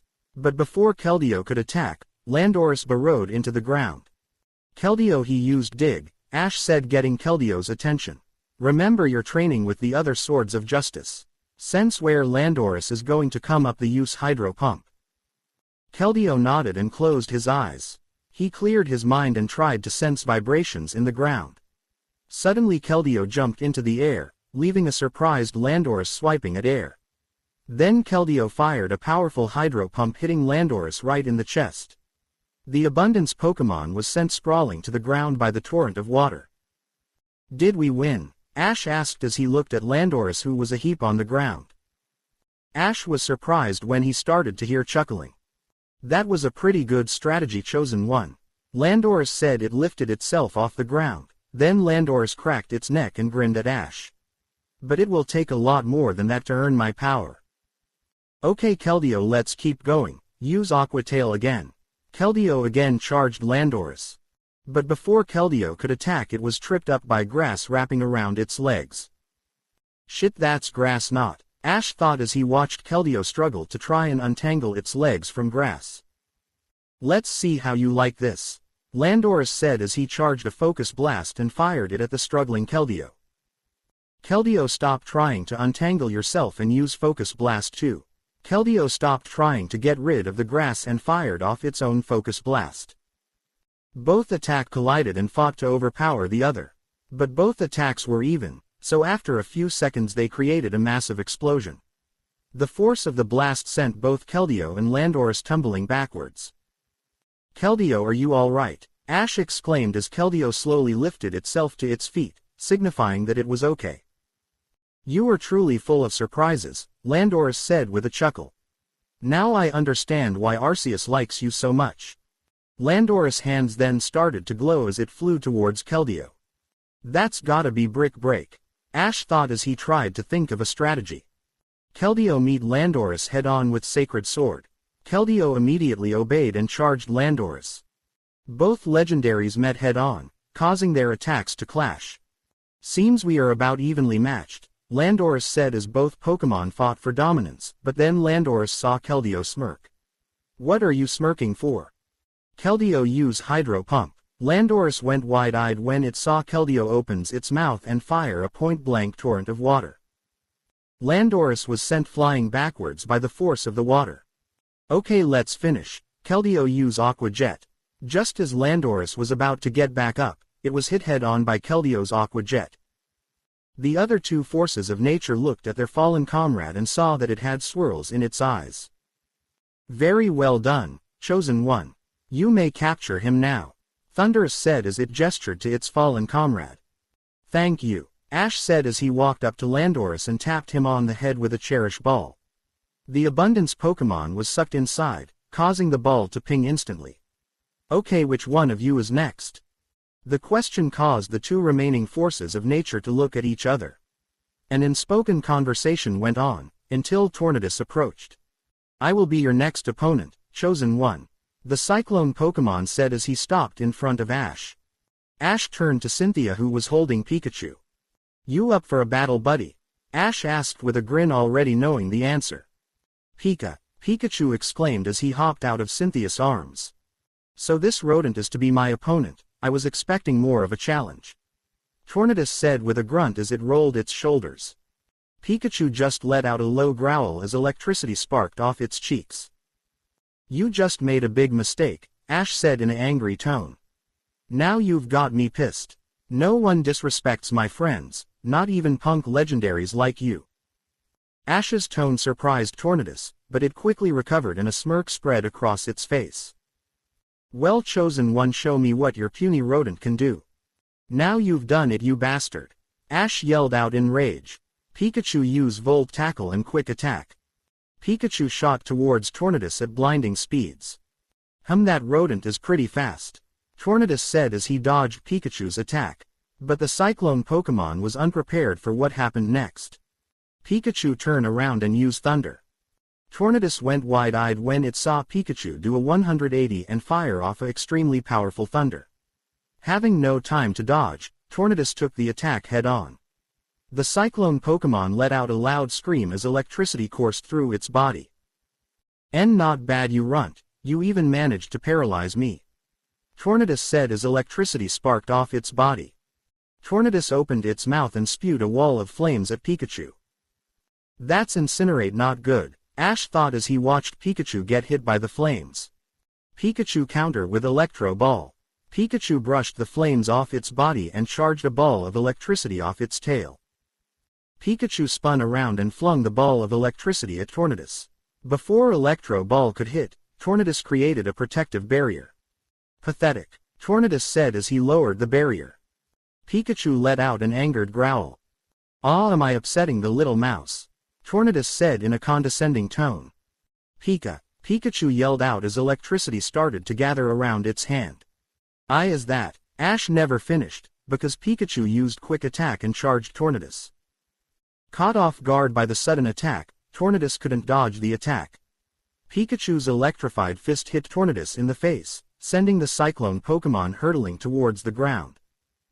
"Great job, buddy, you learned Thunder Punch," Ash said with a massive grin on his face, earning a thumbs up from Pikachu. "I will admit that was pretty impressive," Tornadus said as it rubbed its sore jaw. "But I'm not done yet." Tornadus's arm glowed blue as it flew at Pikachu.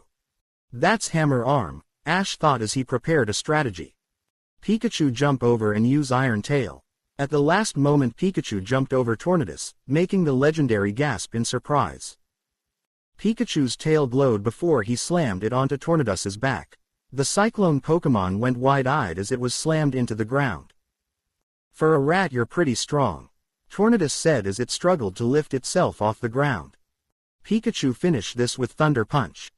Pikachu surrounded its fist with electricity as he charged Tornadus. The legendary made an attempt to dodge, but it was too weak to move too fast. So Pikachu's electrically charged fist slammed into Tornadus's face, knocking the legendary Pokémon out. Thundurus came forward to confirm the knockout. "He has been defeated, Chosen One," Thundurus said with a sigh. "I apologize for that, Tornadus has always been a hothead." "Don't worry about," Ash said with a smile. "I'm sure we'll get along great." Ash then approached Tornadus, and tapped the Cyclone Pokémon with a Cherish Ball. It was sucked inside, and the ball pinged instantly. "So I guess you're all that's left," Ash said as he looked at Thundurus, who nodded. "Yes, I am Chosen One, so let's make this a battle to remember," Thundurus said with a smile. "You got it," Ash said as he returned the smile. "I've been waiting to try something out. Glalie, I choose you." The face Pokémon appeared in front of Ash with a massive smile on its face. What did Ash mean by wanting to try something out? Lyra asked to no one in particular. "I'm not sure," Annabelle said as she watched Ash pull down his sleeve. "I just got a couple new Megastones from Professor Sycamore a few days ago, and I've been dying to try them," Ash said as he pressed the stone on his Mega Bracelet. Glalie was engulfed by a blinding pink light for a few moments. When the light finally died down, Glalie looked even more intimidating than before. Iris shivered as she looked at Glalie's new form. Keep that thing away from me," Iris stuttered out as she moved to stand behind Flannery. This is the first time I've seen Mega Evolution, very interesting. This should be an exciting battle," Thundurus said as it examined Mega Glalie. "Okay Glalie, start off with Blizzard." Glalie opened its massive mouth and unleashed a powerful blizzard of snow and ice. Thundurus dodged the attack and started flying towards Glalie with a glowing arm. Glalie countered that Brick Break with Ice Fang. Before Thundurus could hit Glalie with Brick Break, Glalie clamped its jaws around Thundurus' arm. Glalie grunted at the force of the impact, but its efforts proved fruitful as Thundurus' arm started to freeze over.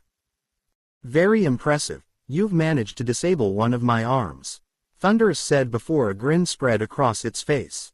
"But think I'm out of this fight yet, I still have one good arm left." Thundurus then flexed its unfrozen arm to that it still functioned. "This guy's tough, so Glalie use Ice Beam." Glalie fired a powerful ice beam from the horn on its head at Thundurus. But Thundurus anticipated the attack, and dodged to the left. The Bolt Strike Pokémon quickly formed a Focus Blast in its one good arm and fired it at Glalie. The face Pokémon had no time to react as it was hit by the powerful Fighting-type move. "Wow, it can use Focus Blast one-handed, that's really impressive," Ash thought as he watched Glalie struggle to stay afloat. Glalie recover and use Ice Shard. Having recovered, Glalie fired off a barrage of tiny ice shards at Thundurus.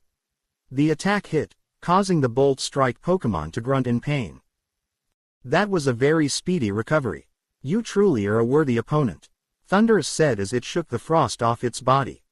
We got this strong through hard work, blood, sweat, and tears. If you join me, I'll make you even stronger, Ash said, causing Thundurus to grin. If you can beat me, I look forward to it. Okay Glalie, let's start to wrap this up, use Headbutt. Glalie lowered its head and flew towards Thundurus. Before Glalie could strike, Thundurus' good arm started to glow as it prepared to strike Glalie. But Ash was prepared for this, and a grin spread across his face.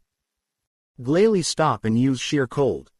Thundurus went wide-eyed when it saw Glalie stop and open its massive jaws. Glalie unleashed a frigid wind that hit Thundurus point blank. The Bolt Strike Pokémon was instantly unable to battle as it fell to the ground. That was a very impressive battle, Chosen One. Thundurus in a pained voice.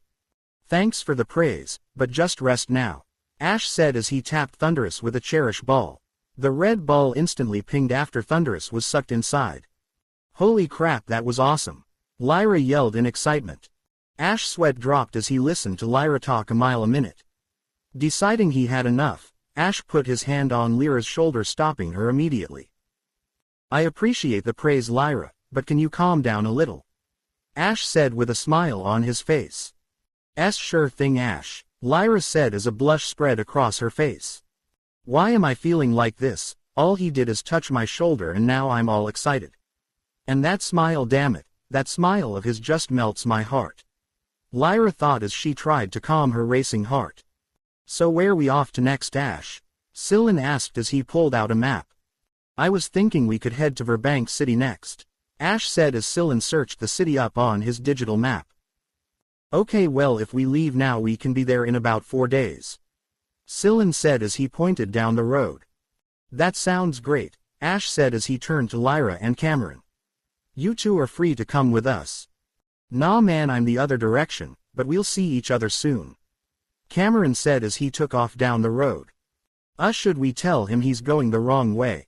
Lyra asked as she watched Cameron run down the road with Lucario in tow. Nah, he'll figure it out eventually, Iris said as the group started to walk down the road towards Driftveil City.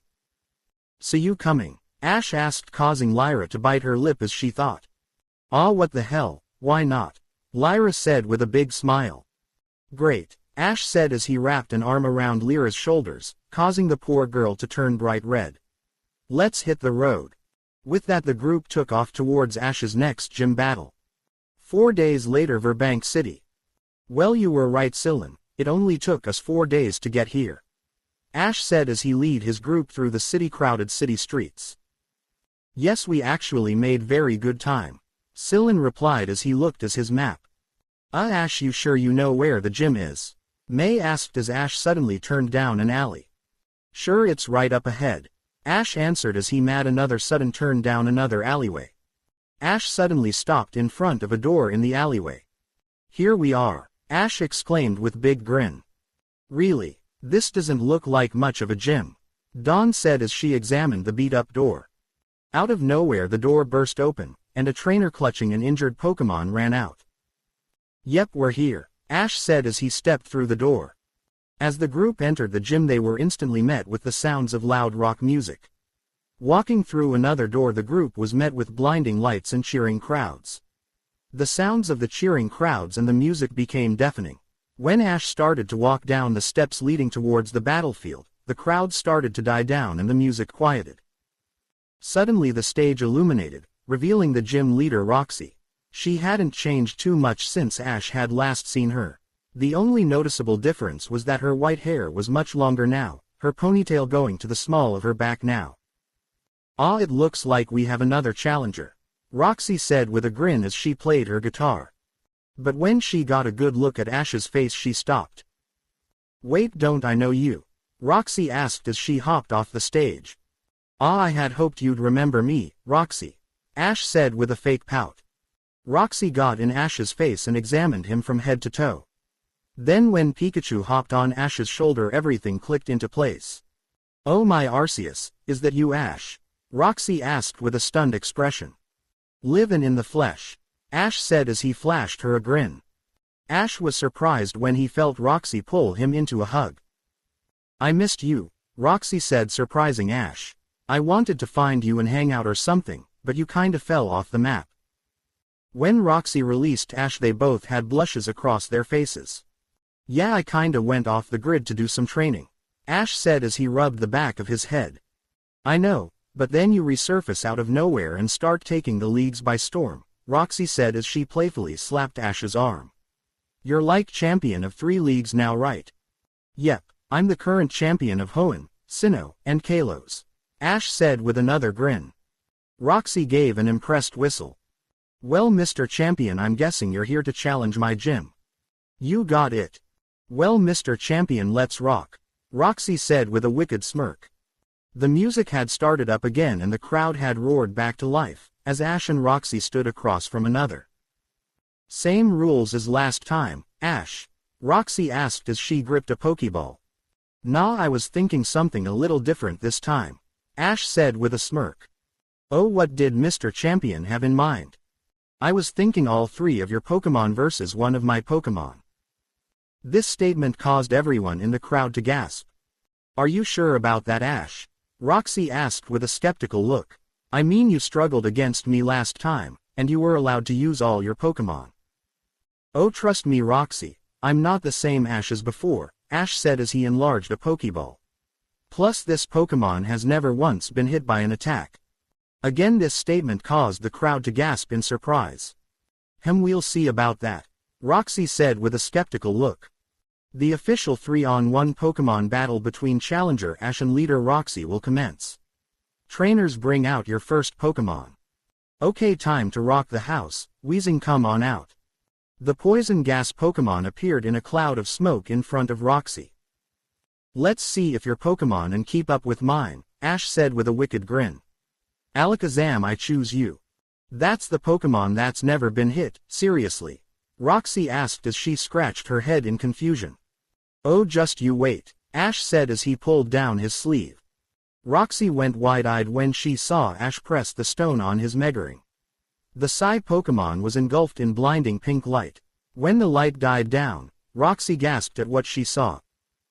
Roxy, say hello to Mega Alakazam, he will be defeating you single-handedly. Don't get so cocky now, Roxy said as she strummed her guitar. I suggest you take the first move, Ash said with a cocky grin. Fine, but you'll be eating your words soon, Roxy said as she continued to play with her band. Weezing, start the show off with Euro Ball. Weezing started to rapidly spin as it flew towards Alakazam. Before Weezing could hit, Alakazam suddenly disappeared. Where did it go? Roxy asked as she looked around the gym frantically. Use Psychic. Alakazam appeared behind Weezing. Using its psychic powers, Alakazam threw Weezing around like a rag doll. When Alakazam finally stopped, Weezing was extremely dazed, and panting heavily. He did that much damage with one attack. How strong is that thing? Roxy thought as she watched Alakazam float back over to Ash. Weezing recover and use Sludge. Getting out of its daze, Weezing shot several globs of toxic sludge at Alakazam. But again, before the attack hit, Alakazam simply disappeared from sight. Shit, not again, Roxy exclaimed in a panic. Reappear and use Psybeam. Alakazam appeared to Weezing's side. Suddenly Alakazam's spoon started to rapidly spin, firing a beam psychic energy at Weezing. The attack hit, sending Weezing tumbling to the ground. Weezing, get up and use Clear Smog. Weezing, with great effort, got back up and unleashed a clear cloud of toxic smog at Alakazam. Again Alakazam disappeared, but this time Roxy had a smirk on her face. Why is she smirking? Ash thought as he ran through all of Roxy's possible strategies.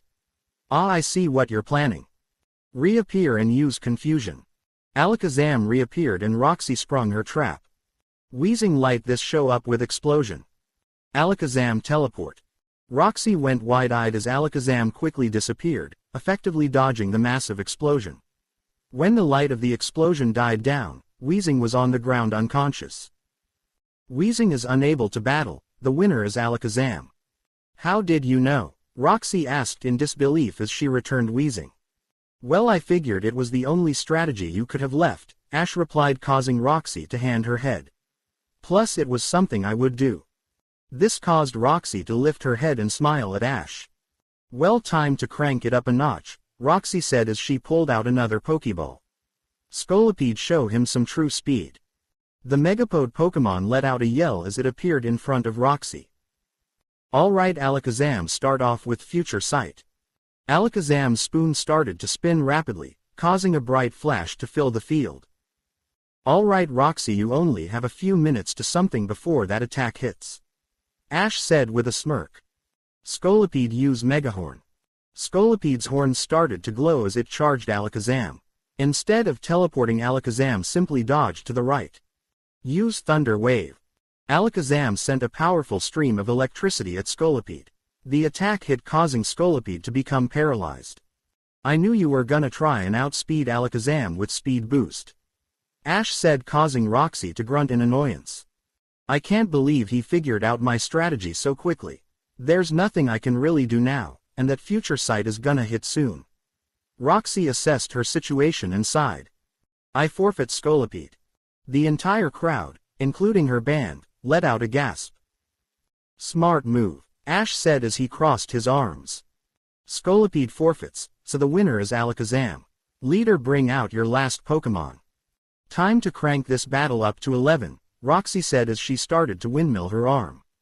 Garbodor, time to rock. The trash heap Pokemon appeared in front of Roxy, making the crowd let out a loud cheer.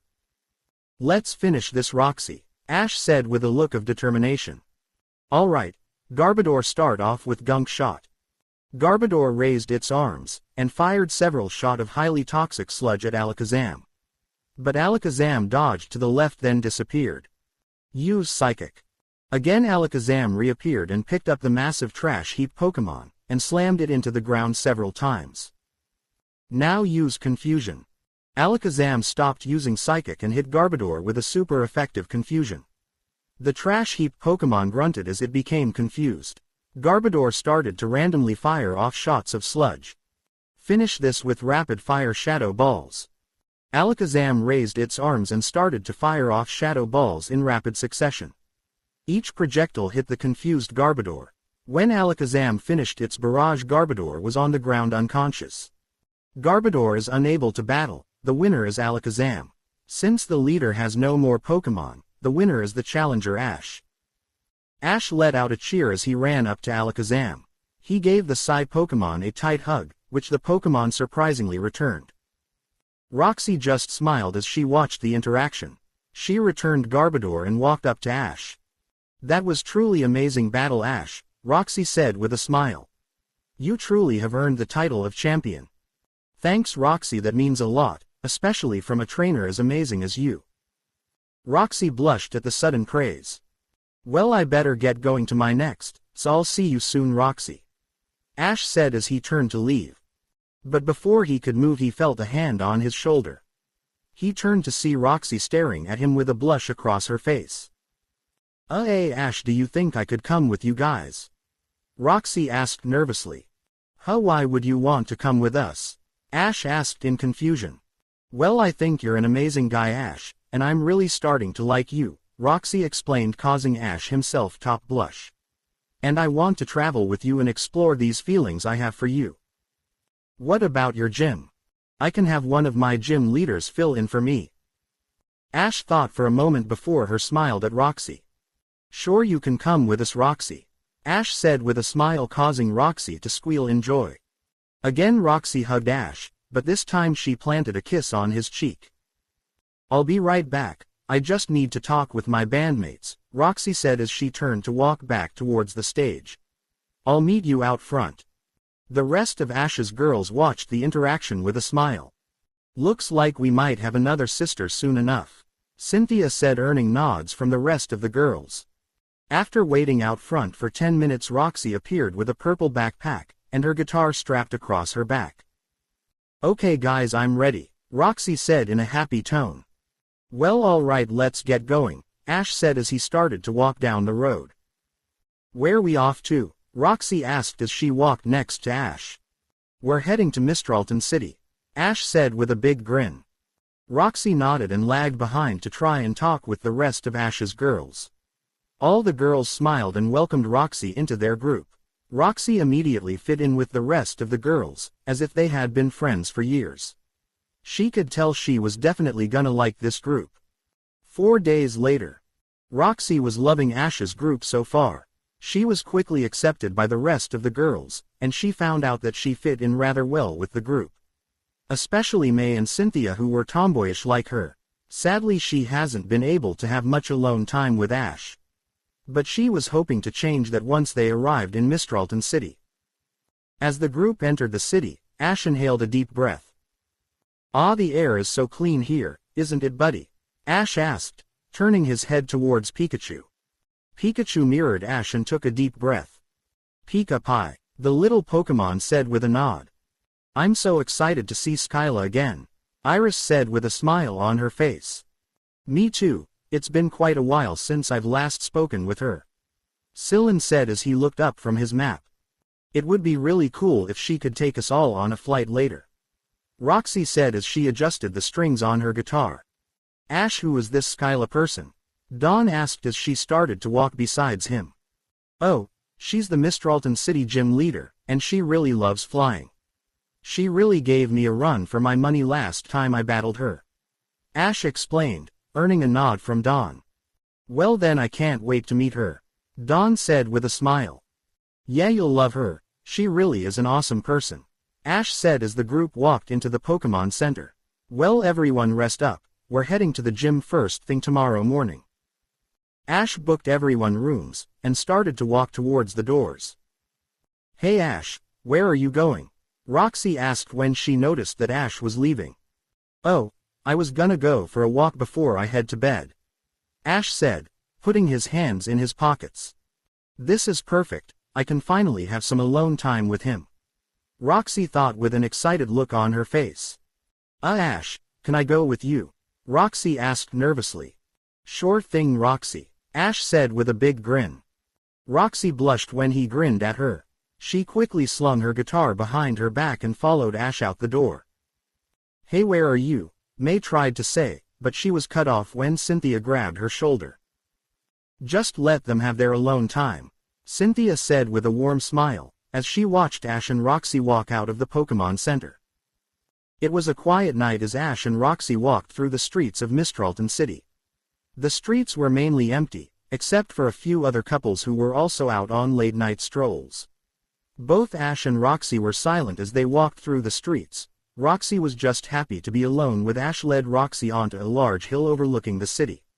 They both took a seat and stared off into the horizon. "It's really beautiful, isn't it?" Ash asked as he stared into the star-filled sky. "Yeah, it really is," Roxy replied in a wonder-filled tone, as gazed at the bright stars. Ash noticed Roxy moving next to him. He turned his head and he spotted Roxy unslinging the guitar off her back. Don't you need to plug that into an amp or something?" Ash asked in a confused tone. "No, this is my acoustic guitar, so I don't need to plug it into anything. All I have to do is strum and pluck the strings." To demonstrate, Roxy strummed the strings of the guitar. "Ah, I see, I don't know very much about guitars, so I didn't know the difference," Ash said, making Roxy smile. "Well, if you ever want to learn how to play, I'll be happy to help you. I might just take you up on that," Ash said, flashing Roxy another grin, making her heart beat faster. "There's that damn grin again," Roxy thought as a blush spread across her face. After being around all his girls for so long, Ash had become more versed in women's feelings. He now understood women fairly well, so Roxy's blush didn't go unnoticed by him. "I know she said she wanted to travel with us to explore her feelings for me. But she must like me a lot for a little grin to make her blush like that," Ash thought as he watched Roxy lazily strum her guitar. Roxy wasn't trying to play any song. She was slowly strumming her guitar to keep her mind occupied, so she wouldn't be thinking about Ash. But she was stopped when she heard Ash speak up. "That sounds really good," Ash complimented, making Roxy blush again. I wasn't really playing anything in particular," Roxy stuttered out. Why the hell am I stuttering?" What is wrong with me? Roxy thought as she tried to fight off her blush.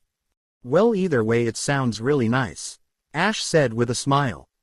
Gee, thank you, Roxy said as she quickly swung her guitar over her back. The two sat in silence for a few minutes, just enjoying each other's company. But after a little while Ash broke the silence. Roxy, can I ask you a question? Ash asked as he turned to face her. Sure thing, Ash, Roxy replied in a confused tone. Why do you like me? Ash asked, surprising Roxy. What? I was just wondering why you liked me.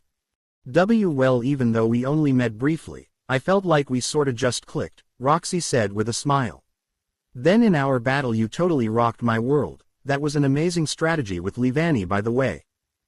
It was nothing, you were awesome too, Ash said, slightly blushing at Roxy's compliment. No, Ash, you don't get it. You were one of the only trainers to beat me that year. Your victory was truly amazing, especially when your Pikachu took out my Garbodor. I was touched by the care and devotion you show your Pokémon. You're just an amazing guy, Ash. Gee, thanks, Roxy, Ash said as he rubbed the back of his head in embarrassment. I've also been keeping tabs on you for a while. You've been winning leagues left and right. You've been really cranking it up lately, Roxy said as she playfully punched Ash in the arm.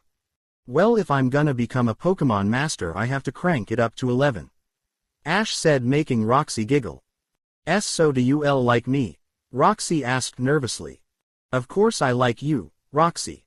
You're an amazing girl, Ash said enthusiastically, making Roxy's cheeks burn red. What do you like about me? Well, I love your spunky attitude. You're a great musician, and I can tell that you love your Pokémon just as much as you love music. I also love how fired up you get when battle. Plus you are beautiful. Roxy's face was getting redder and redder the more Ash spoke. But the last thing Ash said made her gasp. Why, you think I'm beautiful? Of course you are. You're one of the most beautiful I've ever seen, Ash said sincerely. Roxy looked into Ash's eyes to see if he was lying. But she saw that he was telling the truth. Roxy smiled as she started to get lost in Ash's brown eyes. Ash started into Roxy's blue eyes, as he started to lean in. Roxy and Ash closed their eyes as their lips connected. Fireworks immediately went off in Roxy's mind as Ash kissed her. It was a gentle and loving kiss that showed how much they cared for each other. Roxy was surprised when she felt Ash's tongue asking for entrance into her mouth. But she didn't hesitate and opened her mouth, and allowed Ash's tongue to enter her mouth. Both trainers' tongues met as Ash ran his fingers through Roxy's white hair. After a few more pleasurable moments both trainers separated. Roxy had a dreamy look on her face as she separated from Ash. Wow, Roxy said simply, as her mind was recovering from the kiss. Yeah, Ash said as he gave Roxy a warm smile. That kiss confirmed all the feelings Roxy had for Ash. She now knew that she loved him. Ash, I love you, Roxy said shyly, her face flushed a deep red.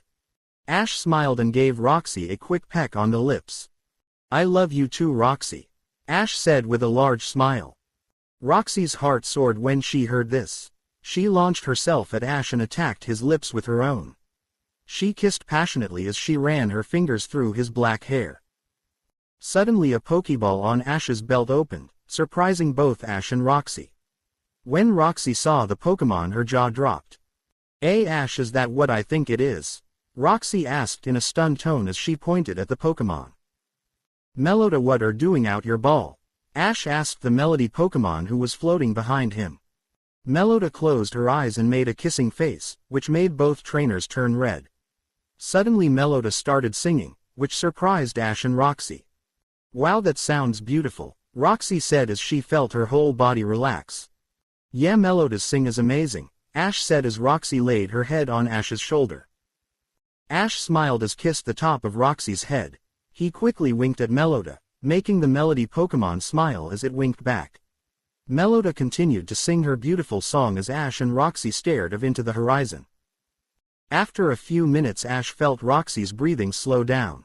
He looked down and saw that she had fallen asleep. Ash gently picked up Roxy and slung her over his back.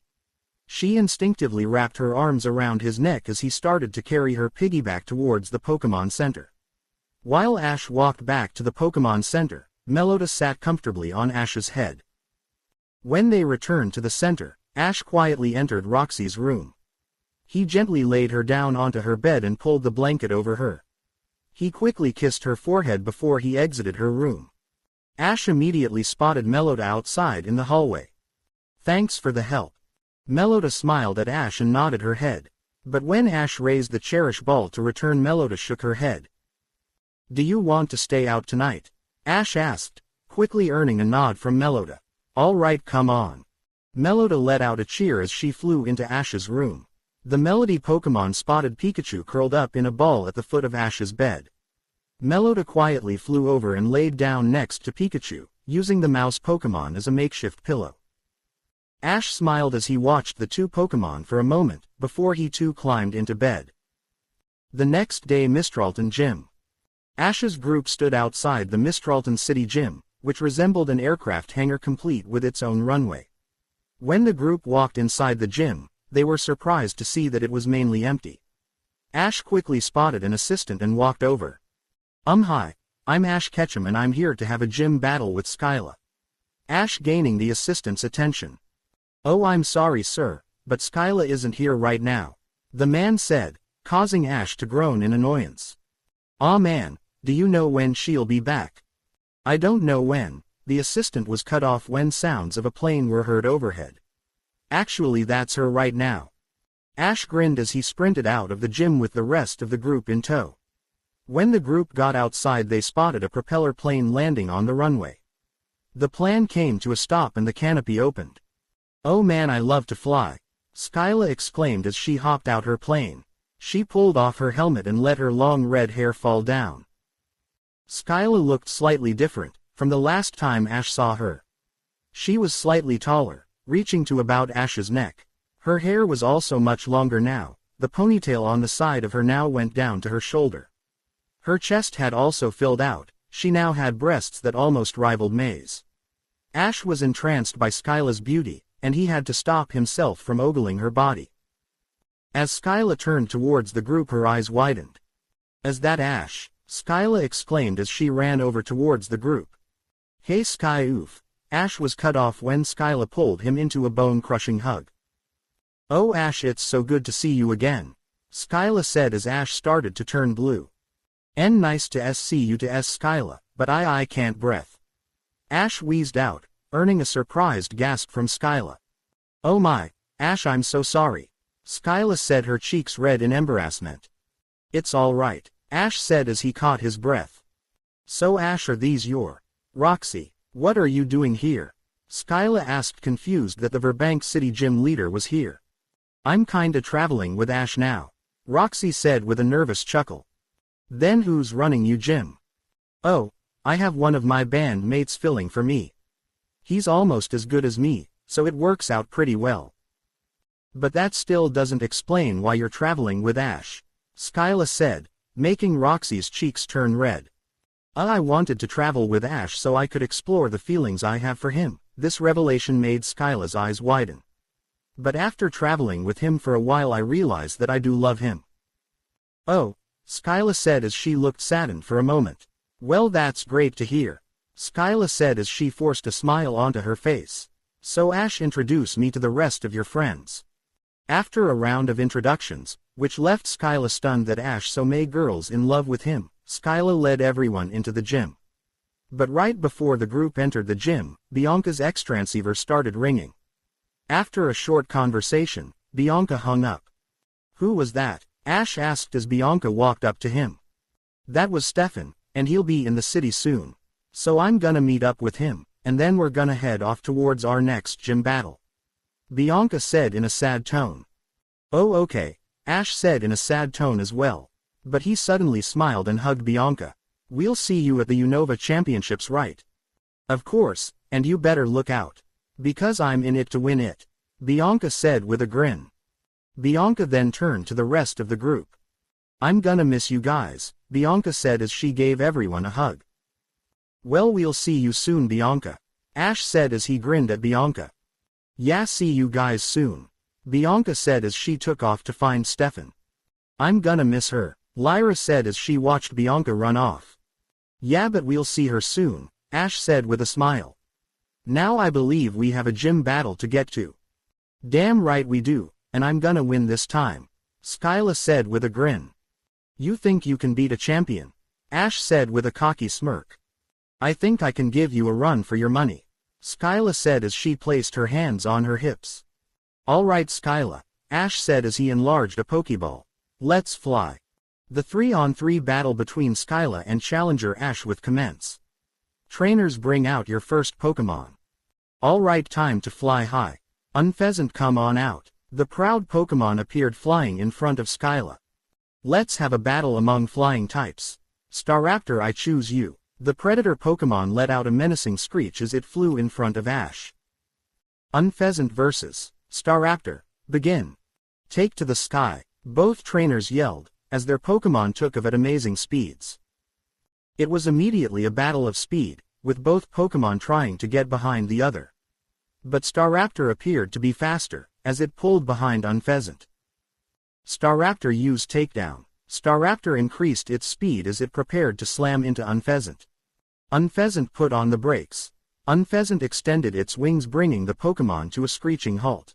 This caused Staraptor to miss completely, as it flew past where Unpheasant used to be. Taking the opportunity, Unpheasant pulled behind Staraptor's 6 o'clock. Unpheasant used Tailwind, then used Air Slash. Unpheasant flapped its wings, causing a powerful wind to blow behind it, increasing Unpheasant's speed. With its new increased speed, Unpheasant caught up to Staraptor and fired several saw blades of air at Staraptor. Staraptor barrel roll quick. Staraptor performed a quick roll and dodged all of Unpheasant's attacks. Now dive. Pulling out of its roll, Staraptor nosedived towards the ground at an incredible speed. After it, and keep up the pressure, Skyla called out to Unpheasant. Unpheasant quickly dove after Staraptor, and because of its enhanced speed it was quickly catching up. Both Pokemon were speeding towards the ground at blinding speeds. Pull up now. Staraptor pulled out of its nosedive inches before the ground, its stomach practically touching the floor. Unpheasant, you have to pull up as well, Skyla yelled out, but it was too late. Unpheasant was moving too fast, and had too much momentum. The proud Pokemon couldn't stop itself from crashing headfirst into the ground. Nice job Staraptor, Ash said, as he gave Staraptor a thumbs up. This fight isn't over yet, Skyla exclaimed, causing Ash to raise an eyebrow. Ash was amazed when he saw Unpheasant lift itself out of the small crater it had created. The Pokemon was heavily bruised, but it looked like it still fight. Alright, that's what I like to see, Ash said with a grin. Staraptor, let's get back in the fight, use Brave Bird. Staraptor surrounded itself in brilliant blue flames as it flew towards Unpheasant. Unpheasant used Air Cutter. Unpheasant flapped its wings, firing several blades of wind at Staraptor. Staraptor dodged them. Staraptor pressed the attack, as it weaved through blades of wind. Get out of there Unpheasant, Skyla yelled frantically. Unpheasant tried to fly into the air, but just as it got off the ground pain shot through its body. This caused Unpheasant to fall to the ground as it panted heavily. Staraptor stopped. Seconds before it impacted, Staraptor extended its massive wings. This kicked up a massive cloud of dust, as Staraptor stopped inches before Unpheasant. Why did you stop? Skyla asked in a confused tone. Well, I guess that crash did more damage to Unpheasant than we thought. It would be unfair to beat on an already worn-out Pokemon, Ash said as Staraptor landed in front of him. So I figured we'd forfeit both our Pokemon, and start a fresh battle. Skyla looked at Ash wide-eyed for a moment, before she smiled. Thanks Ash, that sounds like a great idea, Skyla said as she returned Unpheasant. You did an amazing job. Skyla then placed the ball onto her belt, and grabbed another one. Great job buddy, Ash said as he returned Staraptor, and reached for another Pokeball. Both trainers forfeit their Pokemon, so the first round is a tie. Trainers, bring out your next Pokemon. Let's soar. Swoobit, take to the sky.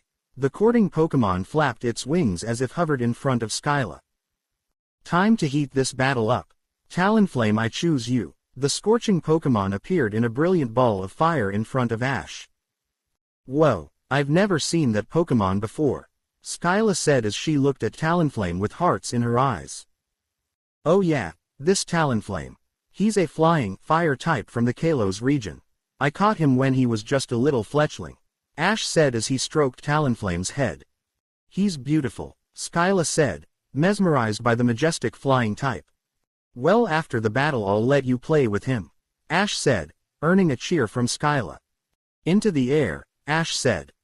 With a strong flap of its wings Talonflame took to the sky.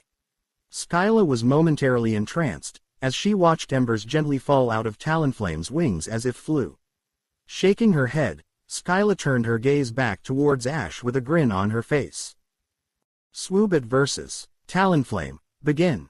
Sounds good to me, now let's get back to the battle, Skyla said as determination flashed in her eyes. Swoobit used Thunder Wave. Swoobat's body briefly glowed with electric energy, before it shot a wall of electricity at Talonflame. Talonflame used agility to dodge. Talonflame glowed blue momentarily as it raised its speed. Using this extra speed, Talonflame easily dodged Thunder Wave. Now use Quick Attack. Skyla was amazed at Talonflame's speed, but she was absolutely stunned when the Scorching Pokemon used Quick Attack. As soon as Talonflame used Quick Attack, a loud bang was heard, and a shockwave blew through the gym. Talonflame crashed into Swoobit at a blinding speed. Swoobit was sent soaring across the gym from the force of the impact. With a crash, it flew into the gym's wall. Did that thing just break the sound barrier? Skyla thought as she stood in stunned silence. I see you're pretty shocked, Ash said with a chuckle. Damn right I'm shocked. That thing just broke the sound barrier, Skyla said as she pointed at Talonflame. Well, Talonflame is already extremely fast. Add agility and Quick Attack and Talonflame becomes my fastest Pokemon, Ash said as Talonflame landed in front of him, spreading embers on its descent. Skyla turned her head to see Swoobit exiting the crater in the wall. We're still in this, Skyla said as Swoobit flew back in front of her. Swoobit used Flash. Swoobit glowed for a moment, before it engulfed the entire field in a blinding light. Now use Psychic then Heart Stamp. Using its psychic powers, Swoobit slammed Talonflame into the ground. Then Swoobit fired a heart-shaped attack of pure psychic energy. The attack sent Talonflame skidding back several feet. Come on Talonflame, get back in the fight. Talonflame quickly shook its head, as it regained its vision. Good, you can see again. Use a Flame Charge Quick Attack combo. What? That thing is gonna get even faster, Skyla's thought as she watched Talonflame once again break the sound barrier. But this time the Scorching Pokemon was surrounded by intense flames. Talonflame collided with Swoobit once again.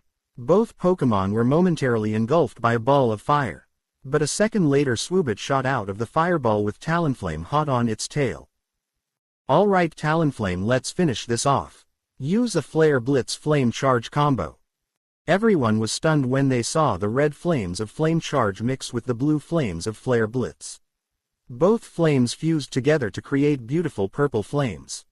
Talonflame crashed into Swoobit, causing a brilliant explosion of purple flames. Everyone shielded their eyes, as a shockwave kicked up dust throughout the gym. When the dust died down, Talonflame flew above a charged Swoobit. Swoobit is unable to battle, the winner is Talonflame. Skyla, bring out your last Pokemon. Okay, it's all up to you, Swana, take to the sky.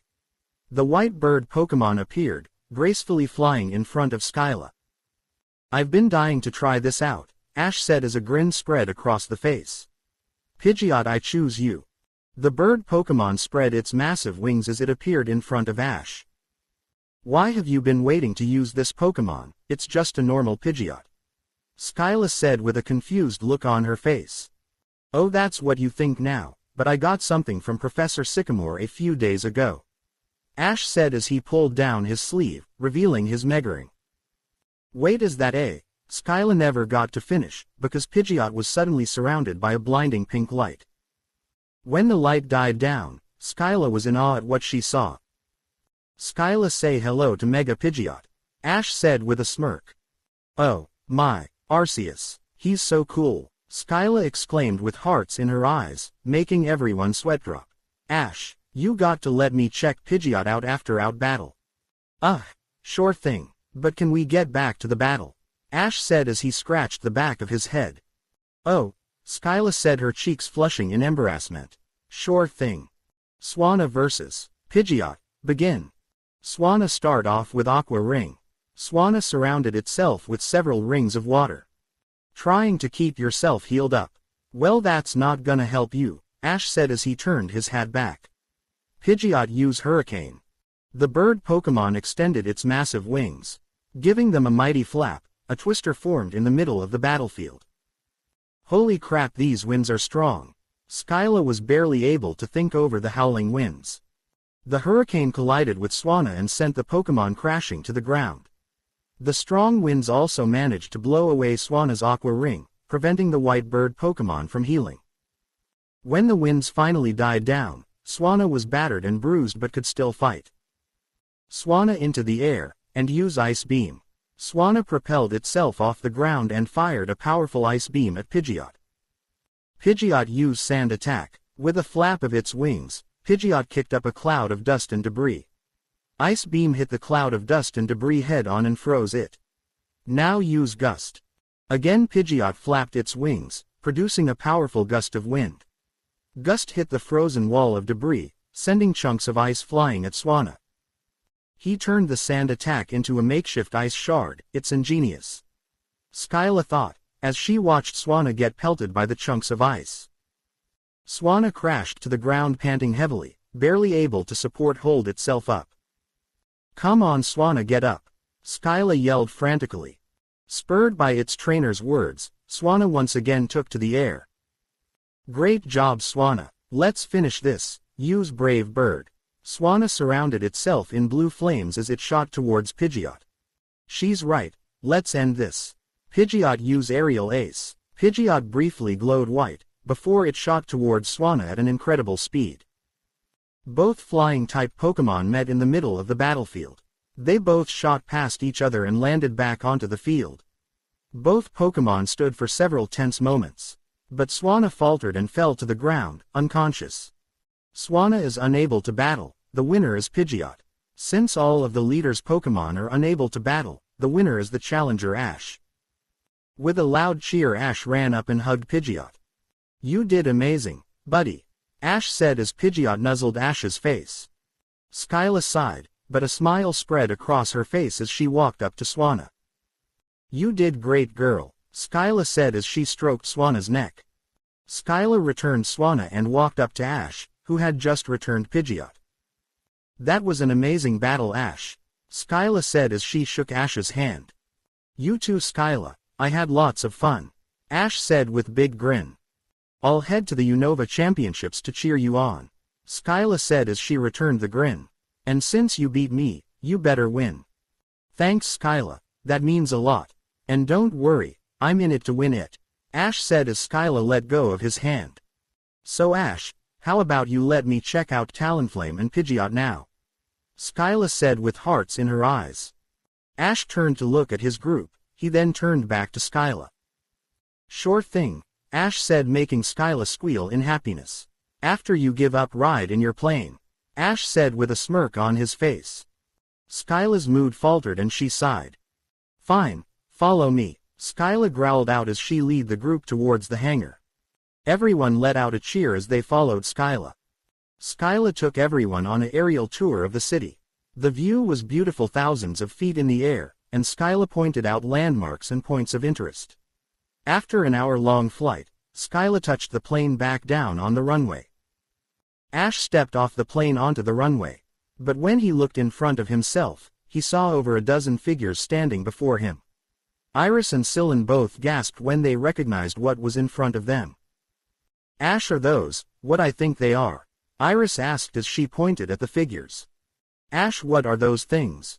Dawn asked as she walked up behind Ash. Genesect, Ash said as a red-colored Genesect stepped forward. Genesect, Ash breathed out as a red Genesect stepped forward. Hello Chosen One, it has been a while, the red-colored Genesect said as it kneeled before Ash. All the other Genesect followed the leader's example, and bowed in front of Ash. Okay guys, Ash said as he scratched the back of his head in embarrassment. There's no need for that. The red Genesect quirked its head before it stood back up. I'm sorry, I didn't mean to offend you, Chosen One. The lead Genesect said as it bowed its head. You didn't offend me, Ash said as he chuckled. You just kinda embarrassed me. Oh, the red Genesect said as it raised its head. Sorry for embarrassing you. It's alright, Ash said with a grin. Ash, what exactly are these things? May asked as she walked up next to Ash. These are Genesect, Ash explained as he patted the lead Genesect on its head. They were an extinct race of Pokemon. But Team Plasma in Unova revived a bunch of them, and tried to turn them into weapons. That's why they have those late cannons on their backs. That's awful, Dawn exclaimed as she looked at the group of Genesect with sad eyes. Yeah, we ran into a group of Genesect in New Torque City. They were led by that red one. After they caused a bit of trouble, we managed to find them a new home away from the city. Iris explained as she petted one of the Genesect. And I can't thank you enough for that, the lead Genesect said as it turned its head to look at Iris. Thanks to you all, our population has started to thrive. Our numbers are starting to slowly grow little by little. That's great to hear, Ash said with a smile. Actually, if you're here, then where is the first Genesect I met in New Torque City? He is back at the hive, the red Genesect explained as it turned back to look at Ash. He shall be leading in my absence. Absence? Ash echoed with a confused look on his face. Yes, Lord Arceus has ordered me to stand by your side, Chosen One. I am greatly honored to do so, the lead Genesect said as it bowed slightly. Okay, awesome, Ash said with a toothy grin. But what about all these other Genesect? Ash said as he gestured to the other Genesect. I think it's time that some of our kind interacts with humans. If you'll have them, they'll gladly be your friend's Pokemon. The red Genesect said, making everyone go wide-eyed. Ash turned to his group and pulled out several Cherish Balls. It's up to you guys, Ash said as he held out his hand. Hell yeah, I want one. Roxy cheered as she ran up, and grabbed a Cherish Ball. After seeing what these things can do in New Torque City, I definitely want to train one. Iris said as she rushed forward and grabbed a Cherish Ball. I must concur with Iris, Syllan said as he too grabbed a Cherish Ball. Huh, Flannery said as she put down her Pokédex. Well, Bug and Steel types aren't really my forte, but I'd love the opportunity to train such a rare Pokémon. Flannery then walked up to Ash and grabbed a Cherish Ball from his hand. Ah, I can't wait to think of contest strategies using a Genesect. Dawn cheered as she snatched up a Cherish Ball. Well, May said as she shivered slightly. I may not be a big fan of bug types, but these guys are kinda cute. In their own special way. May walked up and hesitantly grabbed a Cherish Ball from Ash's hand. I'm thrilled that I'll have the opportunity to study these Pokemon, Cynthia said as she swiped a Cherish Ball. I can sense that these Pokemon are kind and very strong, Annabelle said with a smile as she grabbed one of the last Cherish Balls. I have no idea what these things are, but they're awesome. Lyra cheered as she quickly grabbed a Cherish Ball. There were still 2 Cherish Balls in Ash's hand. Ash looked at Skyla, who was standing slightly away from the group. Hey Skyla, Ash called out to the gym leader. Come over here, and capture one of these Genesect. And no, Skyla stuttered out as she waved her hands. This is your thing, I'll just stay out of it. Skyla, you're my friend, right? Ash asked suddenly. Of course, Ash, Skyla replied with a confused look. Well, the lead Genesect said the rest would be my friend's Pokemon, and I have 1 extra Cherish Ball. Ash said with a grin as he walked up to Skyla. And there is 1 extra Genesect. I don't know, Skyla said as she rubbed her arm. Come on, won't it be fun to train a legendary Pokemon? Ash asked as he placed an arm on Skyla's shoulder. Skyla's face turned beet red at the sudden contact, an act that didn't go unnoticed by Ash. Looks like Skyla might have a thing for me too. I noticed the same thing with Lyra and Elesa. I won't push anything, let them sort out their own feelings. Ash thought as Skyla opened her mouth to speak. Alright, it does kinda sound like fun, Skyla said as she slowly grabbed the last Cherish Ball.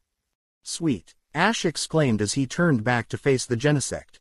Everyone ready? Everyone nodded and walked up to a Genesect. After a few moments everyone had chosen one of the Paleozoic Pokémon. Are you ready? Ash asked the red Genesect. Of course I am chosen one. I will do my best to serve you well. The lead Genesect with another bow of its head. Ah great, I have another Lucario on my hands. Ash thought with a sweat drop. Ease back on the formalities a bit. We're your friends, so you don't have to treat us like we're your masters. Ash said with a smile.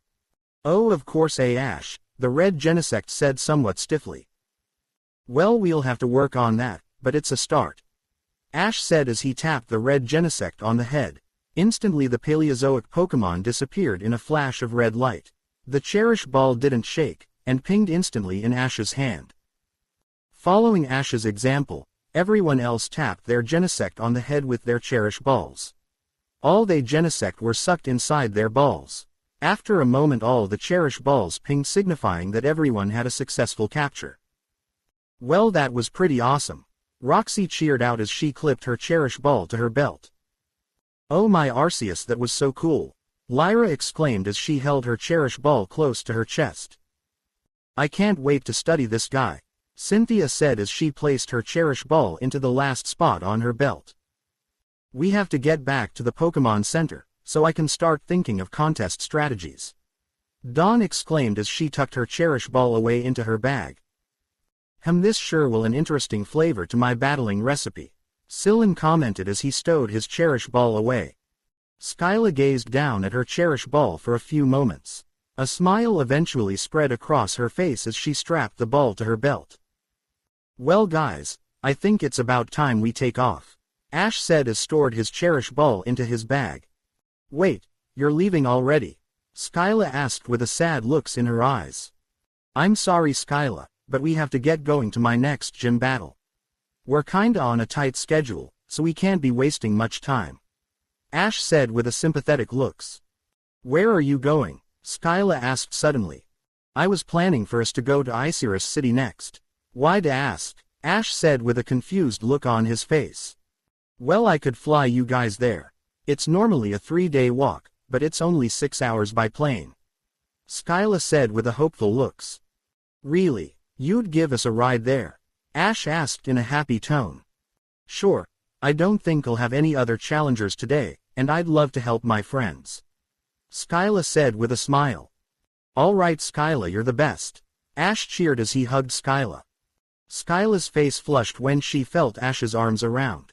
But after a moment she composed herself and hugged Ash back. After Ash released her, Skyla stepped back and gestured towards her plane. Well if you're all ready, let's head out, Skyla said as she turned towards the plane.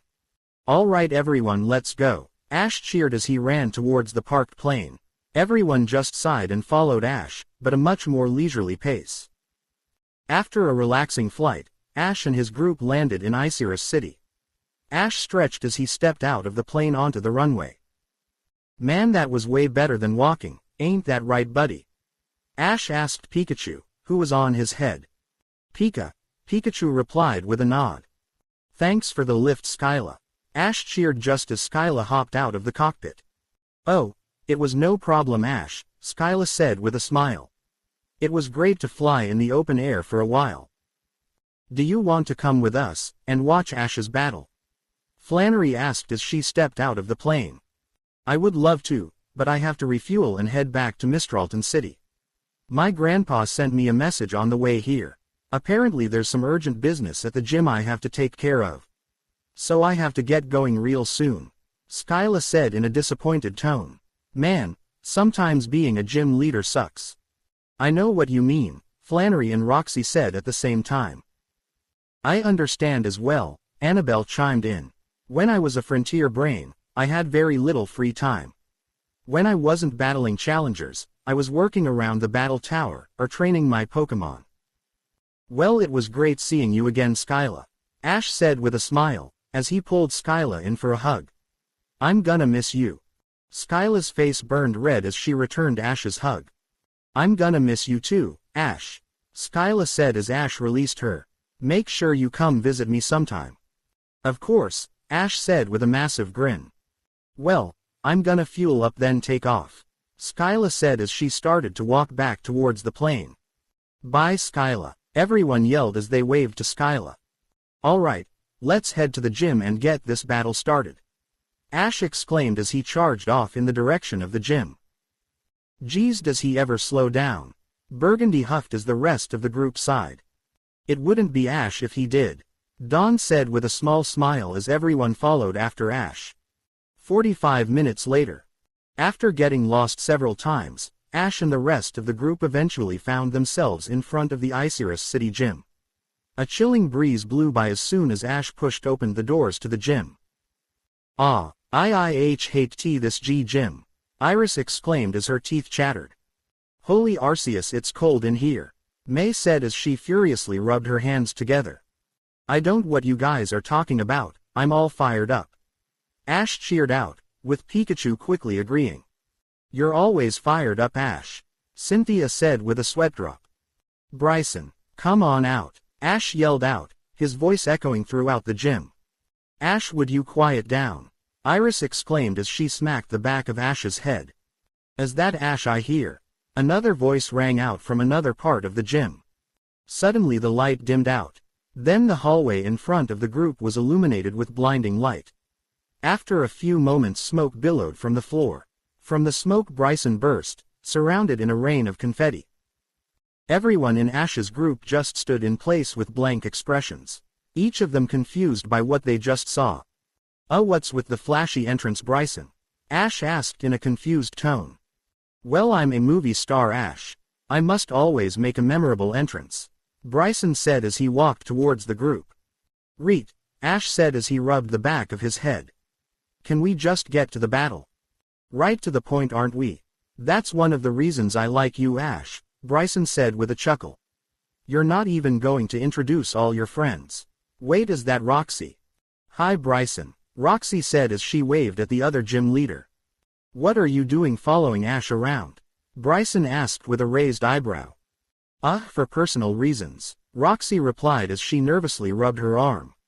Bryson studied Roxy for a moment. He noticed the faint blush on her face, and how her and Ash kept shooting each other little looks. I understand, Bryson exclaimed as he finally understood what was going on. Well, if you're ready, Ash, I'll take you to the battlefield. Your friends can head up to the spectators' seating now. All right, Ash cheered as Bryson led him towards the battlefield. So you and Roxy? Bryson asked as he led Ash through the gym's halls. Yeah, we're kinda together now, Ash said with a smile. Nice catch, Bryson said with a grin. Oh, you have no idea, Ash said with a smirk. What's that supposed to mean?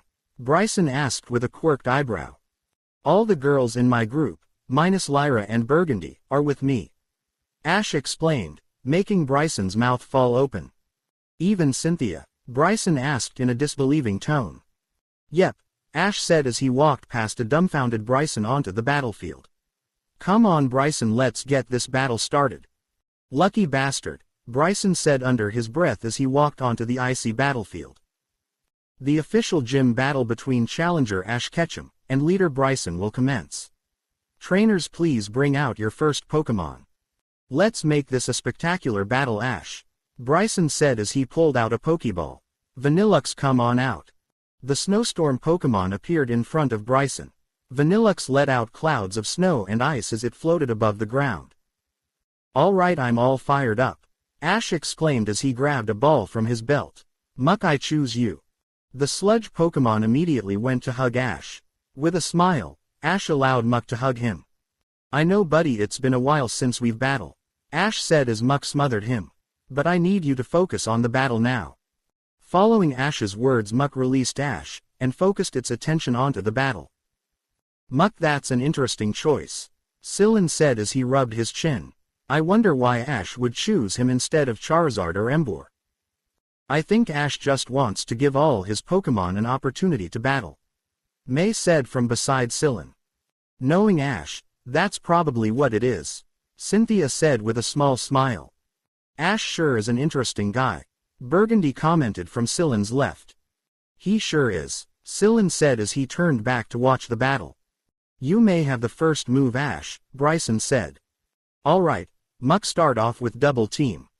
Muck instantly split into over a dozen copies that spread throughout the icy battlefield. Vanillux use Blizzard, and get rid of those fakes. The Snowstorm Pokémon lived up to its name, as it inhaled deeply then blew out a wall of snow and ice. Quick Muck use Acid Armor. All the Muck copies melted down into puddles. This caused the Blizzard to miss all of its targets. Now Muck use Power Up Punch. The Muck copies all reformed, and started to charge Vanillux. Each Muck sported a glowing fist, as it slithered towards the Snowstorm Pokémon. Vanillux use Avalanche. Bryson smirked as Vanillux quickly formed blankets of snow above its heads. But Bryson was shocked when Muck was already slamming its glowing fist into the Snowstorm Pokémon's chest. Vanillux was sent flying across the battlefield, straight into one of the large blocks of ice that littered the field. As Vanillux crashed to the ground, Muck briefly glowed red as its attack power was raised. How did that thing move so fast? Bryson thought with a shocked look on his face. Then Bryson saw it. Muck was laughing as it slid back and forth on the ice. He used the ice to increase his speed. Very clever, Ash. Bryson thought with a smirk. By now Vanillux was back up, and shaking excess ice off its body. That was a pretty smart strategy, Ash. Bryson complimented with a grin. Stick around, I got plenty more. Ash said with a grin of his own. Let's see how you like this. Vanillux use Icicle Spear. Again Vanillux inhaled, but this time it fired out a barrage of razor-sharp icicles. Muck use Flamethrower. Bryson's eyes widened, as he watched Muck's Flamethrower quickly overpower Vanillux's Icicle Spear. The stream of flames melted the icicles, and continued on to hit Vanillux. The Snowstorm Pokémon screeched in pain, as flames engulfed its body. Vanillux collapsed to the ground panting, as pain coursed through its body. Come on Vanillux, get up, and show them your fighting spirit. Bryson exclaimed with determination. Encouraged by its trainer's words, Vanillux forced itself off the ground. With great effort Vanillux returned to the fight. Great work Vanillux, Bryson cheered. Now time for a comeback. Vanillux used Sheer Cold. A frigid wind blew through the entire gym as Vanillux expelled a wall of fast-moving ice. Quick Muck use Fire Blast. Muck opened its mouth and fired a powerful wall of fire. Both attacks met in the middle of the frozen battlefield. But to everyone's shock Sheer Cold started to overpower and freeze the flame. Muck was helpless as he was frozen completely solid. One look from the official, and Muck was declared unable to battle. Muck is unable to continue. The winner is Vanillux. Challenger, bring out your next Pokémon. You did great Muck, Ash said as he returned the sludge Pokémon. Not bad Bryson, but you're not winning this one. Tauros, I choose you. The wild bull Pokémon stamped its hoof, cracking the ice, as it appeared in front of Ash. Since you let me go first last time, you can go first Bryson. Ash said with a smirk. If you say so Ash. Vanillux use Ice Beam. The Snowstorm Pokémon fired a powerful beam of frozen energy at Tauros. Tauros used Takedown. With speed and balance that surprised Bryson, Tauros swiftly charged forward. The wild bull Pokémon easily dodged Ice Beam, and slammed its full body weight into Vanillux.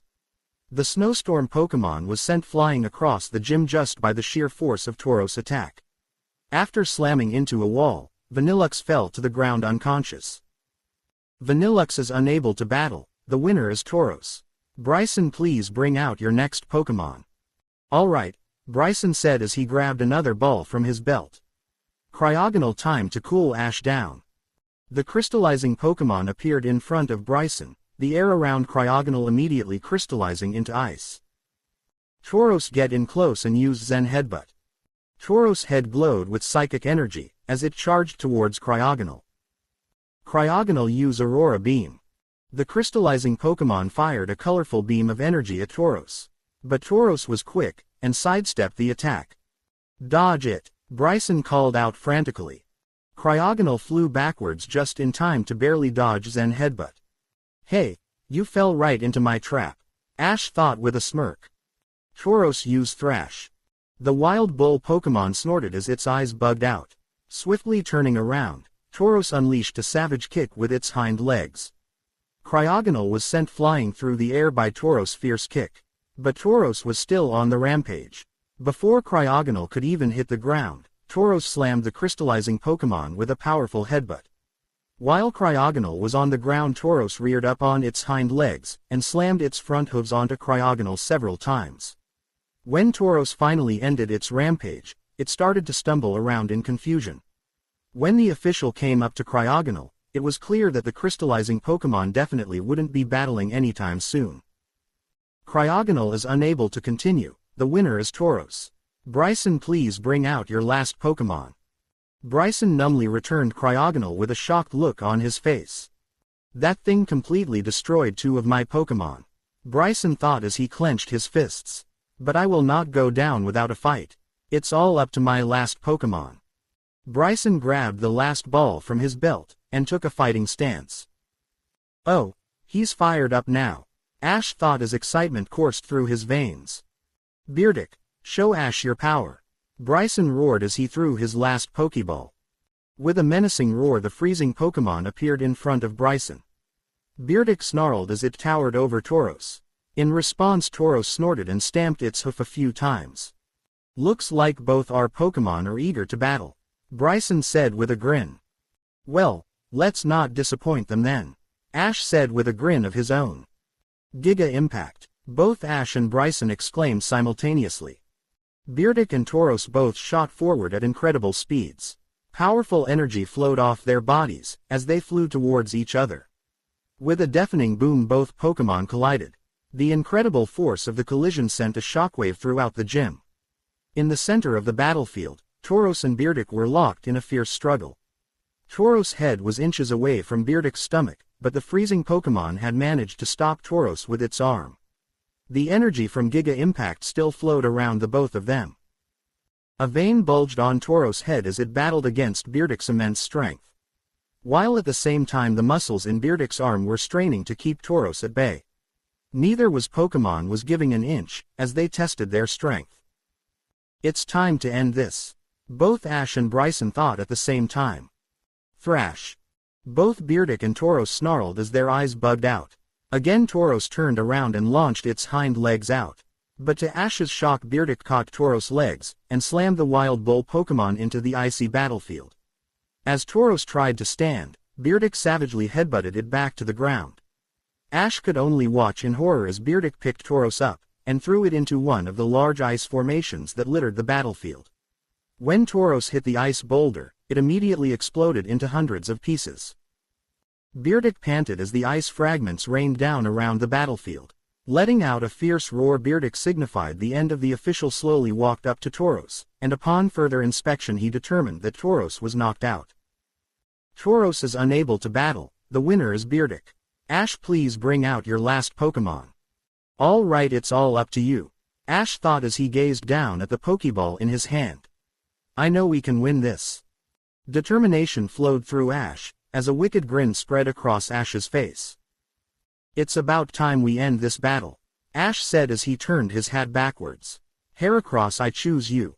The single-horn Pokémon landed in front of Ash, cracking the ice as it landed onto the field. Now to make this battle even more interesting, Ash said as he pulled down his sleeve, revealing his Megaring.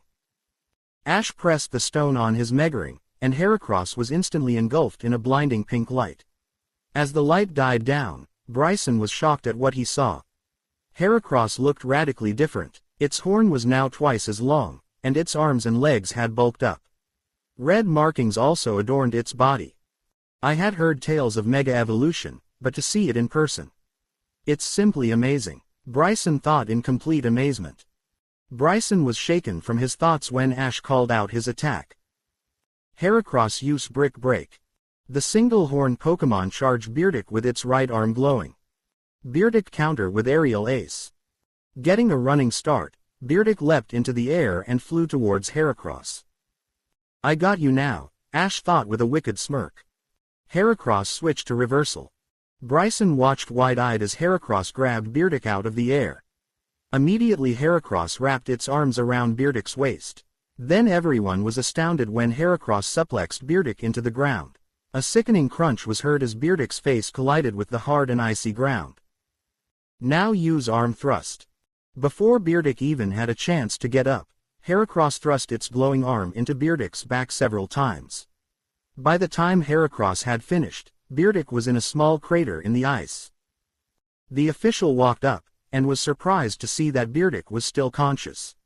With a mighty roar of defiance, Burgh stood back up on shaky legs. "All right Burgh, let's go for one more attack. Use the last of your strength, and go for Thrash one more time." Burgh roared as it charged Heracross. But Heracross stood its ground, and waited for Ash's plan. Heracross used Horn attack on the ground. Heracross, Horn glowed bright white, as it slammed it into the icy ground. Immediately the ground began to crack and fissure. The cracks quickly spread throughout the field. When Burgh charged onto the cracked ice, the ground gave way. Burgh tripped over the ice, and lost its balance. As Burgh fell towards the ground, it looked up to see Heracross flying towards it above cracked battlefield. Heracross finished this with Brick Break. Heracross slammed its glowing fist into the back of Burgh's head. The attack sent Burgh crashing into the ground, kicking up a large amount of dust and ice. When the dust and ice finally cleared, it was obvious Burgh was knocked out. Burgh is unable to battle, the winner is Heracross. Since all of the gym leaders' Pokémon are unable to continue, the winner is the challenger, Ash Ketchum. Ash let out a cheer as he ran up and hugged Heracross. The single-horn Pokémon smiled and happily licked Ash's face. Bryson sighed as he returned Burgh. "You did your best Burgh, and your best was simply outstanding," Bryson thought as he gazed at the ball in his hand. When Bryson looked up he saw Ash smiling, as he returned Heracross. "Ash, you truly are amazing. That was possibly the most spectacular battle I've ever fought in." "Ash, that was a fantastic battle," Bryson said as he shook Ash's hand. "You weren't too bad yourself, Bryson. You even had me on the ropes there for a bit," Ash said with a grin. "That Burgh of yours is pretty damn strong." "I can say the same for your Heracross," Bryson said with a chuckle. "Well, I better take off, Bryson. We have to get to my next gym battle," Ash said as Bryson released his hand. "All right, Ash," Bryson said with a grin. "But you be sure to come back and battle me again." "For sure," Ash exclaimed as he raced to the lobby to meet up with his friends. As Bryson watched Ash leave, a sudden flash of inspiration struck him. "I think I've got a great idea for a new movie," Bryson said to himself, as he thought of the plot for his next hit movie. "So Ash, where are we heading to next?" Roxy asked as she adjusted the strings to her guitar. Ash turned to face Syllan with a grin on his face. "We're heading to Striation City," Ash said, making Syllan's eyes widen. Your brother, and I are having a rematch." Off on the horizon a large creature flew towards Ash's group. A displeased look plastered on its face. "I can't believe Father Arceus is forcing me to be that child's Pokémon," the creature said to itself, as it flew in the direction of Striation City. 2 days later, en route to Striation City. "Ah, it will be quite nice to see my brothers again after such a long time away," Syllan cheered, as he looked up from his map. "Yeah, it will be great to see Chili and Cress again," Ash said with a grin. "I can't wait to battle you three again, especially you, Syllan." "Oh, I look forward to our battle as well, Ash," Syllan said with a smile. "I just hope I fare better than last time." "Just give it your all, and you'll do great, Syllan," Flannery piped in. "Hey," Ash exclaimed with a childish pout. "Whose side are you on?" Flannery giggled and kissed Ash on the cheek. "I'm on both your sides, you big baby," Flannery said, earning another pout from Ash. "Well, I'll be rooting for Syllan," Burgundy said, as she hugged Syllan's arm. "Good, I didn't want your support anyways," Ash said, as he turned his head away from Burgundy. "That's great, because I wasn't gonna support you," Burgundy said, as she glared at Ash. "Sweet," Ash exclaimed, as he wiped his head around and returned Burgundy's glare. "Good," Burgundy replied, as she gripped Syllan's arm tighter. "Fine." Sparks were coursing between Ash and Burgundy as they glared at each other. Burgundy, could you ease up a little?" Syllan asked with a sweat drop. "You're kinda crushing my arm." But Burgundy ignored Syllan, and continued her glaring contest with Ash. "I really wish both of them would grow up," Iris sighed, as she pinched the bridge of her nose. "And I was just starting to think that Ash was becoming more mature." "If Ash hasn't matured yet, it probably will never happen. Annabelle said with a small smile. Well, that's Ash for you, Roxy said with a grin. It would be weird for Ash to act mature all of a sudden. Plus it's more fun this way, Dawn said as she smiled at Ash. I'd have to agree with Dawn, Cynthia said, as she flipped some stray blonde hair out of her eyes. Things would be rather dull if we didn't have Ash to liven things up. Yeah, I guess you're right, Iris admitted with another sigh, but a smile quickly spread across her face. Ash wouldn't be Ash if he wasn't acting like a little kid. Hey, I can still hear you all, Ash complained, causing Burgundy to snigger. I'm definitely mature. Everyone tried to suppress their laughter at Ash's outburst. Aw, come on, I can be mature, Ash exclaimed, as he looked up at Pikachu. Come on buddy, I'm mature right? Pika Pie Pikachu, Pikachu answered, as he shook his head. Not you too man, Ash said, as he hung his head in defeat. I have no backup. Aw, cheer up Ash, Roxy exclaimed, as she gave Ash a noogie. We'll be in Striation City soon. Once we get there you can battle Sylvan and his brothers, and earn your 7th win. That's right, Ash said, instantly perking up. Win number 7, here I come. With that exclamation Ash was took off down the route towards Striation City. Should we even try to keep up with him? May asked with a sigh. No way, we'll be there in like 10 minutes if we keep up this pace. Burgundy said, as she put her hands on her hips. Let that idiot wear himself out. That's the problem, Ash doesn't really get worn out that easily. Dawn explained with a sweat drop. We're gonna have to deal with amped up Ash for a while. This sure is an interesting group, Lyra said to herself, as she followed behind Cynthia. But it definitely is very exciting. Thank you for letting me travel with your group, Ash, Lyra thought with a small smile. Because of you, I've completely forgotten what happened between me and Cowrie. I think I'm almost ready to head off on my own again. While I'm on my own, I'll be able to explore these feelings I have for you. Hey Lyra, May asked, as she snapped her fingers in front of Lyra's face. Are you okay? You're kinda spacing out on us. Oh, it's nothing, Lyra said quickly, as she waved her hands dismissively. I was just thinking about some things. Alright, just try not space out too much, we're gonna be in Striation City soon. May explained, as she turned back around. Just then May's Snorlax popped out of its ball. Gah, Snorlax, what are you doing? May yelled in surprise. You haven't done something like this in a while. Snorlax ignored May, and lumbered over to a tree full of Oron berries.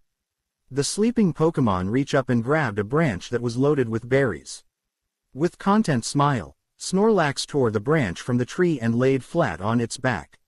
Snorlax then started to inhale Oron berries. I just fed you 20 minutes ago, May said in exasperation, as she raised Snorlax's Pokeball. Then after you ate, you went and took some of Delcatty and Glaceon's food. You're lucky I stopped you before you ate any of Blaziken's food. He would have gotten really pissed, and then he would have beaten the crap out of you. The whole time May had been speaking, Snorlax had been shoveling Oron berries into its mouth. Sigh, you're not even listening, May said, as she pressed the return button on her Pokeball. But before the red beam could hit Snorlax, the eating Pokémon rolled over onto its side. This caused the red beam to miss Snorlax. Come on man. May tried several more times to capture Snorlax. But each time the sleeping Pokémon would roll out of the way, or somehow escape being returned. After each failed attempt, May would let out a string of angry expletives.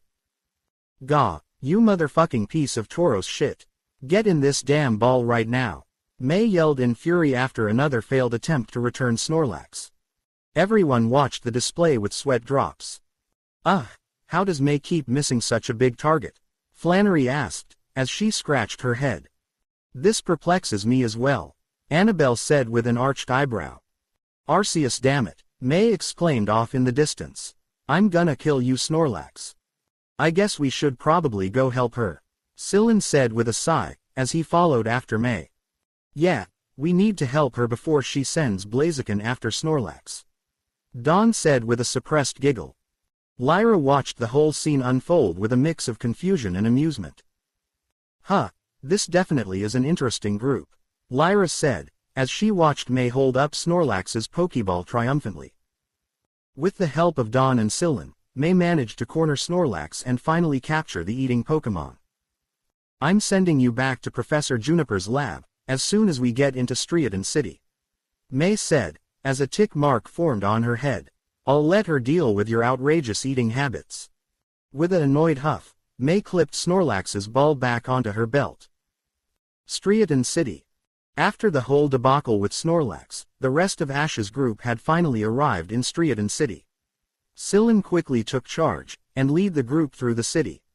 Within no time the group was outside the gym, where they found Ash impatiently waiting for them. What took you guys so long? Ash asked, as he tapped his foot. Well, you did kinda run off without us, Annabelle answered with a sweat drop. So, Ash said with a raised eyebrow. You guys usually keep up with me pretty well. Well, my Snorlax got out again, and it caused us a little trouble, May explained, as she rubbed the back of her head in embarrassment. I thought he was done doing things like that, but I guess old habits die hard. Ah, I see, Ash said, as he rubbed his chin. Anyways, I'm glad all of you are alright. I was actually starting to get a little worried. Ah, how sweet, little Ashy was worrying about us, Burgundy said in a sarcastic tone. Hey, I know we argue a lot, Burgundy, but I do care about you, Ash said, making Burgundy's eyes widen. We might fight, you're still my friend. Wow, Ash, that actually means a lot to me, Burgundy said, as her cheeks tinged pink. Maybe you're more mature than I thought. You're still annoying as all hell though, Ash said with a wicked grin. Damn it, I take everything back, Burgundy yelled in anger. You're still just a stupid little brat. Ha ha, calm down, Burgundy, I was just messing with you, Ash explained with a smile. Plus I know you like hanging out with me. TCH, whatever, let's just get your stupid gym battle over with, Burgundy said, as she crossed her arms over her chest and turned her chin indignantly. However, Ash didn't miss the small smile that Burgundy tried to hide. All right, let's get this battle started, Ash cheered, as he looked up at Pikachu. You ready, buddy?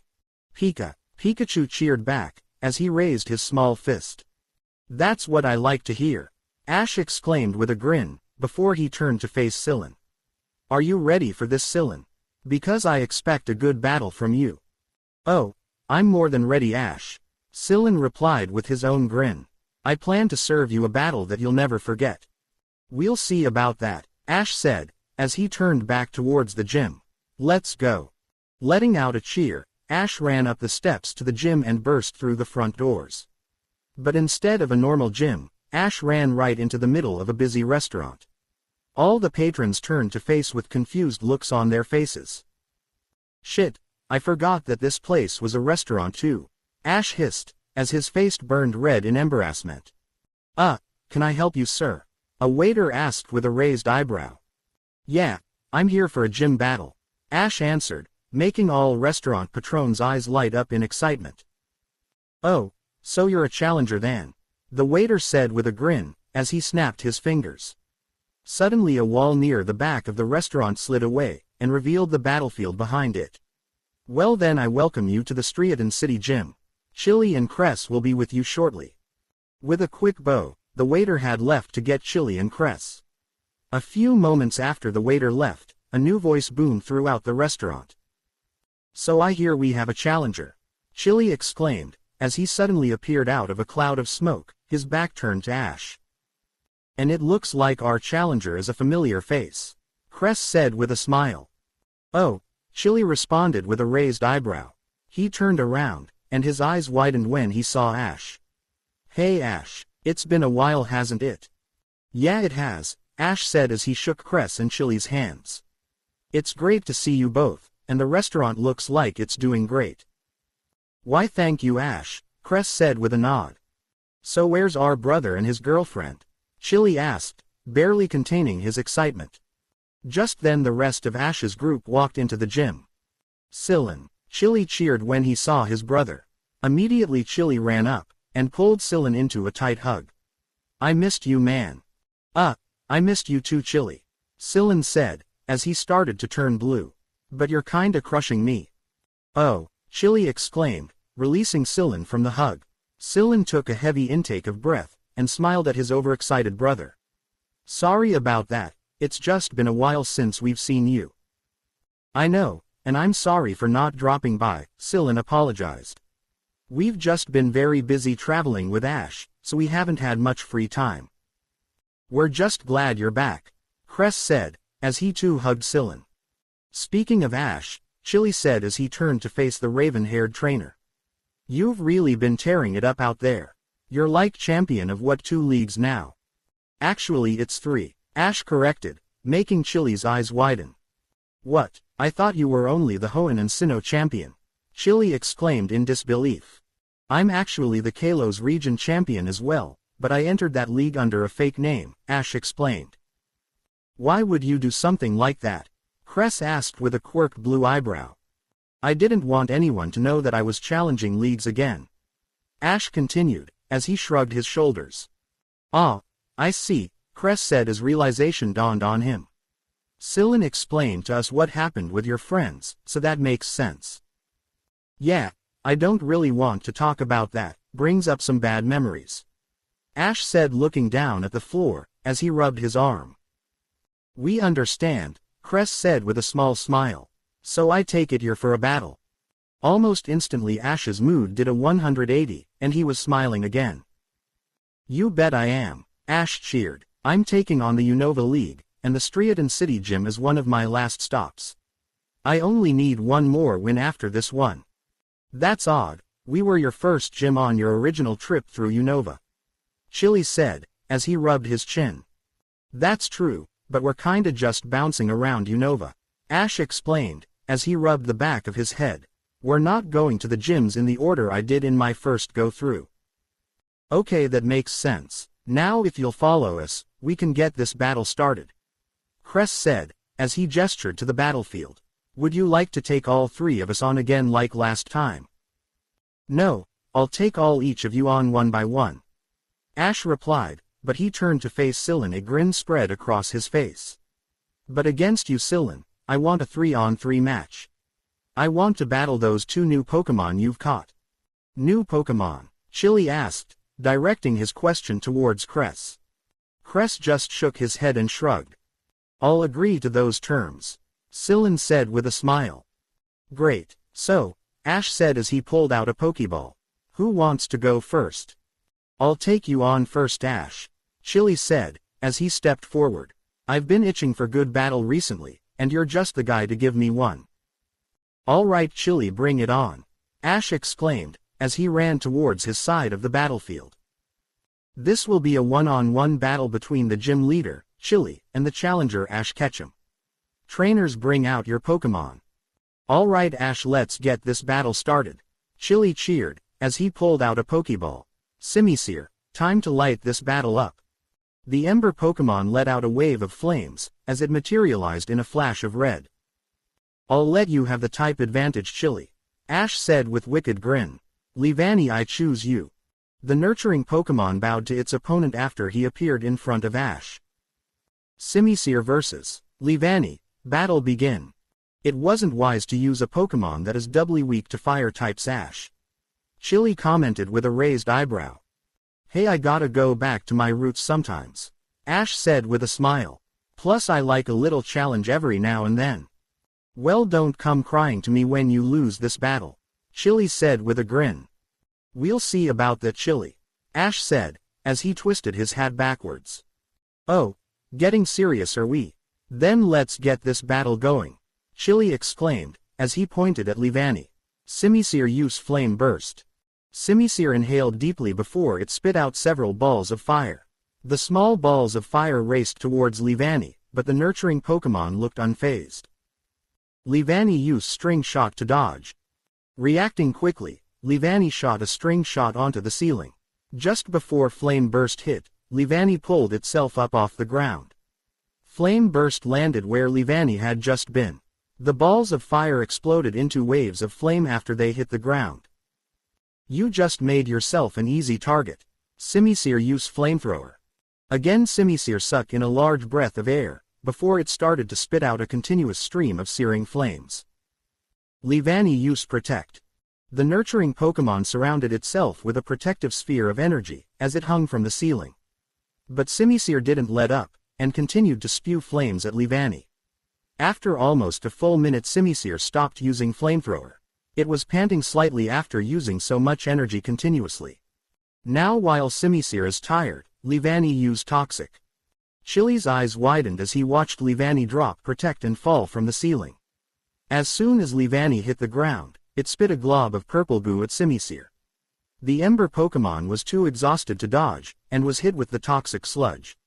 Simisear groaned in pain as the poisonous material coated its body, and it could already feel the poison racing through its system. So that was his plan, to wear me out before he counterattacked. He plans to stall me out until the poison overwhelms Simisear, Chili thought, as he tried to come up with a strategy. My only option is to keep up the pressure, and try to get some damage done before Simisear is knocked out. Simisear, we have to go strong, and get some hits in. So charge in and use Fire Punch. The Ember Pokémon coated its fist in flames before it charged Leavanny head on. So he's just gonna bum rush me, and just try to lay into Leavanny. Not a bad strategy. Sometimes brute force is the best option.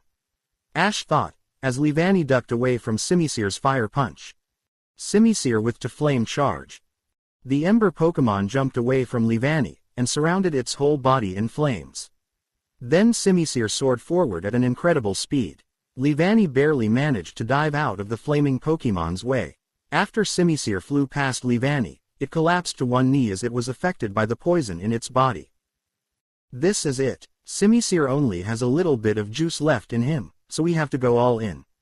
Chili thought, as Simisear stood back up. Okay Simisear, use the last of your energy and use back-to-back Fire Punches. Simisear raced towards Leavanny at an incredible speed. The Ember Pokémon was almost a blur, as it swung a flaming fist at Leavanny. Reacting quickly, Leavanny managed to dodge the first punch. However, Simisear kept up its assault relentlessly. Eventually the Ember Pokémon started to land punches, and Leavanny started to get pushed back. The nurturing Pokémon screamed in pain, as several searing punches connected with its gut.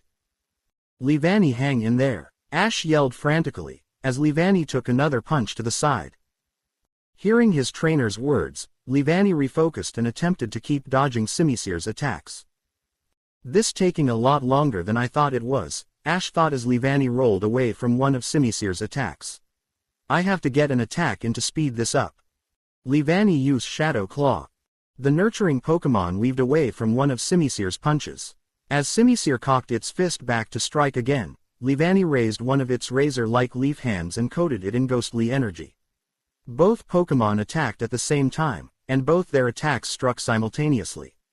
Leavanny managed to strike Simisear in the side of the head, while Simisear hit Leavanny in the gut. Both Pokémon went wide-eyed, as they were hit by the attacks. Leavanny collapsed to the ground, as he struggled to breath, while Simisear stumbled back, clutching its throbbing head. Suddenly Simisear was hit by another blast of poison, and it fell to the ground. Both Leavanny and Simisear laid on the ground, panting heavily. They both looked at each other, and after a moment shared a grin, before they both fell unconscious. Both Pokémon are unable, so the battle is a draw. However, the gym leader may determine whether the challenger deserves the win or not. The official said, as she looked at Chili for confirmation. Ah, what the hell, that was a great battle. Give Ash the win, Chili said with a smile. The gym leader has declared Ash Ketchum the winner. Thanks Chili, Ash said as he shook the red-haired man's hand. Ah, don't mention it Ash, Chili said with a grin. You deserve the win, plus I want to watch you battle my brothers. Well, you pretty impressive yourself, Ash complimented. Your Simisear is really strong. Thanks Ash, that means a lot coming from you, Chili said, as he rubbed the back of his head. Well, you better get ready, it looks like Cress is ready to battle you. Ash looked past Chili, and saw that Cress indeed was waiting for him. Huh, you're right, Ash said, as grin spread across his face. Time for round 2. With that cheer, Ash ran back to his side of the battlefield. The one-on-one battle between the gym leader, Cress, and the challenger Ash Ketchum will begin. Trainers, please bring out your Pokémon. Simipour, it's time to rain on Ash's parade. Cress called out, as he threw his Pokeball. The Geyser Pokémon let out a cheer, as it materialized in front of Cress. Just like with Chili, I'm gonna let you have the type advantage, Cress. Ash said, as he unclipped a Pokeball from his belt. Emboar, I choose you. The Mega Fire Pig Pokémon let out a mighty roar, as it appeared in a flash of light. Emboar punched its fist together, causing flames to shoot out of its hands. This signaled that Emboar was fired up, and ready to battle. Simipour vs. Emboar. Battle begin. You may have the first move, Cress. Ash said with a grin. Don't get cocky with me, Ash. I'll defiantly give you a run for your money, Cress chastised. Simipour start off with Rain Dance. The Geyser Pokémon started to wave its arms and started to dance in a rhythmic motion. Soon a series of dark clouds had formed over the battlefield. Almost immediately rain had started to fall from the clouds. The droplets turned to steam, as they hit Emboar's burning body. A little rain won't scare us off. Emboar used Thunder Punch. Emboar snorted, causing flames to shoot out of its nose, before it charged Simipour. Electricity crackled off Emboar's fist as it charged the Geyser Pokémon. Simipour used Hydro Pump. Simipour's cheeks swelled up, as it gathered water in its mouth. Once it gathered enough water, Simipour fired a powerful torrent of water at the charging Emboar. Emboar punched the Hydro Pump. Cocking its fist back, Emboar used Thunder Punch to strike Simipour's Hydro Pump. As soon as Emboar's electrified fist struck the stream of water, an electric current raced through the water. The electricity streamed through the rushing water, and struck Simipour. The Geyser Pokémon howled in pain, as electricity coursed through its body. Emboar wasn't left unscathed, however. The Mega Fire Pig Pokémon panted, as water bubbled of its body, turning into steam. That was an incredible strategy, Cress thought, as he watched electricity spark off Simipour. He used the water a conduit to channel the electricity, amazing. Simipour now stood on shaky legs, as it flinched in pain. Random jolts of electricity still randomly firing off its body. Oh no, Simipour is paralyzed. Now we can't use speed to our advantage, Cress thought in irritation. Great, now that Simipour is paralyzed, use Grass Knot. Emboar reared up, and slammed its fists into the ground. Several blades of grass sprang out of the ground, and tried to wrap themselves around Simipour's legs. Simipour tried to dodge it. Cress called out frantically. As soon as Simipour tried to move, it grunted in pain, as it was hit by its paralysis. The grass successfully wrapped around Simipour's legs, and caused the Geyser Pokémon to fall to the ground. Simipour strained against the grass, and tried to stand up. But the grass knot held strong, and kept Simipour pinned to the ground. Emboar finished this with Wild Charge. Emboar coated its body in powerful electricity, as it charged Simipour. The Geyser Pokémon frantically struggled against the grass, as Emboar barreled towards it. Simipour calmed down and used Scald. Simipour stopped its thrashing, and raised its head. Just before Emboar hit, Simipour fired a boiling stream of water from its mouth. The searing water hit Emboar, and caused the Pokémon to grunt in pain. But Emboar pushed forward, and collided with Simipour. The Geyser Pokémon roared in pain, as the super effective move hit. An electrical wave exploded outward, as Simipour was engulfed in electricity. When the electricity died down, Simipour was still on the ground, unconscious. Emboar was panting hard, as it fell to one knee. Electricity sparked off Emboar, as it took recoil damage. Simipour is unable to battle. The winner is Emboar. The challenger Ash Ketchum is the winner. Cress sighed in defeat, as he raised his Pokeball and returned Simipour. The blue-haired gym leader watched Ash fist bump Emboar.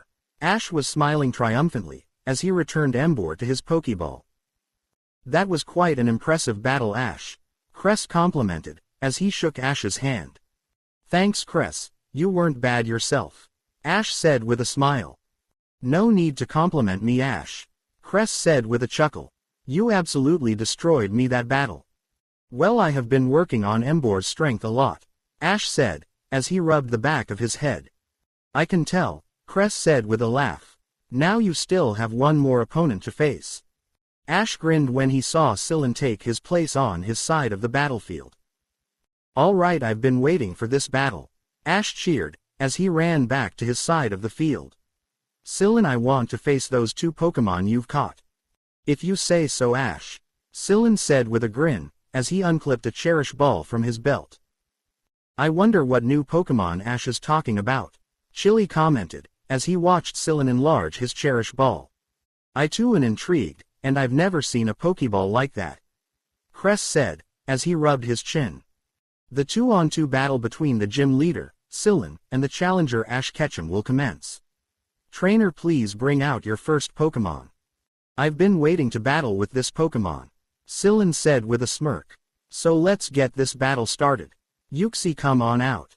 Both Cress and Chili's jaws dropped when they saw the legendary Pokemon appear in front of Scylla. When did Scylla catch that thing? Chili asked with a look of pure shock. I have no idea, Cress said, as he stared at the knowledge Pokemon in wonder. Sweet, I've been waiting to battle you, Uxie, Ash said with a grin, as he unclipped a ball from his belt. Azelf, I choose you. Ash has won too, Chili exclaimed in utter disbelief. Ah, a battle between 2 on the Lake Guardians, Scylla commented, as he rubbed his chin. This is sure to be an interesting battle. Uxie versus Azelf, battle begin. Uxie, start things off with knock off, Scylla called out, wasting no time in calling out an attack. Uxie's 2 tails glowed, as dark energy flowed through them. Then with impressive speed, Uxie flew towards Azelf. Dodge it, Ash called out. Azelf easily dodged the attack by floating above Uxie. Now use a Dark Pulse flamethrower combo. Scylla's eyes widened, as he watched Azelf fire a powerful Dark Pulse with a stream of flames shooting through the middle of it. The combo attack hit Uxie, and caused the legendary Pokemon to grunt in pain. Wait, Azelf can't learn Dark Pulse, Scylla said in confusion. Well, it just used it, Ash teased with a knowing grin. I know Azelf can't use Dark Pulse, but it just used it on Azelf, Scylla thought, as he watched Azelf start to giggle. That's it. Uxie used Signal Beam. The knowledge Pokemon spun around, and fired a beam of bug energy at Azelf. The willpower Pokemon had no time to dodge, as the attack hit home. Everyone, except Scylla and Ash, was surprised to see Azelf start to fade and flicker away. Soon Azelf was replaced by a grinning Zoroark. So I was right, Scylla said with a triumphant smug smile. It was your Zoroark after all. Wow, you figured that out pretty quick, Scylla, Ash complimented with a grin. But it won't help you. Zoroark use Night Daze. The Illusion Fox Pokemon roared, as a wave of dark energy erupted from its body. The attack hit Uxie, and immediately the knowledge Pokemon collapsed to the ground. Uxie wasn't knocked out, but it was moving around erratically. Uxie, snap out of it, Scylla called out frantically. What's happening? He's caught in Zoroark's illusion, Ash said with a smirk. Uxie is seeing whatever Zoroark wants it to see, and it's confusing the poor guy. Uxie, you have to get out of that illusion now, Scylla exclaimed, trying to free Uxie. Please listen to my voice, and escape the illusion. Suddenly Uxie groggily floated off the ground. The knowledge Pokemon clutched its head in pain, as a searing headache throbbed in its head. Good job, Uxie, Scylla cheered with a smile. Now let's get back into the fight. Use Dazzling Gleam. Uxie refocused, and placed its hands on the gem on its head. The gem glowed brightly, as fairy energy was channeled through it. A blinding pink light filled the battlefield, as Zoroark was hit with the fairy energy. The Illusion Fox Pokemon held in pain, as the super effective move hit. When the pink light died down, Zoroark was on the ground unconscious.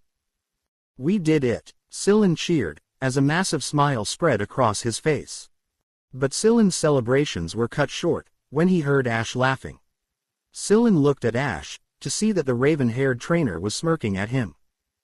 What are you so happy about? You lost, Scylla said, returning Ash's smirk. Oh really? Ash said, as his smirk widened. Yeah, Zoroark is unconscious. Which means I win, Scylla said with a raised eyebrow. Our eyes can be very deceiving, Ash said, as he snapped his fingers. Immediately the battlefield around Scylan started to melt and face away. Scylan's eyes widened when he saw Zoroark standing up and giggling. Then Scylan gasped when he saw Uxie on the ground in front of him unconscious. How? Scylan stuttered out in shock. You were caught in Zoroark's illusion as well. Ash explained, making Scylan's eyes widen further. You were seeing exactly what Zoroark wanted you to see. You thought you had won, while in actuality you've lost. Incredible, Cress whispered in disbelief. Uxie is unable to battle, the winner is Zoroark. Gym leader, bring out your last Pokémon. Scylan silently returned Uxie, and clipped his Cherish Ball back to his belt. He then grabbed the other Cherish Ball on his belt. Scylan looked down at the ball, as a wave of determination flowed through him. I'm not going down without a fight, Scylan exclaimed, as he threw his ball. Come on out Genesect. The Paleozoic appeared in a flash in front of Scylan. Genesect's large cannon sprang out of its back. What? He has another legendary Pokémon! Chili exclaimed in astonishment. Cress remained silent, as he was too stunned to speak. I've wanted to battle with Guy for a while now, Ash said, as he enlarged a Cherish Ball. Genesect, I choose you. Chili and Cress were both stunned to see a second Genesect appear. But they were also surprised to see that Ash's Genesect was red, unlike Scylan's which was purple. Genesect vs. Genesect, battle commence. Genesect quick use flame charge. Ash's Genesect engulfed its body in fire, as it shot towards its opponent. You use flame charge as well. Scylan's Genesect charged forward as well, with flames licking its body. Both Pokémon clashed, causing flames to spurt outwards. After a few moments both Pokémon backed off, as they briefly glowed red signaling that their speed had risen. Genesect use Flamethrower. Scylan's Genesect inhaled deeply, before it exhaled an intense stream of fire. Use Techno Blast Douse Drive. Ash's Genesect charged the cannon on its back, the drive in the cannon changing from electric to water. The Paleozoic Pokémon fired a powerful beam of water energy. Techno Blast hit Flamethrower head-on. Both attacks struggled for a moment, but Techno Blast won out. The attack extinguished the Flamethrower, and hit Scylan's Genesect. The Pokémon groaned in pain, as the attack hit. Genesect used Blizzard. Scylan's Genesect gathered itself before it launched a wall of snow and blistering wind at Ash's Genesect. Counter Blizzard with Flamethrower. The red Genesect fired a torrent of fire at the oncoming blizzard. Again both attacks clashed, and again Ash's attack won.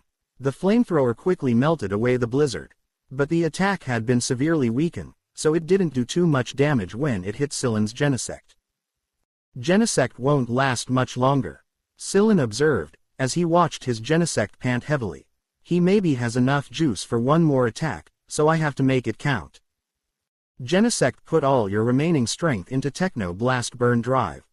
Scylan's Genesect charged the powerful fire type, as it prepared to fire.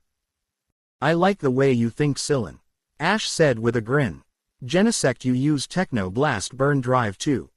Ash's red Genesect started to charge up its attack as well. Fire! Both Ash and Scylan exclaimed simultaneously. Both Genesect fired their powerful beams of fire-type energy. Both attacks collided, sending out a hot shockwave throughout the gym.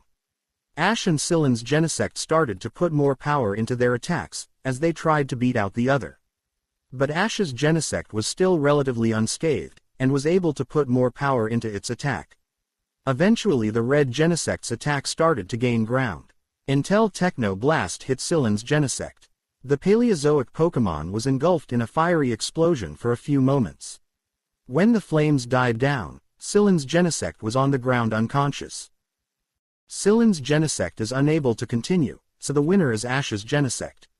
Since all of Scylan's Pokémon are unable to battle, the winner is the challenger Ash Ketchum.